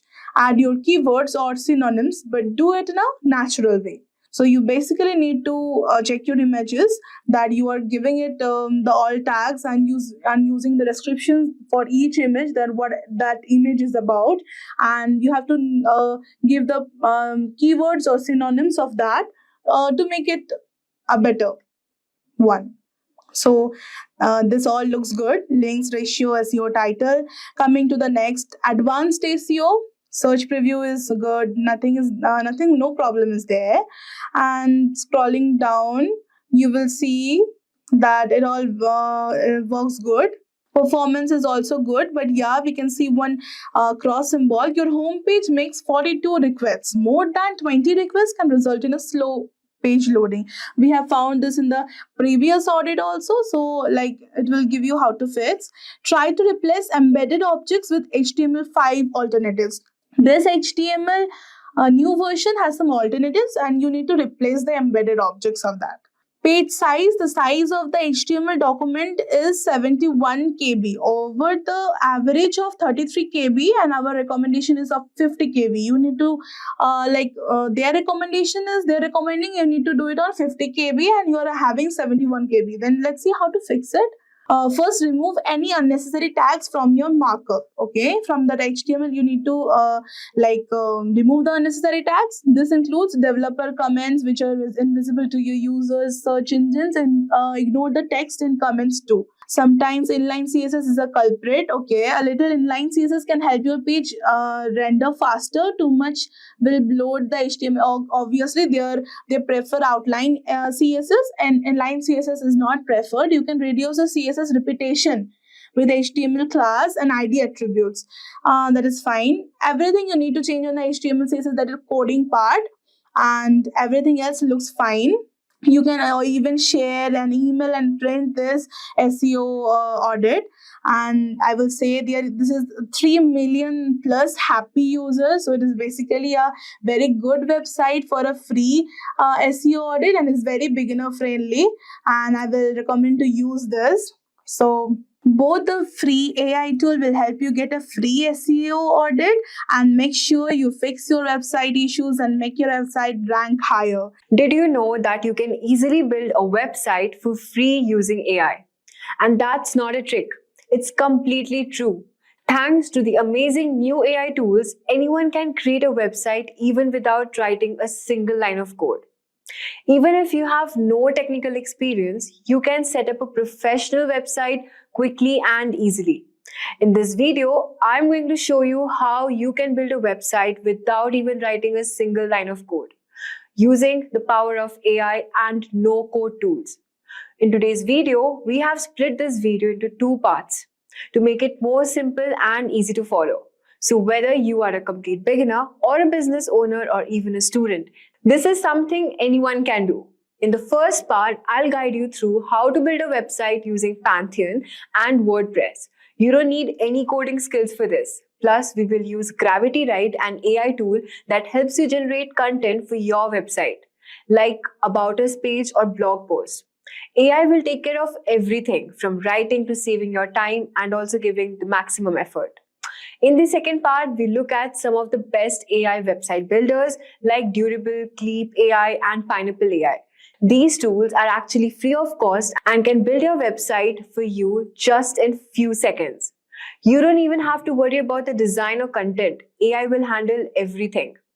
It's fast, easy, and perfect for anyone who needs a website but doesn't want to struggle with coding.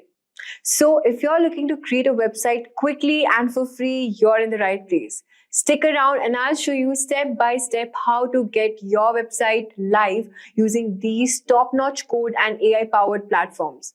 So let's get started and see how AI is making web design easier than ever. So let's move on to the demo part. Alright, so now that we know what we're going to cover, let's jump into the first part, which is building a website using Pantheon. And this is the Pantheon website we have logged in. And for this, you have to just click on Get Started. And then we will move on to the WordPress part. So here, as you can see, you have to just simply fill up your details. So I've filled up my details here and just click on Continue. Wait for a few seconds till the dashboard is being loaded. And then you have to just simply click on Create a Site. And then we will be selecting WordPress. So now, as you can see, we have successfully logged into our Pantheon account and we have also created our account. Now the next step will be installing this WordPress account and then deploying our website in Pantheon in WordPress. So we will just simply click on WordPress here. Okay, you have to enter your Pantheon site name. Suppose I want to keep my name as Urban Threads India and then just click on Continue here. So as you can see, the site name already exists. So we have to just change our name. We'll just put new over here. Let's see what it shows. New Urban Threads. And just click on Continue. So if this website name is not registered, it will successfully create my website using this particular name.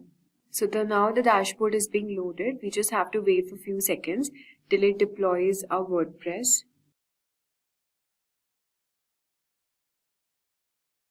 Okay, so now that our WordPress is successfully deployed, we just have to click on Visit Your Pantheon Site Dashboard. And then it will load the dashboard. So now you have to click on Visit Development Site. And here you have to select the preferred language which you'll be using. So I've already selected my language, which is English here, and just click on Continue. And now as you can see that our WordPress installation is successfully done. So now I'll be just writing my title name, which is New Urban Threads. And write the username here, provide your name, and yeah, this password you can copy it or you can change your password accordingly. Just provide your email address here and click on discourage search engines from indexing this site and just select on Install WordPress. So now that our installation is completely done, we can log into our WordPress account, and here you have to provide your username and the email address which you have used in order to create this account. Copy paste the password here and just click on login. So this is the WordPress interface here. Now, so this is the WordPress installation we have done, and now the next step will be building our website. So as you can see, we have successfully installed our WordPress and this is the dashboard being shown. Now you have to click on plugins and just select add new plugin. And from here you have to select plugin which is a starter template and just select enter. So this is the template which we will be using to create our website. So you have to install this template here. Wait for a few seconds and then click on activate. So there are two ways of building our website here. The first one is using the AI website builder, which will be using features like ZipWP to help to build a website faster. And the second step, which is quite old and traditional, which is using the classic starter template. So using this method, you have to create a website, professionally designed templates to meet the requirements. I mean, you have to just select a template, already made website template, and from there you can customize and edit accordingly. But for the first step, I'll be showing you how to make using the AI website builder. So just simply click on build with AI.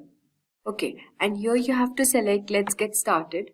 So as you can see, we are building our website using ZipWP, which is an AI tool that can automatically create our website content and layout, and it makes our work super easy.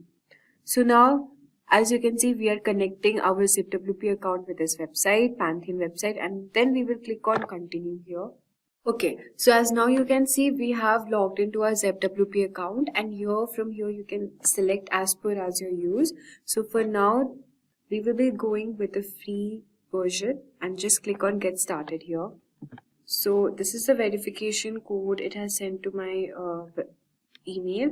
We'll just wait for a few minutes. So now you have to give the name of your website which you're building, which was New Urban Threads, and you just have to provide the detail. What is this website used for? Is it for clothing, spa, gym, local business, non-profit, entrepreneur, agency? So here we will just click on entrepreneur and just click on next. So it's written describe your new urban threads in few words. So here you have to describe what your website, what your business is about in a few words. Or also here's an option like you can also write using the AI. So you can just simply click here, write using AI, and now you can see it has created a description for your Urban Threads website account. So it has already written what your website will be about. See, it's written it's an innovative fashion brand in San Francisco. Since we are in India, you can all modify here as per as your needs. So just provide Bengaluru and I'll just give you India. Okay, and whatever customization you have to do, you can do it. So it was founded 2001. I'll just put it 2024 and just click on next. So as you can see, it has already given a description for your website here, and now you have to provide your email address.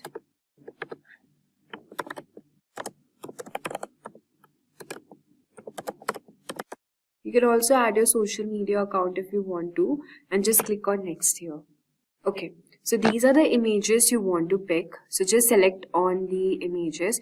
Since it's my clothing online store, you can just select few images from here. You can select this. You can also just simply search here fashion or street style fashion. Okay, so as you can see, these are few images it has shown for us. I'll just select this also.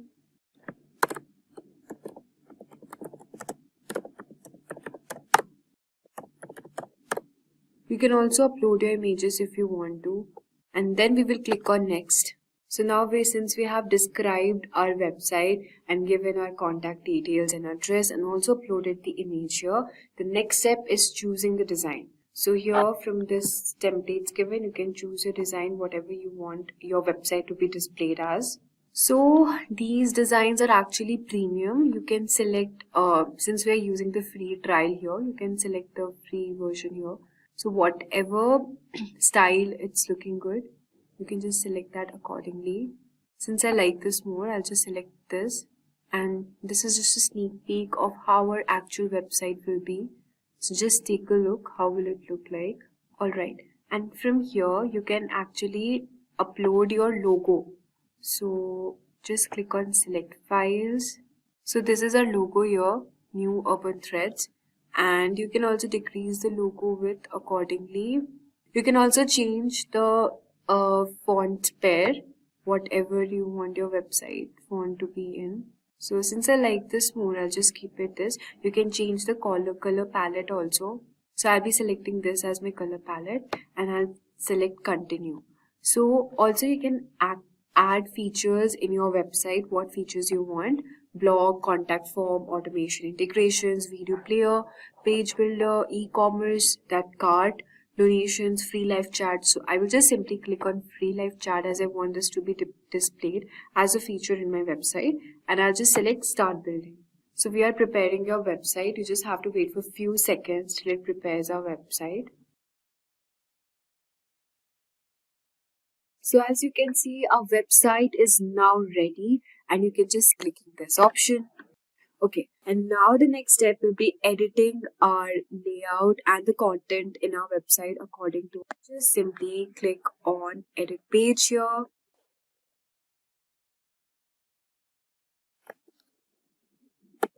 So from here, you can just edit the homepage, sustainable. Okay, so this is the description here. You can add it accordingly, or you can also ask the AI to write it or make it more shorter here. You can also change the layout of this button, and from here, click on content and the image icon you want it to be. So if you want this icon to be enabled, you have to just click on select here, and what style you want in your title plus your description. You can just change it accordingly. Since I want to keep it in white color, I'll just go with it. And okay, Alex turns story to some sustainable fashion. These are the demo post 1 reviews. You can just simply click here and change if you want to.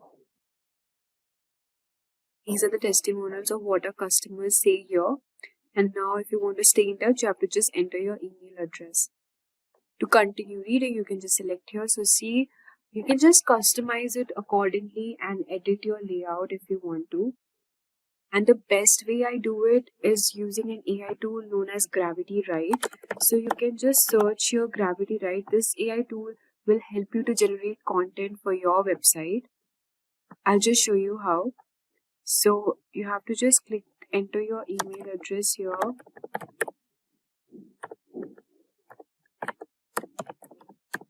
AI tool, which is really amazing.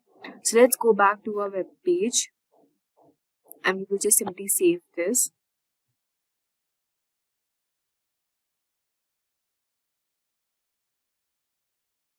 So now we have finally viewed our page here. So this is how our actual page will look like. Our actual website, how it looks like. Isn't it really amazing? Just within few seconds, following few steps, you are now able to create an amazing website. So now that we have created a website, the next step is purchasing a domain name. For this, you can use one website which is called Web Space Kit or Hostinger. So I'll be showing you here. Just simply type Web Space Kit. And if you think you can buy a free domain, I don't think so it is possible to buy a free domain. It's obviously paid, but then you can use this website to actually buy a domain in lesser price, which is only 139 rupees per month. And you can just view the plans and simply buy. And the next website is Hostinger. So these services will let you buy a domain and host your website in a very small fee. So all the links will be added in the description box if you want to check out these websites and create and buy your domain for publishing it online in the internet. You can use either Hostinger or WebSpaceKit. Also, one more thing. Now that we have decided to move our website for WebSpaceKit for hosting, you need to install a plugin on your Pantheon website, which is known as Migrate Guru. And using this plugin, you can actually, wait, I'll show you the plugin here.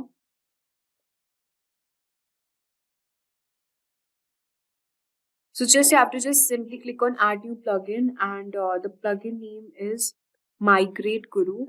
So we'll just search for Migrate Guru here. And using this, you have to just simply click on this. Now, why do we have to do it? I've already explained you. This will help you just have to install it on both your Pantheon site as well as your Wordpress, and it will help you to move everything over just within a few clicks. So we have now created a fully functional website using our AI. The second step was using the template version. You can also use the template version if you want to. So now that we have covered how to build a website using Pantheon, WordPress, so now we will discuss quickly the free AI tools which you can use to make your website even more faster. The first one on the list is Hookos AI. So you just have to simply click on Hookos AI Builder, and it will create your website within just 5 minutes. So you have to just simply enter your email address and just click on Get Your AI Website here. As you can see, within just few steps, you have to just provide the details and the description of your website purpose. So suppose it's for travel, just simply write travel here and select categories like travel agent, equipment store. So it's a travel blog, so I'll just simply click on travel blog here. So you just can provide it accordingly what features you want to be included in your website here. So if I want to create a blog website for travel, just simply click on write a blog and just create a website. So as you can see, these are the steps here involved. So it's for my online business only. You can just simply provide business name here. Wander with me is my website name. So now you can see we're almost finished. So select the 3 unique aspects of your business, which is affordable prices, friendly, easy navigation, and just select on continue here. Just one more step and we will be done building our website. The second step is you can either what website visitors, how you want your website visitors to connect with you. So if you want your website visitors to connect via phone or contact form, I want them to connect via contact form, and I'll just simply click on continue. So this is the layout they have generated for us for my travel blog website. Select the template you wanted. I like this one, so I'll just quickly click on this and select continue. So see, this is the website it has created for me here. And it's really good. So I really like the layout it has generated for me here. And also the font. You can just change, customize and edit your blog accordingly. If you want to keep it in pink color, you can also choose that. And also edit the images if you want to. See, you can add your touch here. And I like it in this font. If you like it in this font, you can just simply click here and create my website. So as you can see, our site is now created here, and this is really amazing. I mean, within just a few steps, you can create a fully functional website using this AI tool. Now let's discuss the second AI tool on the list, which is Leia AI. Just search your Leia AI website builder. And this is also one of the amazing website builder you can create within just few seconds. You have to just click on get started here and just type, suppose I want a yoga studio website, and just click on next here. Just build my site and click on continue. So it will not take even a minute to build this website. Just click on view it. And now you can see that a yoga studio website is functionally built here, like just within. And this is way more, I guess, faster than the previous AI website we have discussed before. I mean, you do not have to even provide description and it will just generate website for you. So from here, you can just simply replace the image, delete the element you want to, and add the content accordingly. So this was way more faster than the previous website, AI website we have generated. Now let's quickly dive into the third website tool, which is Pineapple AI. Just simply type Pineapple AI website builder and see. This is the website's interface, and here also you can just simply write your website you want. For example, you want a website for kindergarten school. You want to create a website for kindergarten school offering best education in town with all the modern technologies used to educate students. And just simply click on generate here. So see, you have to train your AI and just provide the business details you want to, and just simply click on next option to generate your website.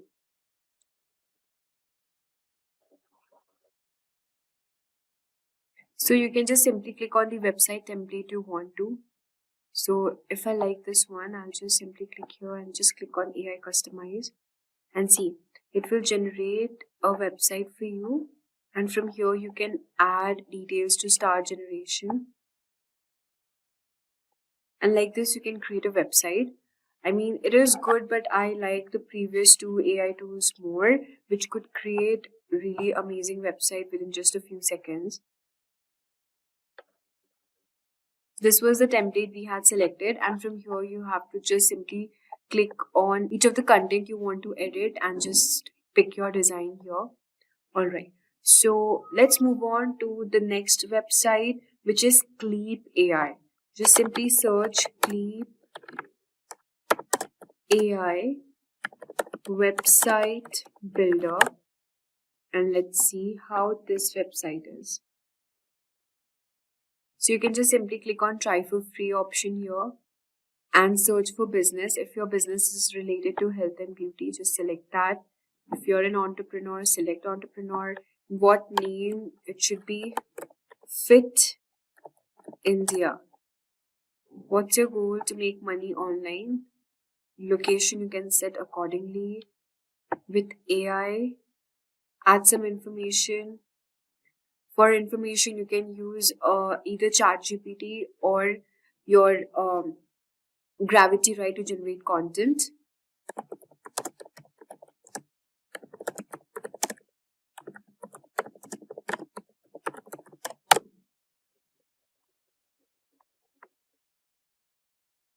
So just copy paste the content here from either Chatgpt or your this. You can also provide your logo and the picture of your choice, and just simply click on next here. You can choose any of the style you want, and now you can see that your AI is building your content.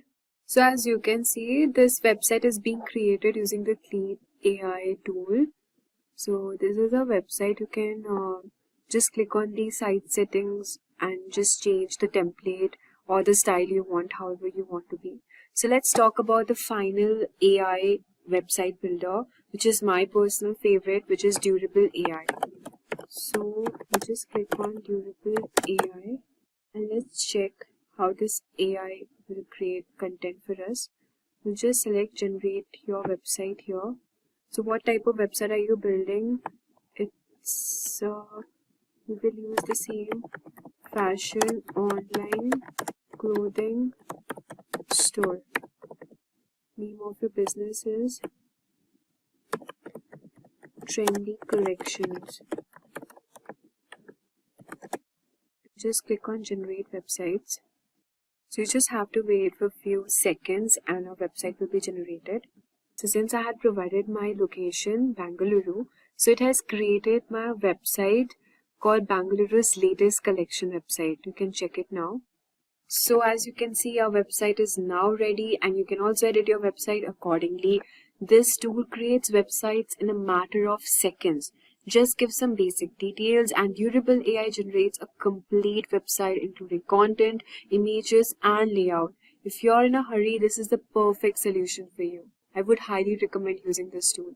And now you can see the pricing label and everything mentioned here. It's superb. I mean, the quality and the layout it has provided is really good. So now you can just click on edit section and edit accordingly. So guys, we have come to the end of our video. You know now how to build a no-code website using platforms like Pantheon and WordPress, as well as how quickly it generates website using AI-powered builders like ZipWP, Hookoo's AI, Clip AI, and my personal favorite, Durable AI.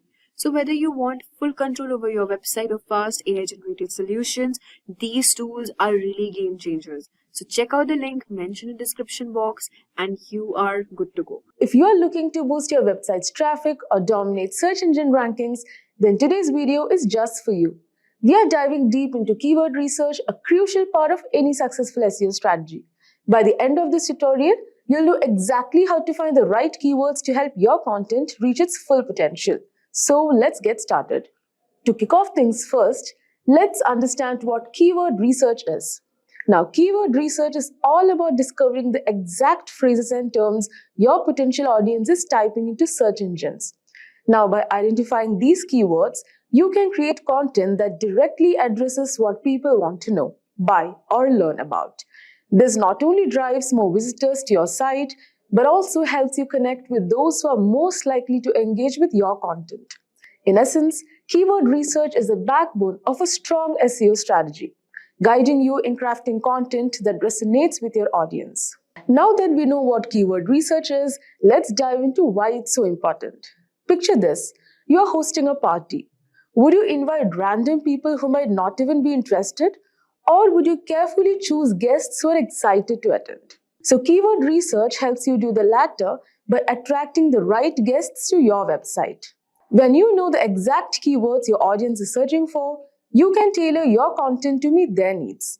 This increases your chances of not only driving more traffic, but also engaging visitors who are genuinely interested in what you have to offer. The better you understand your audience search behavior, the more effective your content will be. Remember, it's not just about quantity. Getting the right kind of traffic is key to conversions and overall success. Moving on, let's talk about the different types of keywords you'll encounter in your research. This is important because not all keywords are created equal, and understanding the distinctions can greatly impact your strategy. So, short tail keywords are broad and usually consist of one or two words like SEO or marketing. Now, these keywords have high search volumes, which means lots of people are searching for them. However, they're also highly competitive, making it tough to rank for them unless you have a very authoritative website. Next comes long-tail keywords. Now, long-tail keywords, on the other hand, are more specific phrases like how to do keyword research for SEO. Now, while they have lower search volumes, they tend to be less competitive and more targeted, attracting visitors who are further along in their buyer's journey. For instance, someone searches for best budget laptops for students is likely closer to make a purchase than someone just searching for laptops. Now, next type of keyword is LSI, which is latent semantic indexing keywords. Now, these are related terms that search engines consider relevant to your main keyword.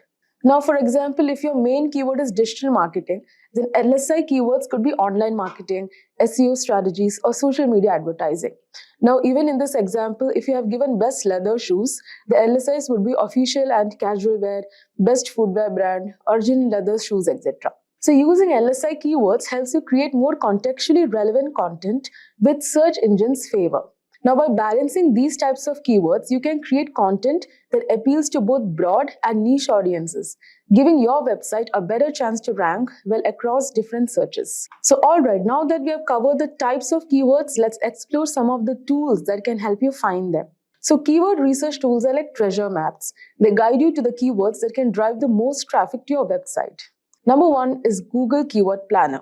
So, Google Keyword Planner is a fantastic starting point, especially for beginners. It's free and provides a wealth of information, including search volumes and competition levels for various keywords. You can also discover new keyword ideas based on what people are already searching for. Next is Ahrefs. Ahrefs is a more advanced paid tool that offers in-depth analysis.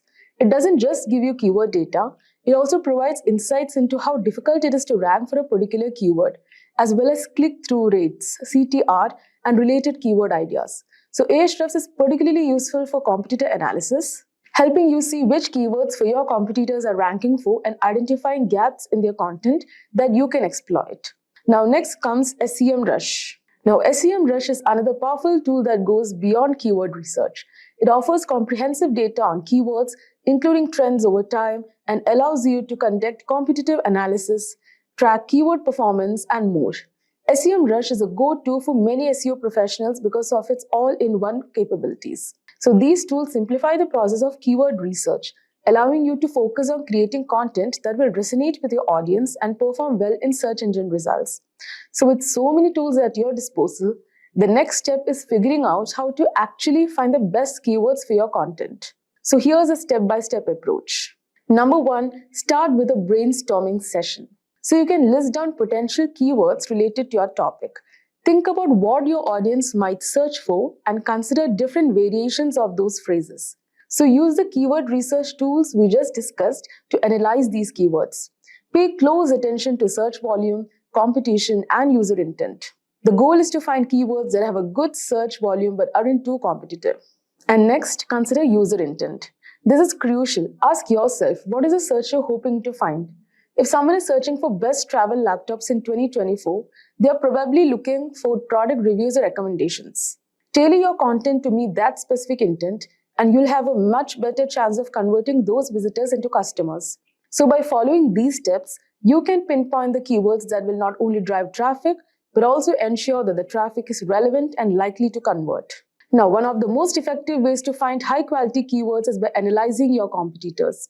This might sound like a spy mission, but it's completely above board and incredibly valuable. So tools like SEMrush allow you to see which keywords your competitors are ranking for. So this gives you insight into what's working for them, and more importantly, it highlights gaps in their strategy that you can exploit.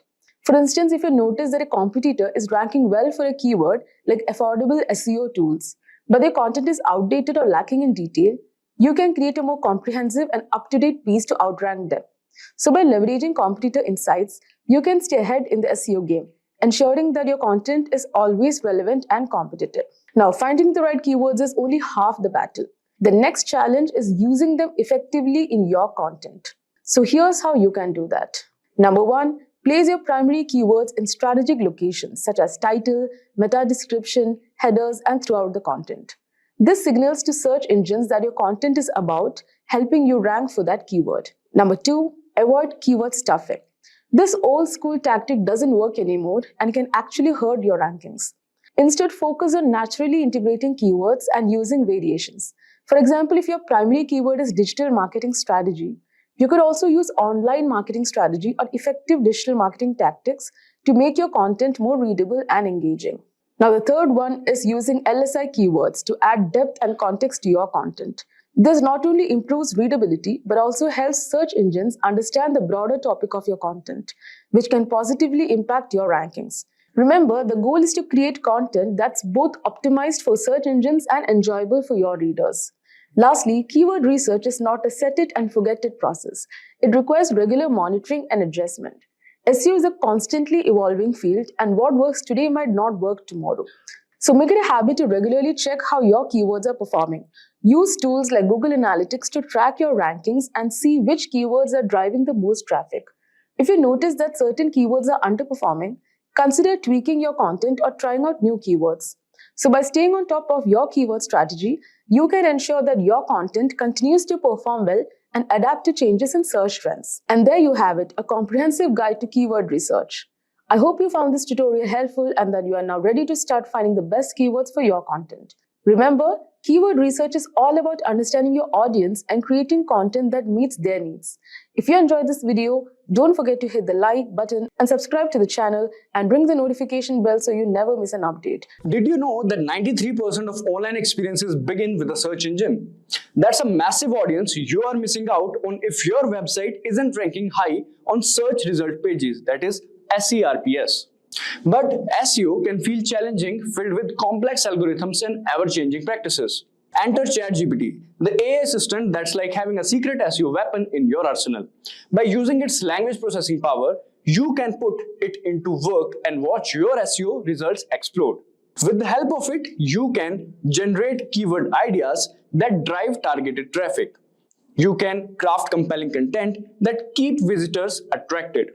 And you can also optimize your meta descriptions and titles for maximum clicks. So in this video, we will understand how using ChatGPT, you can boost your SEO strategy backed by actionable insights and metrics that matter. So in this tutorial, we will cover finding a title, generating the content, how to modify the content according to you. Then we will understand SEO prompts for statistics and FAQs.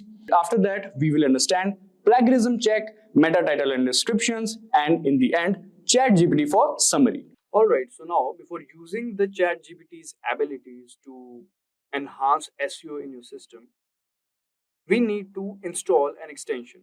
That extension is known as AIPRM. So the AIPRM extension is a powerful tool designed to enhance ChatGPT capabilities, especially for SEO and digital marketing. This extension integrates with ChatGPT, enables it to perform advanced tasks that improve your online presence. With AIPRM, you can optimize your content for search engines, ensuring higher rankings and better visibility. So let's first understand how to add this extension to your Chrome browser. So this is our Chrome browser. Here we'll go and we'll type AIPRM extension. Click on enter. So this is the first link basically. We'll click on it. And this is AIPRM for ChatGPT. Don't get confused with any other extension. This looks like this. And now we'll click on add to Chrome. And then add extension. And that's it. Now let's just click on allow. And it is integrated, I believe. Yes.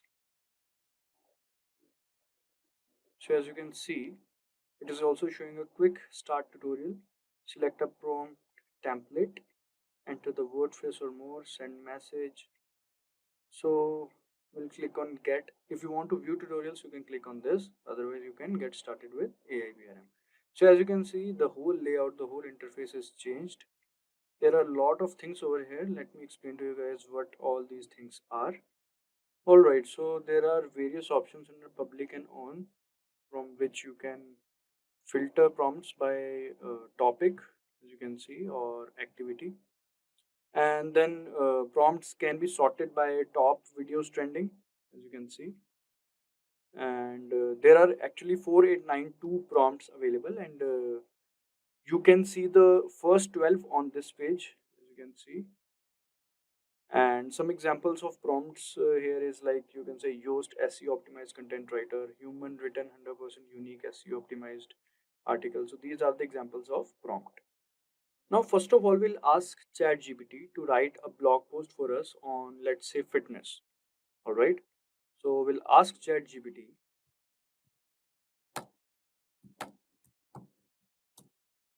fitness in everyday lifestyle.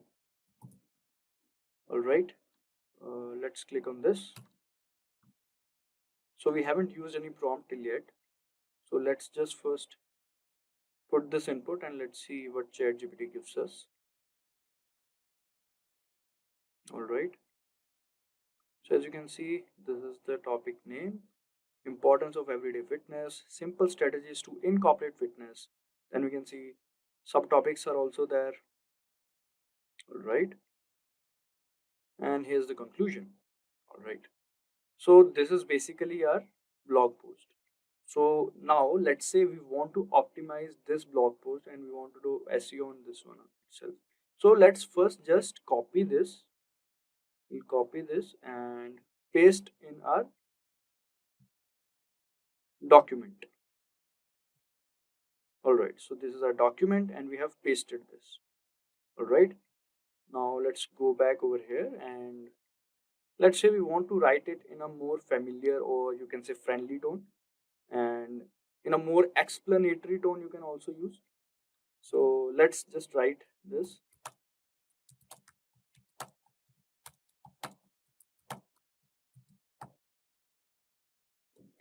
Don't worry about the spelling, guys. ChatGPT take care of this. Alright, so let's see what are the changes in both of these blog posts. Let's just wait to finish it. And here's the conclusion. So this is the second blog post. So let's understand the difference in between these two first. We'll first check out for this one. Start small, begin with manageable changes. All right. As you can see, here it is, begin with manageable changes, take the stairs instead of elevator, walk or bike to nearby destinations, or stand and stretch during work breaks. These small efforts can add up over time. Alright, let's just see what is written over here in the second blog post. In the second blog post, it is written, begin with manageable changes that fit seamlessly into your daily routine. For example, or for instance, choose to take the stairs instead of elevator, walk or bike to nearby destination instead of driving, or stand and stretch during work breaks. These small efforts can accumulate over time and contribute to your overall fitness. So if we want to take the second one, which is a few changes, it is more bit explanatory compared to the first one. We can just copy paste this one as well. So you can write a second prompt as well, in which if you want to write in a friendly tone or in a formal tone, you can write like that. All you have to do is to just write the prompt in Chatgpt. Let's just copy paste it. We'll replace it with the second one. All right, so now we are back in Chatgpt. So now basically we have the blog post content. Basically we have the content of it. Now we want to polish it. We want to select the best title out of it and many more things. So for that, let's just make use of prompts. Instead of writing all these prompts by yourself, you can make use of the prompts that comes with AI PRM ChatGPT prompts. All right. So let's just say we want to write about the title. We want to select a perfect title for this blog post. So what we can do is we'll go over here and first of all we'll select, in topics we'll go and we'll select copywriting, because we want to write about the SEO optimized title. We want the best title. We'll select copywriting, confirm. All right, now after this you can just go for prompts, whichever you like. I'm gonna go for this one, blog post title generator. As you can see, also if you didn't get what you wanted, then you can go for the search engine over here. You can just type, let's just say if you want to if you're writing a script basically and you want a perfect title for it, then you can write a script generator or something like that over here. Automatically whichever prompt that are relevant to it will come. All right, so we have selected this one, blog post title generator, because we have to create a title for our blog post. We'll click on this, and now all we have to do is to write the name of our blog post. The name of our blog post is, we'll select everyday lifestyle, fitness in everyday lifestyle. Let's just select this one. All right, now as you can see, you can select the titles to write. It is 5. Let's just select 10. All right, now the language you can select English, and many more languages are there. We'll keep it in English itself. Tone, emotional or default, let's just be default itself. Poetic, default itself, we'll keep it like this. All right, now click on this. Let's just see. So according to ChatGPT APRM prompt, these are the 10 best titles that we can implement in our blog post. Now what we want to do is select one best title out of it. All right, so these are 10.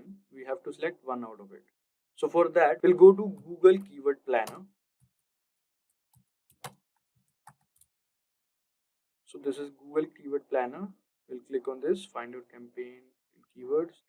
We'll click on this, visit Keyword Planner.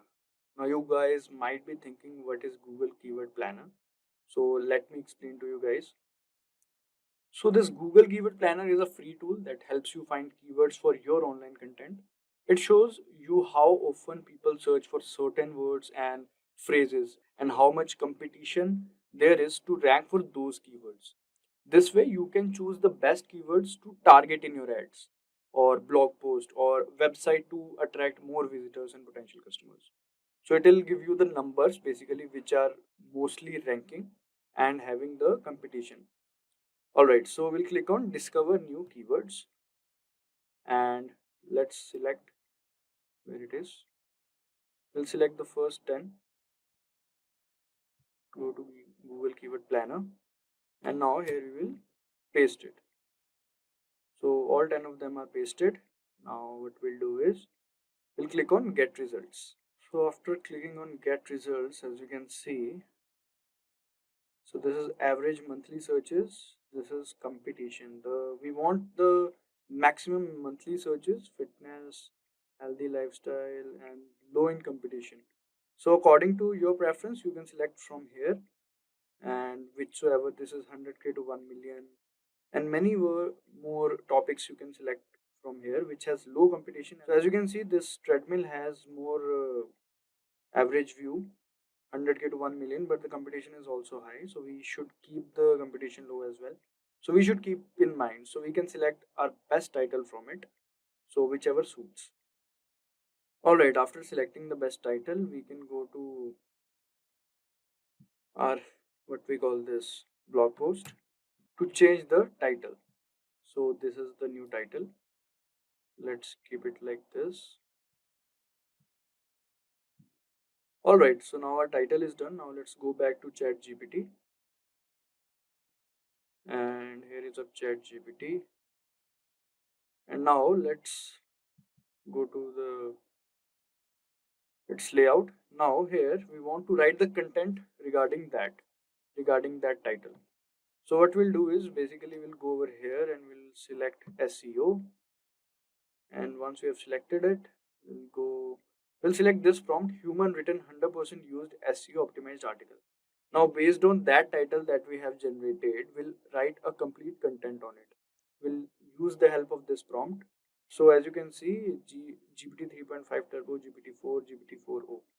We'll select this and paste our title.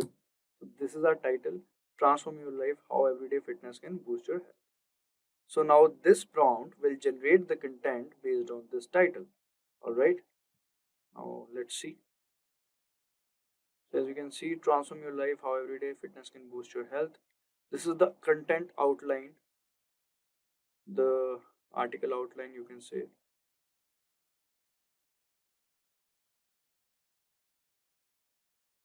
So this is the introduction. What is everyday fitness? Then physical fitness benefits, and it keeps on writing. I believe it'll be a long article or blog.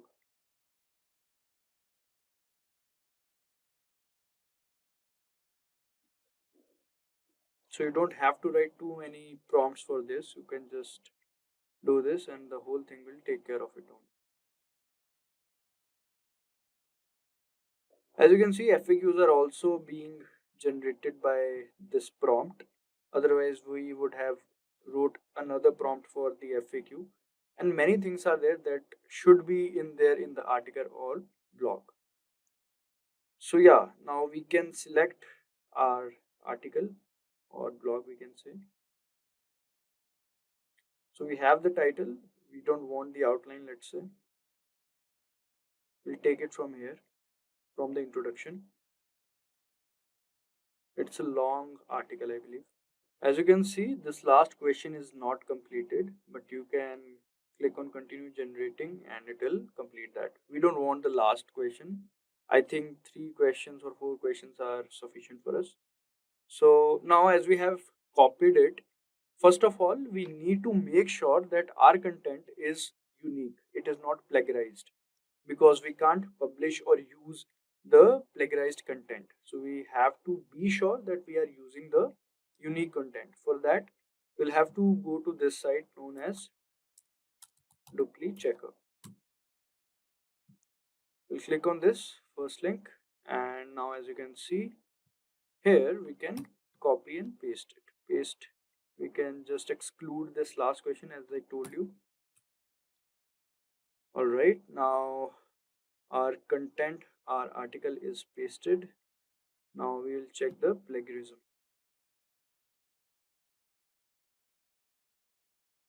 All right, first of all, we'll have to tell them that we are not a robot, and then we have to click on check plagiarism.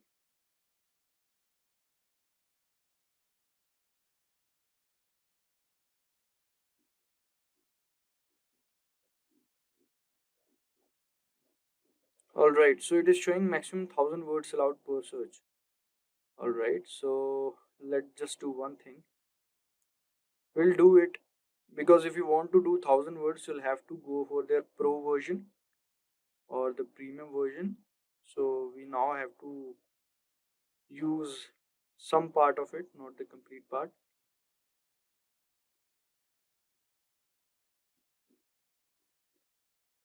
It's actually a long article. So from the role we'll take.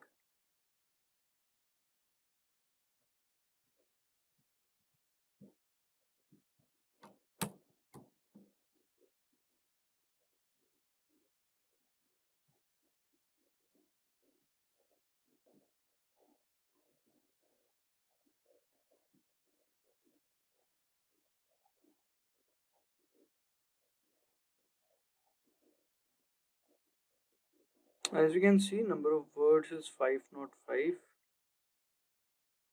and result found 0, 0% plagiarism, 12% unique. Alright, so plagiarism is 3%. I think that can be, we can neglect it. And now let's check for the rest of this one. Alright.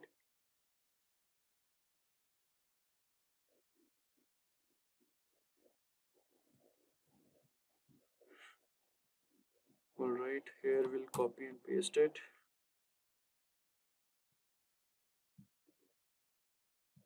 Check plagiarism.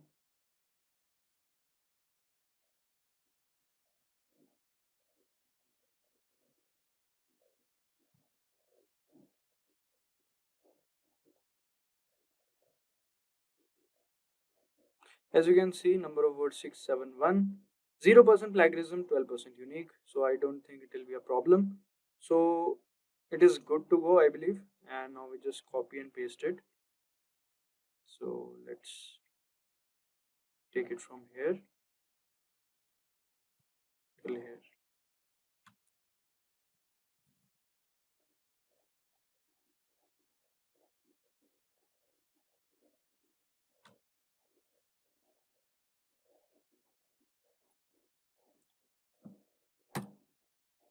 Alright, so this is our content now. So our content was not plagiarized, but let's just say if it is plagiarized and is not unique. So what should we do?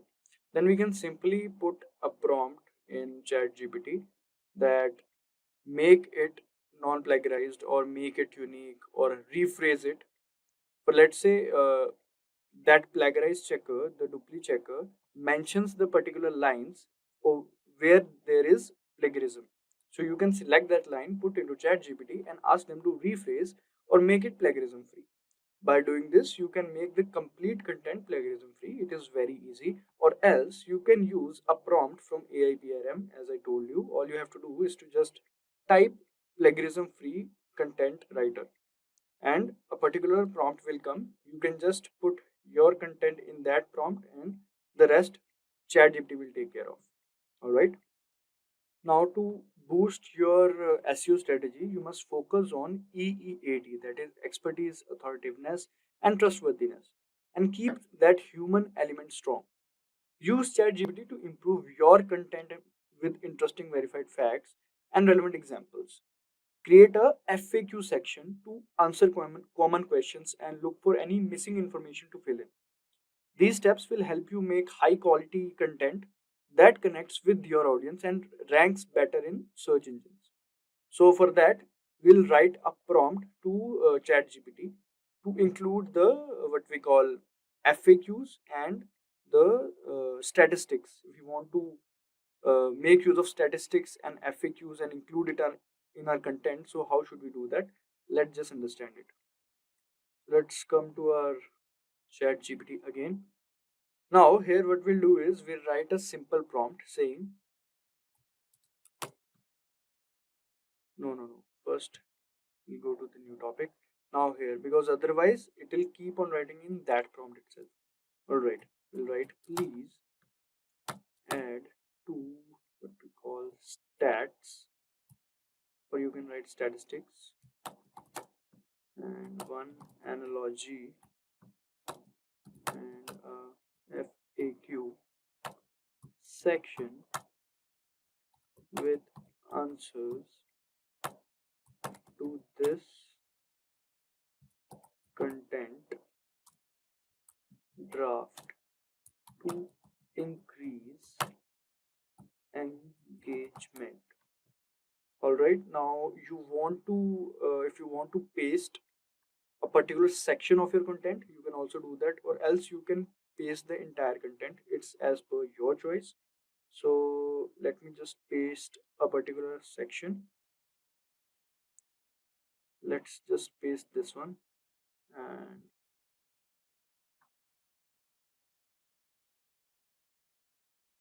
all right, let's see.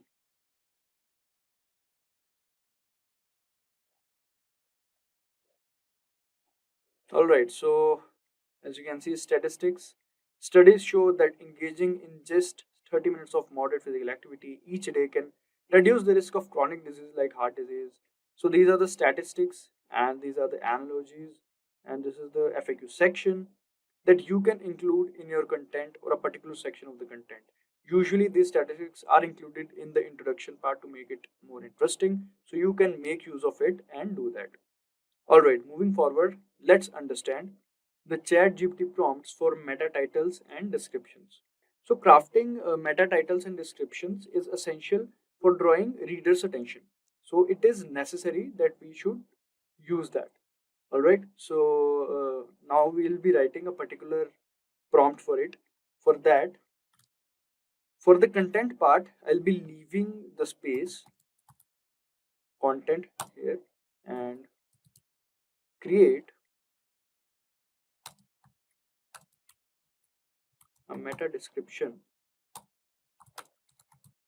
and title for this content. Here this means this one. All right, including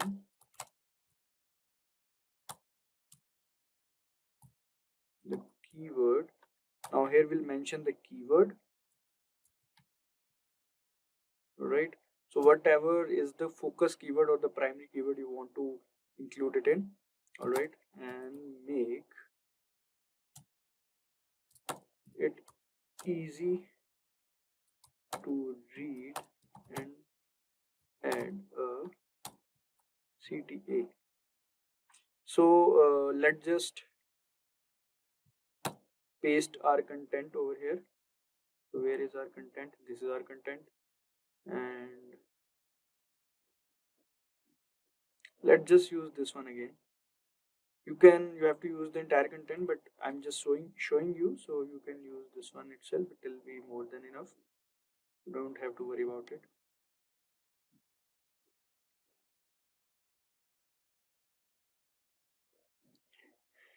And the focus keyword is healthy lifestyle. All right, so this is it. Now all we have to do is to wait, we've done something wrong. Here we'll paste the healthy lifestyle.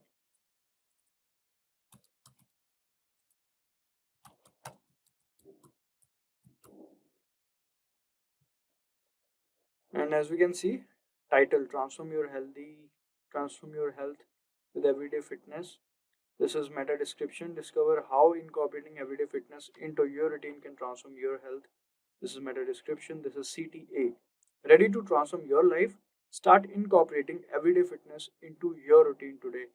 So you can make use of it using this prompt. And yes, now let's understand the ChatGPT prompt for writing summaries. So now, like, writing blog summaries and posting them on LinkedIn and Twitter helps you reach a wider audience. By sharing engaging snippets, you can attract more visitors to your blog, increasing traffic to your website. This practice also establishes you as an expert in your field, building your brand and reputation. So social media platforms facilitate interaction through likes, shares, and comments, boosting engagement with your content. So posting a blog summary in your social media like Twitter, LinkedIn, etc. will be helpful for you. So now let's just write a particular prompt in ChatGPT for creating that blog summary for us. All right, so let's make use of it. We'll write, please create 100-word summary of this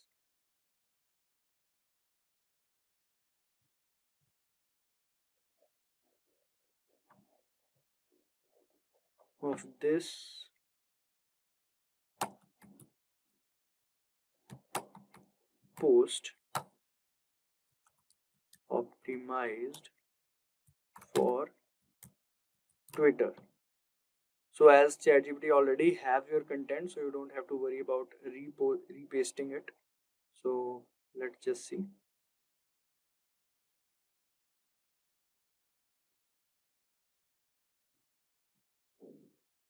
Alright, as we can see, looking to improve your health without spending hours at gym, everyday fitness is the key.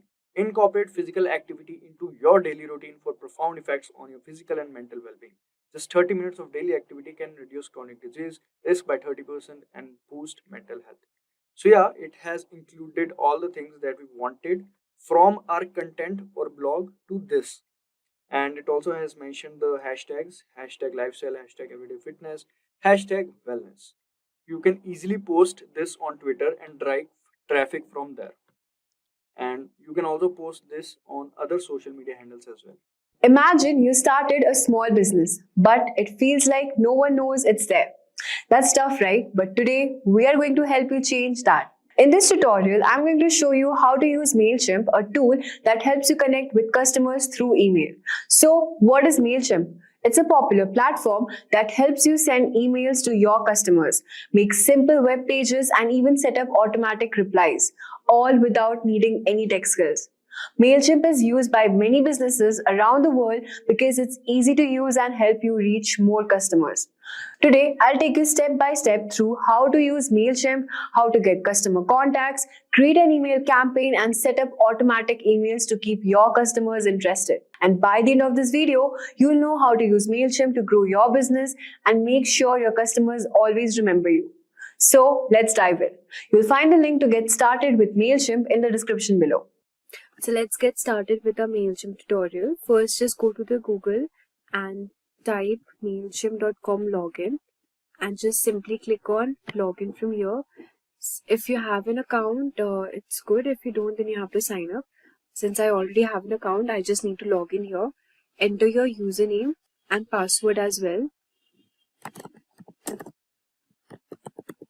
And just click on login from here. So as you can see, we are directed to our MailChimp's dashboard here. So this is our dashboard and we have opted for the free plan.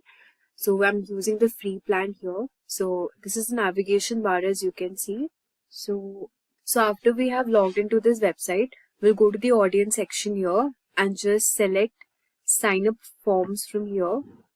And we'll start this tutorial first by creating a sign up form. So you can also change the audience settings from here. So this is our audience dashboard here. So you can import the contacts. So we'll start this first by looking at the audience section here, where you can manage all your contacts. You can import them, manually add them, or integrate them from another service as well. So if someone emails you to update their profile, like suppose changing a birthday or promotions, you can also do that here. So if you want to add your contact here, you can just simply click on add your contacts and you can set up your audience just by adding your contacts here.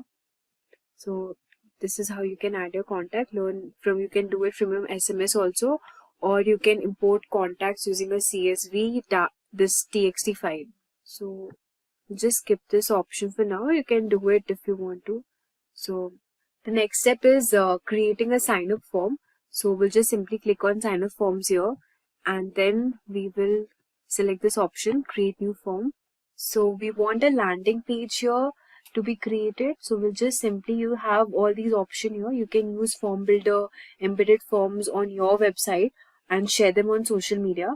So I'll walk you through setting up a simple sign up form, collecting essential information like email, name, birthday, business, etc. So we'll just simply go to this create sign up landing page name, and here you can just page name is like Tasty Bakes is my landing page name. Okay, and I'll just select begin here. From here you can select a template also. So I'll just simply click on the lead generation template. So this is my template here, and from here you can alter the style and the blocks also. So as you can see, if you want buttons, product, promo code, you can also add them. So if you want to add logo, just simply click on edit block. You can replace it with some file if you have.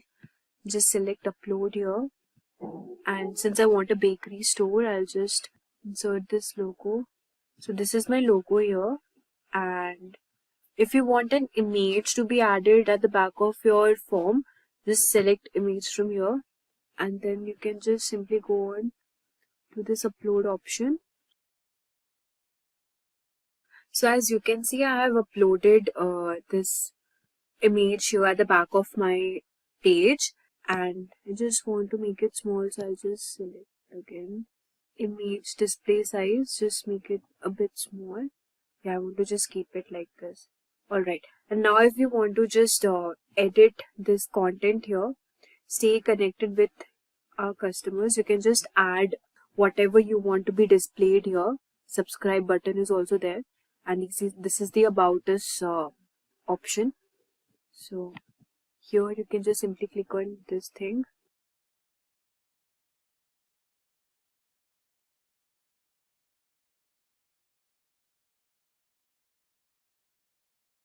So from here you can just simply write something like sign up today with and indulge in the world of delightful tasty bakes, and this is my heading here.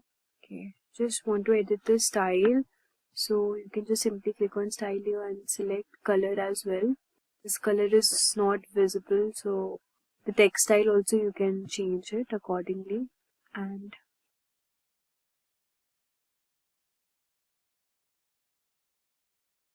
so I've just edited the text here. As you can see, sign up today for tasty delightful cakes, and this is my content here, and this is the form page. So if you click this here, you have the sign up form, and from here whatever fields you want the audience to enter, like suppose I want the email address, the first name and the last name as well, you can just simply select from here. If you want birthday, company, phone number, address, you can select that also, but I just want to keep it minimal, so I'll just select all these options, and then I'll add the button text is here, subscribe.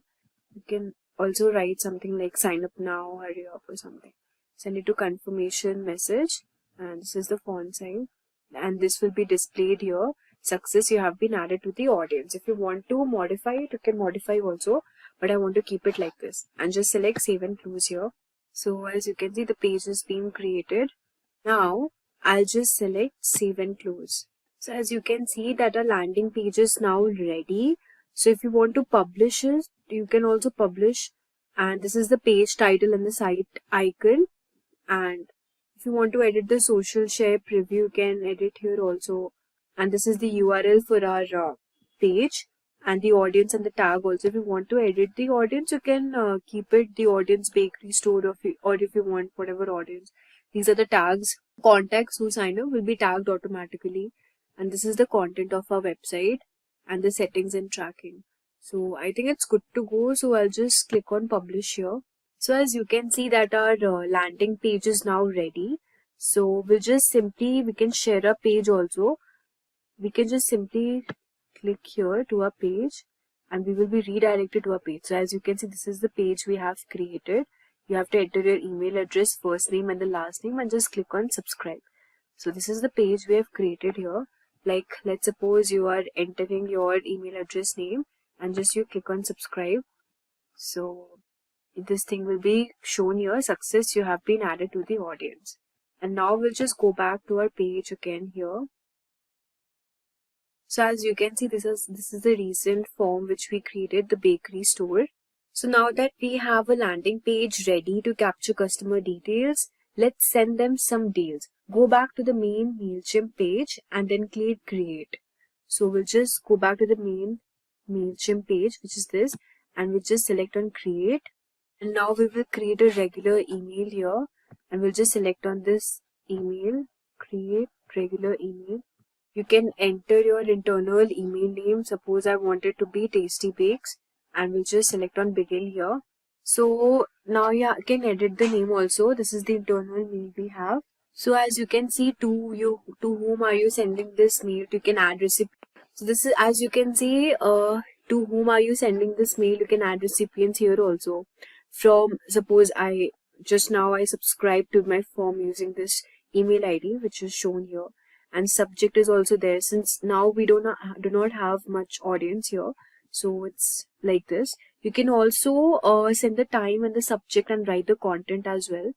So you can add recipients, whomever you want to, suppose a group of people or contacts, you can just import it from here. And you can add subject also, the subject name if you want to be good. Suppose the subject name I want it to be good cake deals for today. And the preview text should be something like hungry exclamation grab a donut, and just select save here. So this is how our subject would look like. You can also send time. You can edit the time here. You can schedule it actually whenever you want your email to be with your audience. So you can select the time here. So actually to schedule it, you need to upgrade your plan. But for now, I'm just showing you, if you already have an upgraded plan, you can do it. You can just select on upgrade now, and the plans are not that expensive. For standard, it's just around 500 contacts for 575 rupees annually. I mean, you just have to pay 1150 per month. So if you want it, you can just upgrade the plans. And premium, you need to pay 11,500, which is for 12 months. And standard plan is 575, and these are the benefits offered here. So let's close this. And yeah, if you want to send them now, I'll just select on send now and click save here. Next, you have this content option. You can design your email. So we'll just select on design email here, and then you can select a template, your email purpose, style, and the industry. The industry type is food and travel, and style, whatever style you want, basic, minimalistic, designed, colorful. I want it colorful, so I'll just select this. Email purpose, newsletter, whatever you sell, products, thank you, welcome, you can do it accordingly. Suppose you want a welcome template, you can click on this welcome also.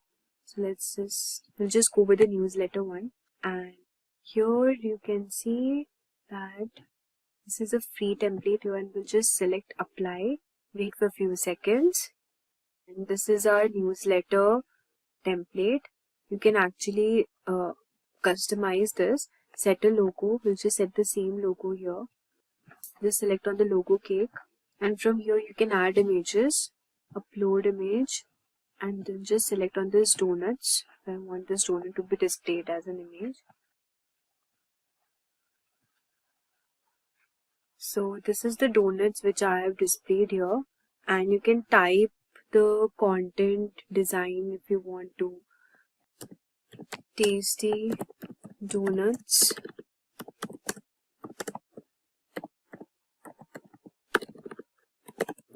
subscribe, and check out the check out for more discounts.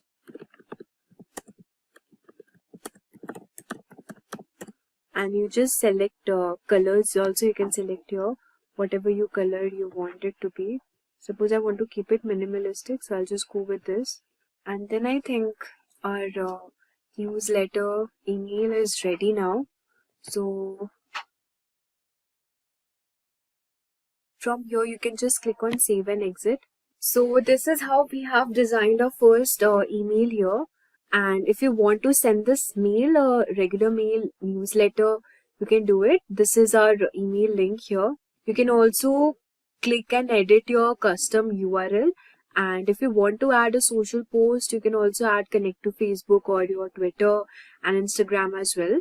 And you can just send this email to the audiences you want to. And this is our newsletter email here. And we'll just click on send. So this is how we do it. So as you can see, we have learned about how do we set up our audience, and then creating a land page, and also setting up a regular mail, how to create mail. So let's now see what other options are there. Now let's move on to the automations here.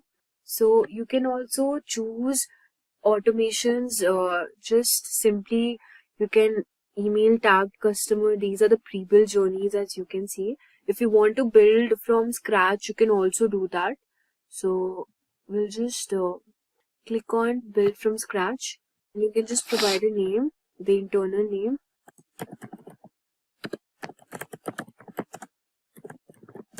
Good donuts, and just click on start building. So we are creating a map of our contacts journey. So this is how we will automate it. We can just choose a starting point here. So as you can see, these are the starting points which are popular with other MailChimp customers. The tag added, sent a mail, sign up for emails, birthday. So if you want to send a special discount, offer a gift, just say happy birthday. We can do that also. We'll just select on this. And as you can see, number of days before the date is reached. Suppose I want it to be 30 days and the field is birthday. You can save the starting point from how you want to automate your page. And you can add a journey point here. You can send a mail, and you can also send an SMS here. And survey also, these are the options. Unsubscribe, update contact. So we'll just select on send mail here. So this is our journey. And yeah, if we want, we can just do for test, send test emails for now. Now if you want to upgrade your plan, you can do it, and then you can send this mails. So this is how we use tags to segment our audience. And let's go back to our homepage. We have learned on how to start a campaign, automate a page, learn how to create a mail and send it to your audience. Also, we have learned how to create a landing page. Now, this is the audience dashboard. You can see we have also created a sign up form as well. And this is the analytics. Let's move on to the analytics option and check what is there. So this is the analytics option here, and this is the date range. This is the marketing dashboard basically. So you can see the performance, and you can also compare the message performance here. This is the performance all over the time, how your web page is performing, and the conversions as well. The delivery, total number of deliveries. So it's pretty good, but if you want to access this dashboard, you need to upgrade to standard plans. Let's move on and see how we can create reports also. So just select on report here. So see, this is a report here, and the bakery store, 1 total contact, 1 email subscriber. Since we do not have much number of subscribers and contacts here, it's just showing this much. And view by status, ongoing, completed, types. These are the types: ads, postcards, surveys. You can check it by emails. You haven't sent an email. We haven't sent an email yet, so this is how it's showing. So this is our landing page. As you can see, we can check and view the report also of our page. So as you can see, this is the page, this is the URL, it was published on this much, the audience and the tags here. So 1 visit, 1 click, 1 subscribe. Since we just made this website now, we won't be getting much audience here. So let's go back again. You can also send emails here. Let's see if we haven't sure we can create an email. Tasty Bakes, and just click on begin here. So we had already learned about this. Let's go back to the main page. How do we send an email? I think I already told you before. I think that's it for this. We have this audience. We have already gone through this audience section here. Analytics as well. Let's check on the website. What do we have in website? So you can also create your website, or you can connect existing Wix website as well. So if you want to create your website, you can set up your site here. You can also start selling products and offering services, but for this you need to connect it to your store. So let's see what do we have if we want to set up a site. Just simply click on this option. So this is the name I would like to use for my website here, and just click on edit my site. As you can see, this is a logo for our website, and you can just simply edit from here. You can add pages also. So let's look at the number of pages here. If you want to add page, you can also add link as well, website address and the name.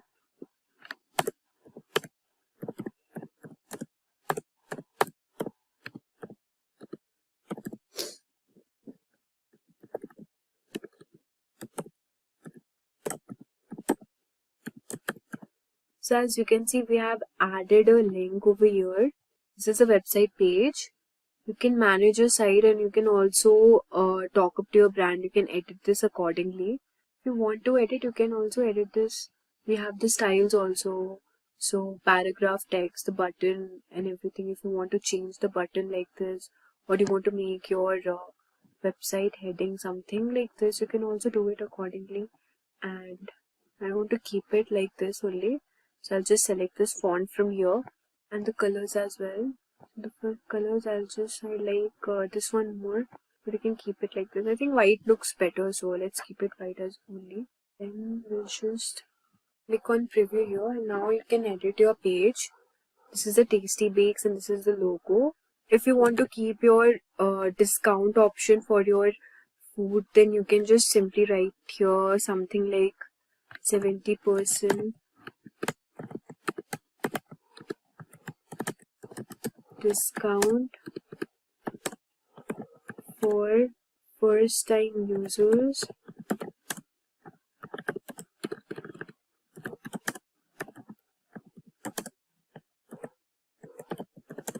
Grab a donut. Delicious cakes. So whatever you wanted your content to be displayed, you can just write here. I think the spelling is wrong. So. And you can just edit this also if you want it to be like this color. You can, if you want to apply a link, you can also apply a link here. If you want to add a link, you can also do that. So this is how we can make a website using MailChimp as well. Like, I think it's really amazing. You can do a lot of stuff using this tool. And now we'll just click on done. And we'll just select publish here, accept the terms and condition. So as you can see, we have our website ready. You can edit your site whenever you want to. And this is our website address, web address, and this is the traffic highlights you get. So we have learned everything now, how to create a page, write an email, organize campaigns, automations, audience, surveys, analytics, website as well. Let's check out what is there in Content Assistant. So from here, custom designs in just a few clicks. You can just enter your website URL. And if you want to import a brand, you can just do it. Or if you want to set up your own brand, you can also do that. For this, you have to just simply click on set it up. And let's see what we've got. You can upload your logos. Just simply click on add logo. And now you can just select on continue. You can add your colors. Just click on next. You can choose your fonts also. Just click next here. Your brand kit is complete. So this is how we can also create a brand kit. These are the email templates here. And then we also have the integrations at last. So you can connect your apps and integrate it. So you can create, we have already learned how to create a website here. Also, you can do a lot of stuff using this. And you can also import your site by using the Shopify store if you want to sync Shopify customers' products to MailChimp and create highly targeted campaigns. You can also do this. You can connect your store with MailChimp as well. Just simply you have to click on get started, and if you want to do it, you can just do it accordingly. So yeah. So we have covered a lot today, from setting up email campaigns, creating automation, building a website, and also scheduling appointments. But for that, you need to have an upgraded plan. We have already discussed what copywriting is. Let's begin with some examples of copywriting. So let's talk about Coca-Cola's Share a Coke campaign. This one was a game changer. By replacing their iconic logo with popular names on bottles, Coca-Cola created a personal connection with customers. It's amazing how a simple idea of personalizing bottles with names can drive people to buy and share more Cokes. Next up, M&M's. Their tagline, "Melts in your mouth, not in your hands," is a classic. It's straightforward and highlights a unique selling point. This catchy phrase makes you remember the brand every time you think of chocolate candies. Now, L'Oreal's "Because You're Worth It" is another powerful example. This slogan is all about self-esteem and empowerment, encouraging people to treat themselves with high-quality beauty products. It resonates deeply, especially with their target audience. So, these copywriting examples made a huge impact by transforming simple ideas into memorable campaigns. Coca-Cola's Share a Coke campaign boosted sales and engaged customers on a personal level. M&M's tagline became a staple phrase that people associated with the product, and L'Oreal's empowering slogan helped build brand loyalty and position their products as a choice for self-care. Now, before going forward, let's take a quick sneak peek into the history of copywriting or how this evolved. Copywriting began in the late 1800s with John Emery Powers, known as the first professional copywriter. He crafted compelling ads for products like Murphy Varnish Company, highlighting its durability and shine. In the early 1900s, Claude Hopkins revolutionized advertising with scientific methods, creating effective campaigns like the famous Pepsodent toothpaste ad. And as time went on, Apple took copywriting to new heights with memorable campaigns like Think Different. Apple's Think Different campaign, launched in the year 1997, marked a major turning point for the company. Featuring famous people like Albert Einstein and Mahatma Gandhi, it celebrated creativity and originality.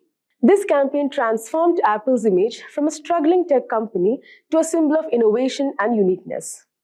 It connected deeply with people, increased brand loyalty, and set the stage for the success of products like the iMac, iPod, and iPhone. Overall, Think Different revitalized Apple and changed the way companies approached advertising. Today, copywriting combines classic techniques with modern strategies for ads, websites, and social media to engage audiences and drive results. Now, you can find various forms of copywriting around you. Let's see each of them one by one. First, there are print ads. Think about those catchy headlines and persuasive texts in magazines, newspapers, and billboards. Then there's online content. This includes website copy, blogs, and social media posts. For instance, Grammarly's blog posts provide valuable writing tips while subtly promoting their product. Next, we have email marketing. These are the emails you get about sales, new products, or just keeping in touch. For example, Netflix's personalized recommendations and new show announcements keep users engaged and subscribed. Now, product descriptions are another form. When you shop online, you see detailed information about products, right? Apple's product descriptions highlight the sleek design and innovative features, making you want to own that latest gadget. Now, social media posts are all about quick, engaging copy. For instance, Oreo's timely and witty "You Can Still Dunk in the Dark" tweet during the Super Bowl blackout became an instant hit. Finally, landing pages. These are standalone pages created for marketing campaigns with compelling headlines and clear call to action. Companies like Shopify use landing pages to highlight the ease of setting up an online store, converting visitors into customers. Now, copywriting is often confused with content writing. So, copywriting and content writing serve different purposes and require different approaches. Copywriting aims to persuade readers to take immediate action, like making a purchase or signing up for a newsletter, using brief, direct, and compelling messages. For instance, a product ad saying, "Claim your 50% off discount code," is designed to drive sales quickly. Content writing, on the other hand, focuses on providing valuable, informative, or entertaining content to engage the audience and build trust over time. An example is a blog post with 10 tips for better home workouts that educates readers about fitness. While copywriting is short and action-oriented, content writing is longer, detailed, and aimed at offering useful information. So understanding these differences helps you choose the right approach for your marketing goals. Now that you have got a clear idea on what copywriting is all about, let's break down the steps you need to take to become a successful copywriter, from understanding what copywriting is to finding your first job. Number 1. Understand what copywriting is. First things first, you need to understand what copywriting actually involves. Copywriting is the art of writing text that sells or promotes something. This text, often called copy, can be used in ads, on websites, in emails, or even in the videos. The goal of copywriting is to persuade people to act, whether it's buying a product, signing up for a service, etc. Number 2, learn the basics of copywriting. Once you know what copywriting is, it's time to learn the basics. Start by finding resources like online courses, books, or blogs that teach you the fundamentals of writing persuasive copy. Look for topics such as crafting effective headlines, understanding your target audience, and mastering the art of clear and engaging writing. Number 3, build your writing skills. To become a copywriter, you need to practice writing copy. Start by creating your own mock projects, such as writing ads for fictional products, crafting sales emails, or designing social media posts. The more you practice, the better your writing skills will become. Now, number 4 is creating a portfolio. As you develop your skills, start putting together a portfolio to showcase your best work. Your portfolio is like your resume for potential clients or employers. It should include examples of your writing and highlight your ability to create persuasive and engaging copy. Now, number 5, get real experience. Now, it's time to gain real-world experience. Look for internships, freelance gigs, or part-time jobs where you can apply for your copywriting skills. This hands-on experience will help you learn more about the industry and start building a professional network. Now, number 6, learn from the pros. One of the best ways to improve your skill is to learn from the experienced copywriters. Follow their blogs, watch their videos, and see how they approach their work. This will give you valuable insights and inspiration. Number 7 on the list, stay updated with industry trends. The field of copywriting is always evolving, so it's important to stay informed about the latest trends and techniques. Subscribe to newsletters, join online communities, and keep learning to stay ahead in the industry. Now, number 8, network and market yourself. Building connections in the copywriting world can lead to job opportunities and valuable advice. Attend industry events, join online forums, and connect with other professionals in the field. Now, number 9, get feedback and improve. Seeking feedback from others is a great way to improve your skills. Share your work with more experienced copywriters or mentors, and use their feedback to make your writing even better. Now, at last, number 10, keep practicing and growing. Finally, keep practicing your copywriting skills and looking for new opportunities to grow. The more you practice and learn, the better you will become. So, copywriting offers a wide range of job opportunities across many industries. As an advertising copywriter, you'll create engaging ads for TV, radio, and online platforms. Marketing copywriters focus on crafting content for brochures, flyers, and websites to attract customers. If you're an SEO copywriter, you'll write content optimized for search engines to improve website rankings. Content strategists plan and manage content strategies, while social media managers create posts and ads for social platforms. Email marketing specialists design email campaigns to nurture leads. Creative directors oversee creative campaigns and lead teams. Product copywriters develop appealing product descriptions for e-commerce websites. Now, one of the biggest perks of copywriting is the flexibility, especially if you choose to freelance. As a freelance copywriter, you can work with multiple clients, set your own schedule, and pick projects that excite you. This flexibility allows you to balance your work with other life commitments and explore a variety of industries and writing skills. Whether you prefer the stability of a corporate job or the freedom of freelancing, copywriting offers diverse career paths.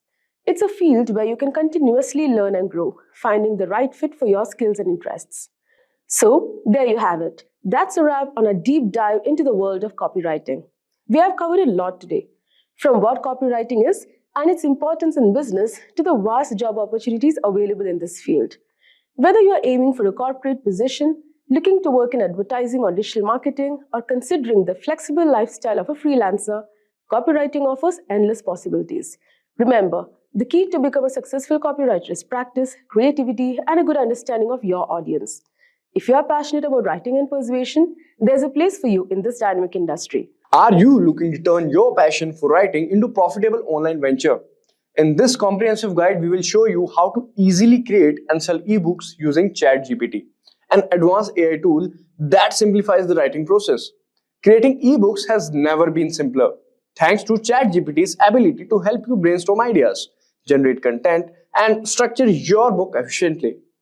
Selling ebooks online is a fantastic way to make money.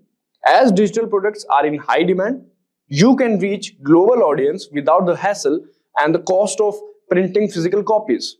Plus, ebooks offers the convenience of being eco-friendly and easily accessible to readers worldwide. Throughout this video, we will walk you through the entire process from the initial idea to the final sale. You will learn how to use ChatGPT to generate engaging content, format your ebooks, and publish it on popular platforms like Amazon Kindle, Direct Publishing KDP, and Apple Books. It's your choice where you want to publish it. So stay till the end of this video because we will guide you completely on how to create an ebook and sell it online, and that is also completely free. Yes, you heard it right, completely free. Alright, so now let's understand what is an ebook and what are the benefits of creating it. So an ebook is like a digital box that you can read on devices like tablets, smartphones, or computers. It's convenient because you can carry many ebooks in one device without needing physical space. Creating an ebook offers several benefits. First, it is cost effective since you don't need to print copies. Second, ebooks are eco-friendly as they save paper and reduce, I repeat, as they save paper and reduce carbon footprint. Third, they can easily accessible globally, allowing authors to reach broader audience. Fourth, ebooks can be interactive with features like hyperlinks, multimedia, and search function enhancing the reading experience. You can make money from ebooks also in several ways. Firstly, selling ebooks through platforms like Amazon Kindle, Direct Publishing, or Apple Books allows you to earn royalties on each sale. Pricing strategies can vary from offering, promoting to setting competitive prices based on the market demand.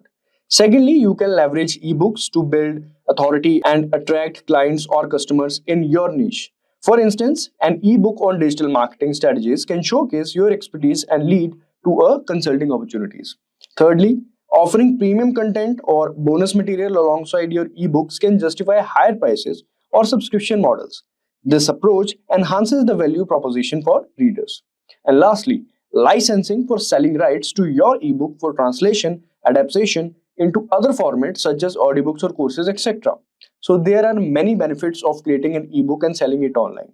It is primarily used for money making, also to get aware for, I repeat, also it is used for the awareness of if you're launching a product, people use ebooks to firstly show the demo of what that product is. So you can use the ebook in many ways. So in this video, let's understand how to create ebook. For that, let's move on to the browser and understand. Alright, so now this is our browser. Now let's understand how to create the content of ebook using ChatGPT, which is our AI tool. So we'll go to ChatGPT. So now here we will be writing a prompt to write the content of ebook. Now it's up to you on which content you want to write it. It can be in your domain also, and it can be something in which you have the interest, you have the passion, and you are good at it. For example, let's say somebody is good at the knowledge regarding cars or regarding bikes or regarding anything. He or she must have the value to provide to the audiences. That content he should write the ebook on. For example, so let's take an example like I'm writing an ebook on how to make money online, right? So what should I write? So I'll start with writing the prompt. Just a second. There we go. Write an ebook for titled How to Make Money Online, featuring the AI generated images for each chapter. This ebook will contain 8 pages and 6 chapters divided into 6 chapters.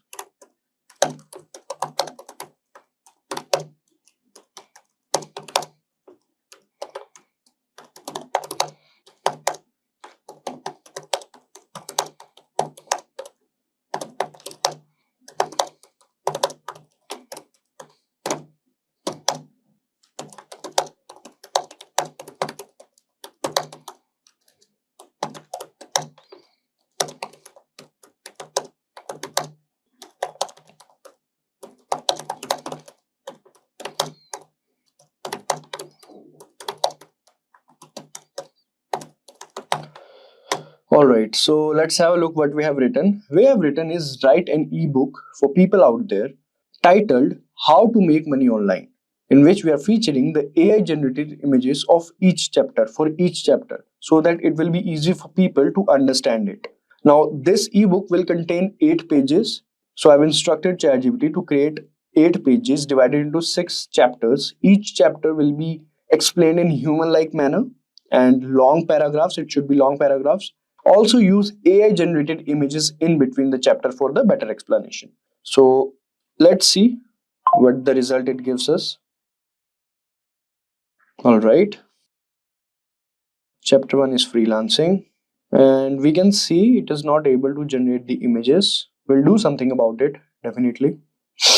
Blogging and content creation, online service and market research, selling products online, affiliate marketing, online tutoring and courses. So 6 chapters are there. All right. So ChatGPT has given us all the chapters that we have asked ChatGPT for. Now we wanted the images also, like AI generated images also. So let's write a prompt for it, as we are not able to see the images.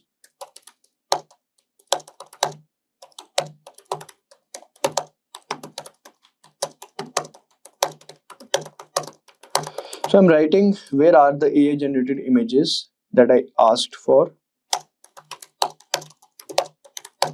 I'm not able to see those images. All right, now let's see. So here ChatGPT is giving us, I believe it gives us chapter wise images.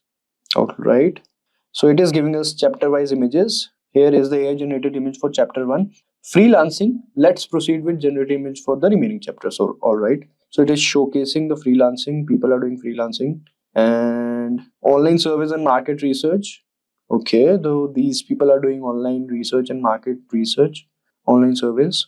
And this is blogging and content creation. As we can see, these all are AI generated images that we asked for, and now we can use each of these images in between the ebooks.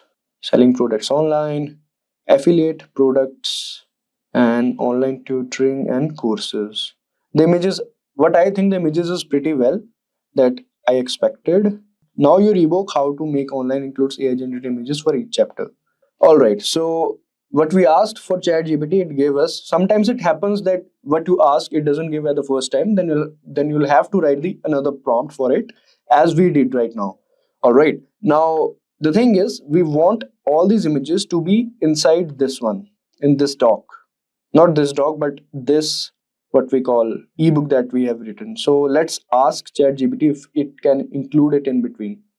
Can you include these images in between the chapters above,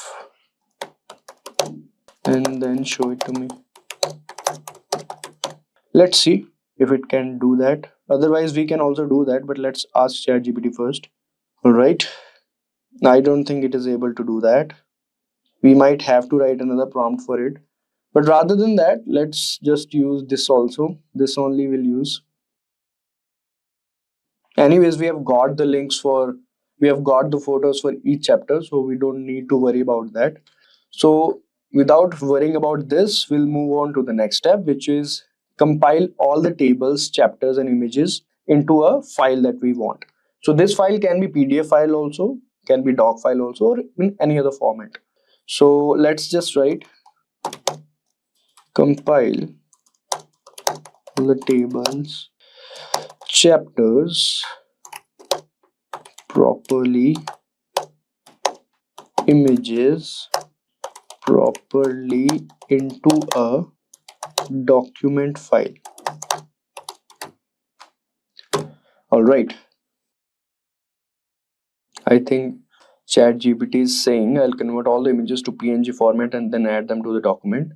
So let's just add another prompt. Let's just stop it and just copy paste this one, and we'll be adding another prompt so that we can tell ChatGPT that use this format instead of that one that it is suggesting. We can write that convert the images into a specified format, like we can write convert the images into JPEG format. Now let's see. Alright, so as we can see, ChatGPT has given us the answer. I have compiled the document with converted JPEGs, image properly integrated. You can download the ebook using the link below. So we'll click on this file to download it. And as we can see, it is getting downloaded. And let's just open this file. As we go, Word automatically saved images to the normal document template. Do you want to load it? Yes. Let's see. Okay.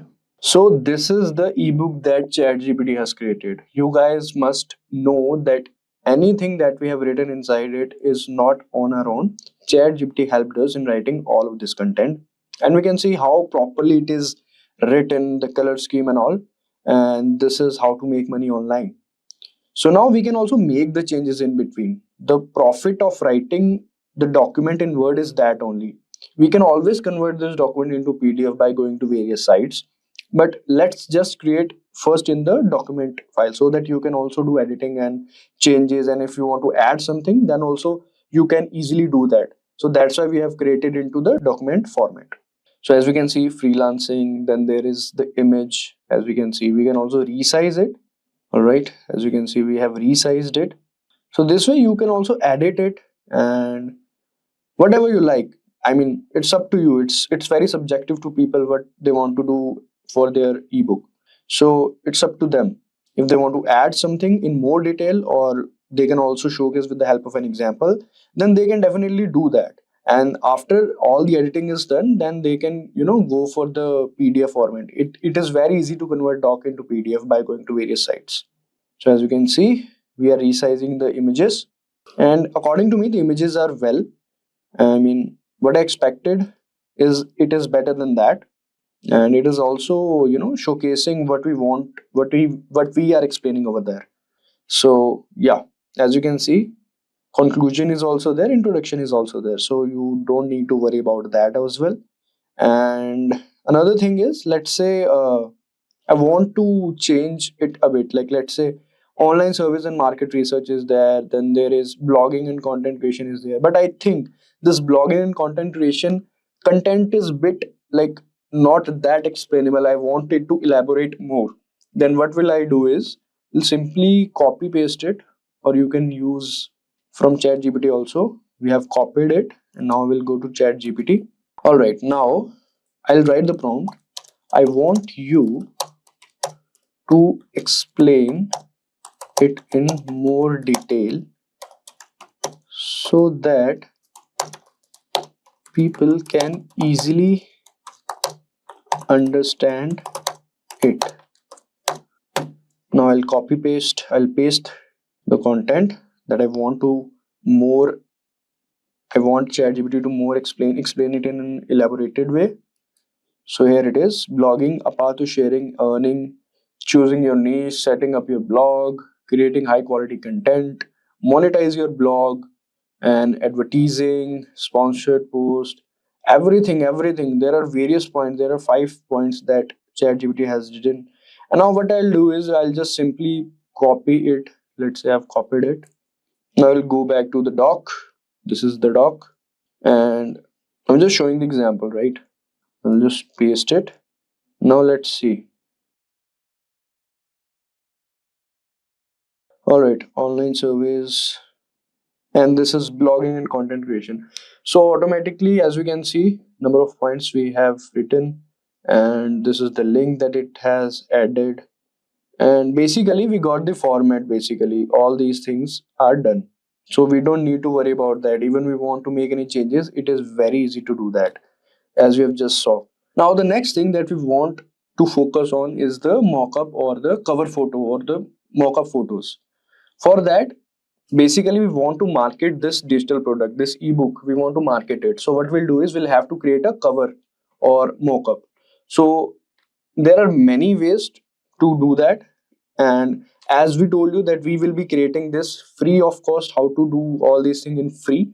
So we'll go to Canva. All right, now we'll write a prompt. What prompt should we write? We'll write create a AI generated poster image. Let's write create an AI generated poster image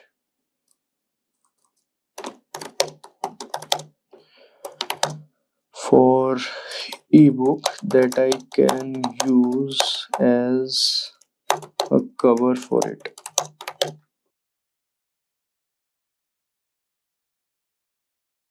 Alright, this is how to make money online. So, okay, we don't want the entire cover photo, but yeah, so don't give me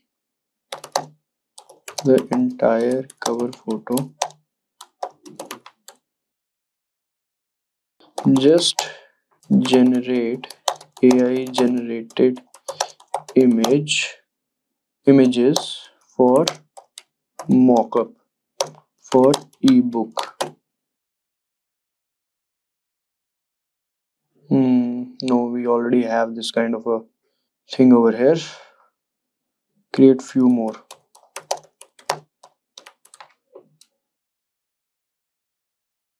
Only create image and not the background. Just creating some more images. Let's wait for those.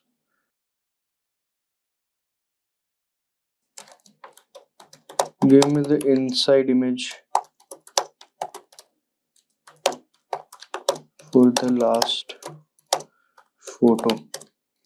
So basically you have to manipulate Chatgpt to give you the exact thing that you are asking for. So for that you have to write multiple times the prompt. Sometimes it happens. So it's pretty normal. So don't just get frustrated with that.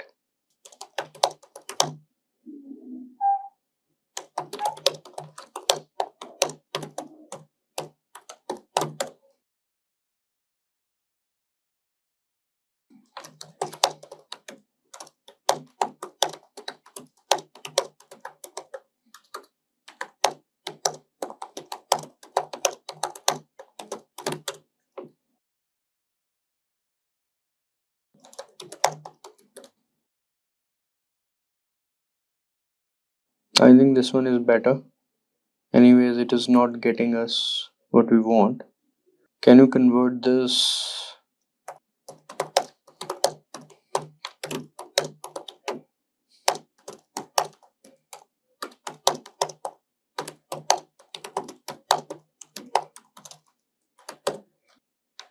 By mistake, I wrote something else. Downloadable, I want to write.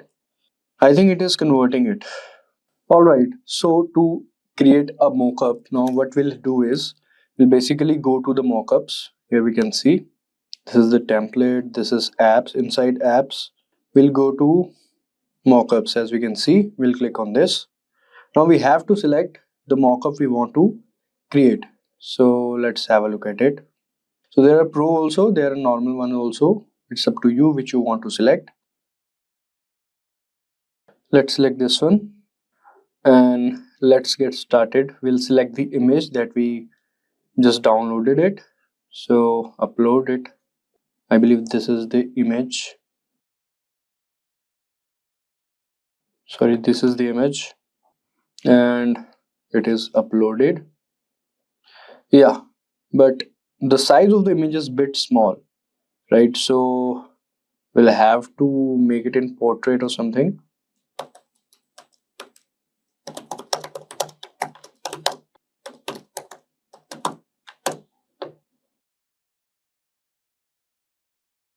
Let's see if something is there. Code interpreter session expired. I believe we'll have to create another one.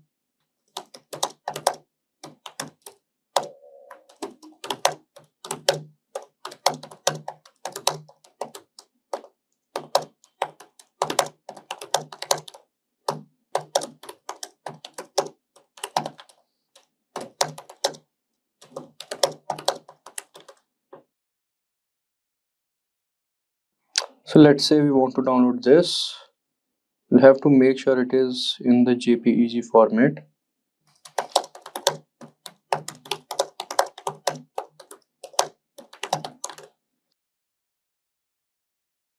So it is downloaded. Now we'll go over here and delete this one.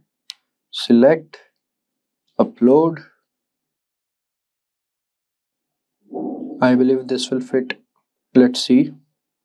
Yeah, it is looking bit good than the previous one. And let's see, save mockup. So this is how you can create a mockup for your digital product, your digital ebook, and then you can easily download it. So once you have downloaded it, you can put it into use. Now the next thing is how you can market it. That is the next challenge. For that, you have to go to the free websites that lets you to upload all your ebooks and sell it. There are many websites, some are paid and some are free also. But before moving there, let me tell you guys, the version of ChatGPT that I'm using is ChatGPT 4. You can also do the same thing with ChatGPT 3.5 also, but it doesn't give you the feature of downloading all these images or whatsoever you want. So for that, you don't have to worry. All you have to go is to go on Canva and we click on it. And now here you can see there are many things. Now the first thing you'll do is you have to get the ebook template. So you'll search for ebook and you can select the ebook template whatsoever you want. You can select as per your choice. For example, let's see this one. This one is free. So you can customize this template and then you can copy paste from ChatGPT, as ChatGPT 3.5 doesn't give you the feature to download all these things. So all you have to do is just copy all the content that we previously done and just paste it over here. And you can also add page or something like that. So it is very easy. You can edit this. So it will be easy for you and then you can download it. So you don't have to worry if you don't have the paid version of ChatGPT. You can easily do that with the help of Canva. So you don't have to worry about that. Now coming to the part where we were explaining how to market it, how to sell it and where to sell it basically. So for that, we'll go to a site, InstaMojo. So it allows you to, create your own digital product and sell it free of cost. So for that, we'll log in. It's pretty simple. And so once we have logged in, so we have to fill up the details. So basic detail, it is very easy. You can easily fill up the details. As it is showing, payment collection is not enabled on your account. So I'm showing you the demo of it. So that's why I have not done that. But it is very easy and it's free of cost. So it is very easy for you guys as well. So once you have done the sign up and all, as you can see, shortcuts, add a product, digital file, event ticket, manage store categories. There are many things. Not only ebooks you can market over here, there are many things you can do, right? So for that, what we'll do is we'll go to add a product, digital file. So our digital product is our ebook. For that, we have created a mockup that we have downloaded it from Canva, this one. So now we have this option of adding a product. So you can see I'm a coffee, like this you can do. You can set the price and you can put in the account details. So people who are interested in can easily buy the product from you. So it is very easy and it is also showing physical product, digital file, event tickets, others. So as we know in digital file, it is showing ebooks, digital art, software or any file that can be downloadable. So we'll click on this and then you can easily upload the file. So once we have uploaded, then we can here add the image, product image, that is our mockup that we have curated. All right, so now it is done. And once you have uploaded that, you can also product video. YouTube videos are only available on the growth plan. Then the title of it, the description of it, the price that you want to sell it for, the fixed price and discounted price that is optional, and limit the number of downloads per buyer. So you can easily do all these things. It is very easy. You don't have to worry about that. And all these features are there. Then in the end, you can just market it. So using ChatGPT, you can easily create money. And we have showcased this with the help of a fine example. All you have to do is to just implement the things that I suggested you on your own. And you have to add the account details that I can't do. You have to do it yourself on the InstaMojo, where you can freely do that. It is very easy. You have to put in your account details and that is done. And for the people who are thinking that they don't have the paid version of ChatGPT, you don't have to worry about that. As I told you, using the non-paid version of ChatGPT also, you can do the same thing that I've done, but you can't download the content that I did previously. For that, you can just copy paste the content and put it into the Canva. So Canva has this template of ebook. All you have to do is just paste it over there and then download it from there. And I have also shown you how to create mockups and all. So you don't have to worry. All the things are there available for you. All you have to do is just put in the work and do what you want to do. Imagine harnessing the power of artificial intelligence to kickstart your own digital business. AI has unlocked endless possibilities, making it easier than ever to create and sell digital products online. From generating captivating art to crafting engaging text, AI tools are your gateway to effortlessly producing a wide range of digital products that can elevate your business or even be sold for profit. The beauty of AI lies in the accessibility. No need to be a tech expert to dive in. In this thrilling article, we will explore the diverse digital products you can create with AI, reveal the best tools at your disposal, and guide you through the process step by step. Get ready to unleash your creativity and see how AI can transform your entrepreneurial aspirations into reality. So, let us understand what are digital products. Whenever we hear the term digital products, we generally think of images, arts, or files that can be downloaded. While these are the majority of the products we can find online, the definition of digital products is much broader. Digital products include paintings, illustrations, graphic designs, photographs, or other forms of visual and multimedia content and other web-based services. And these are intangible items that are created, sold, and distributed online. Unlike physical goods, digital products exist in a digital format, meaning they don't require inventory, shipping, or storage. Examples of digital products like software, ebooks, online courses, memberships, digital music, and other web-based services. Now let us understand why sell digital products. Selling digital products using AI offers numerous advantages that can significantly enhance your business's efficiency, creativity, and profitability. AI is a game changer for selling digital products online. Whether it's generating stunning artwork, composing music, or writing compelling text, AI expands your creative possibilities, allowing you to produce high-quality digital products quickly. Leveraging AI reduces the need for extensive human resources, cutting down on costs associated with hiring designers, writers, or developers. AI can even analyze customer data to help create personal digital products that are catered to specific audiences. This targeted approach increases the likelihood of sales and customer satisfaction as the products are tailored to meet individual needs and preferences. AI constantly evolves, providing you with cutting-edge tools and techniques to stay ahead in the market.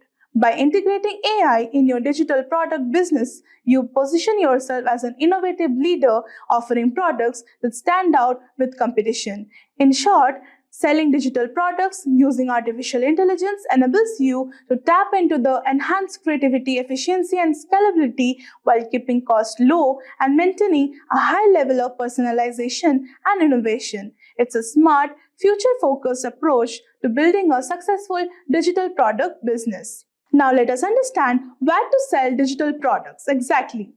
Sell your digital products in multiple online sales channels to increase their reach and expose more people to your brand.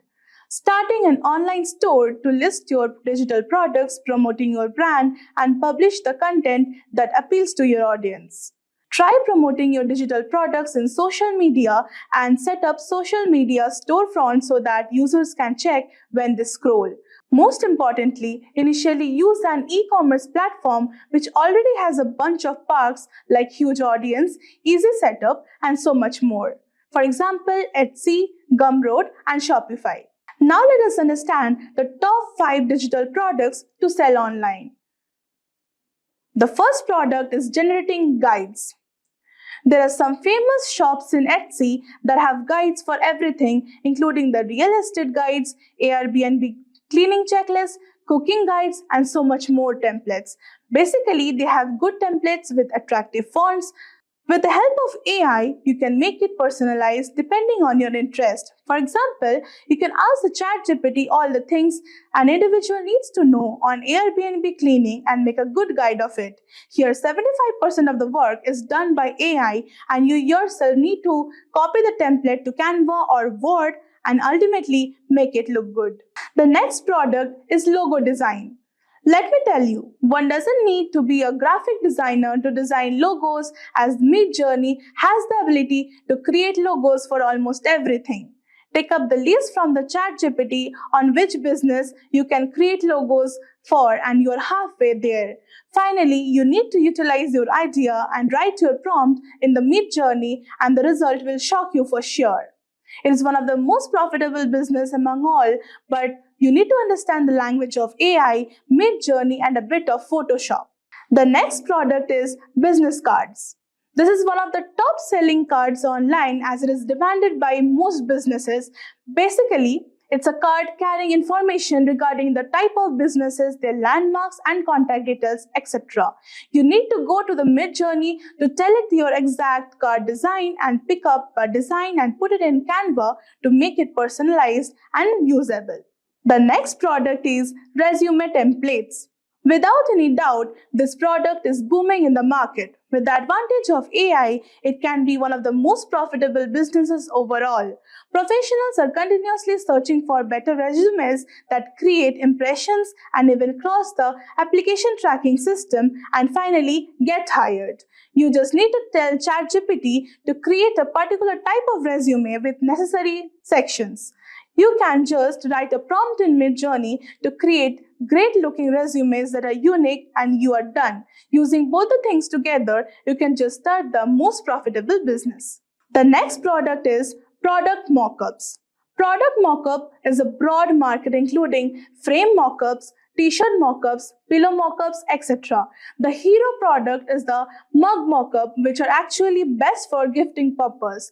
In the modern era, people are a fan of personalized products and this field actually fans the desires. You need to be back on Midjourney and simply ask to show some simple mugs with white background and Photoshop it to make it personalized. It's a great idea to start the business as it's a trending market and can earn a lot.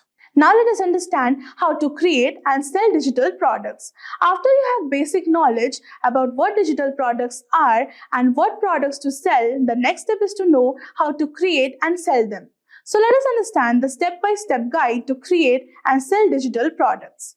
The first point is identifying a product. Begin by identifying a digital product that's in demand.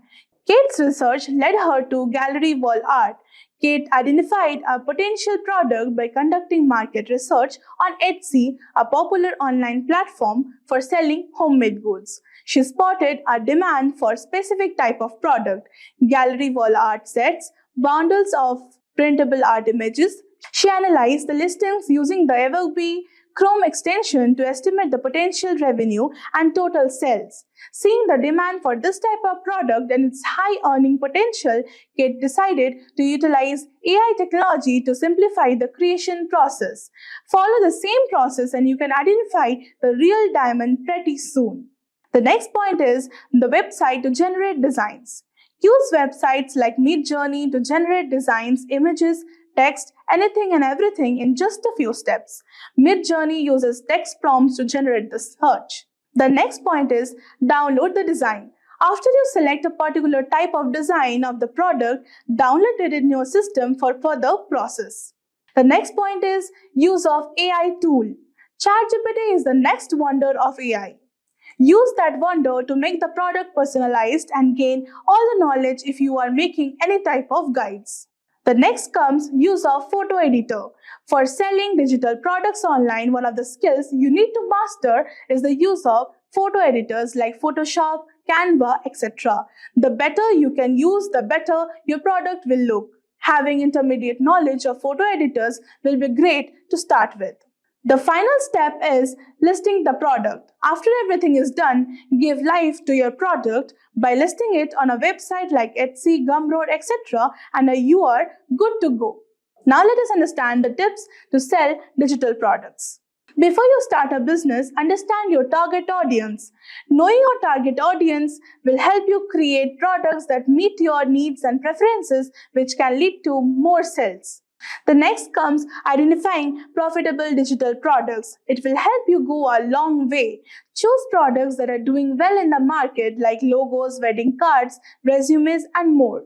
Use Google Chatgpt to gain information and have a research on websites like Etsy, Gumroad to see the business. The bestsellers use the great marketing strategies. You too need to do that.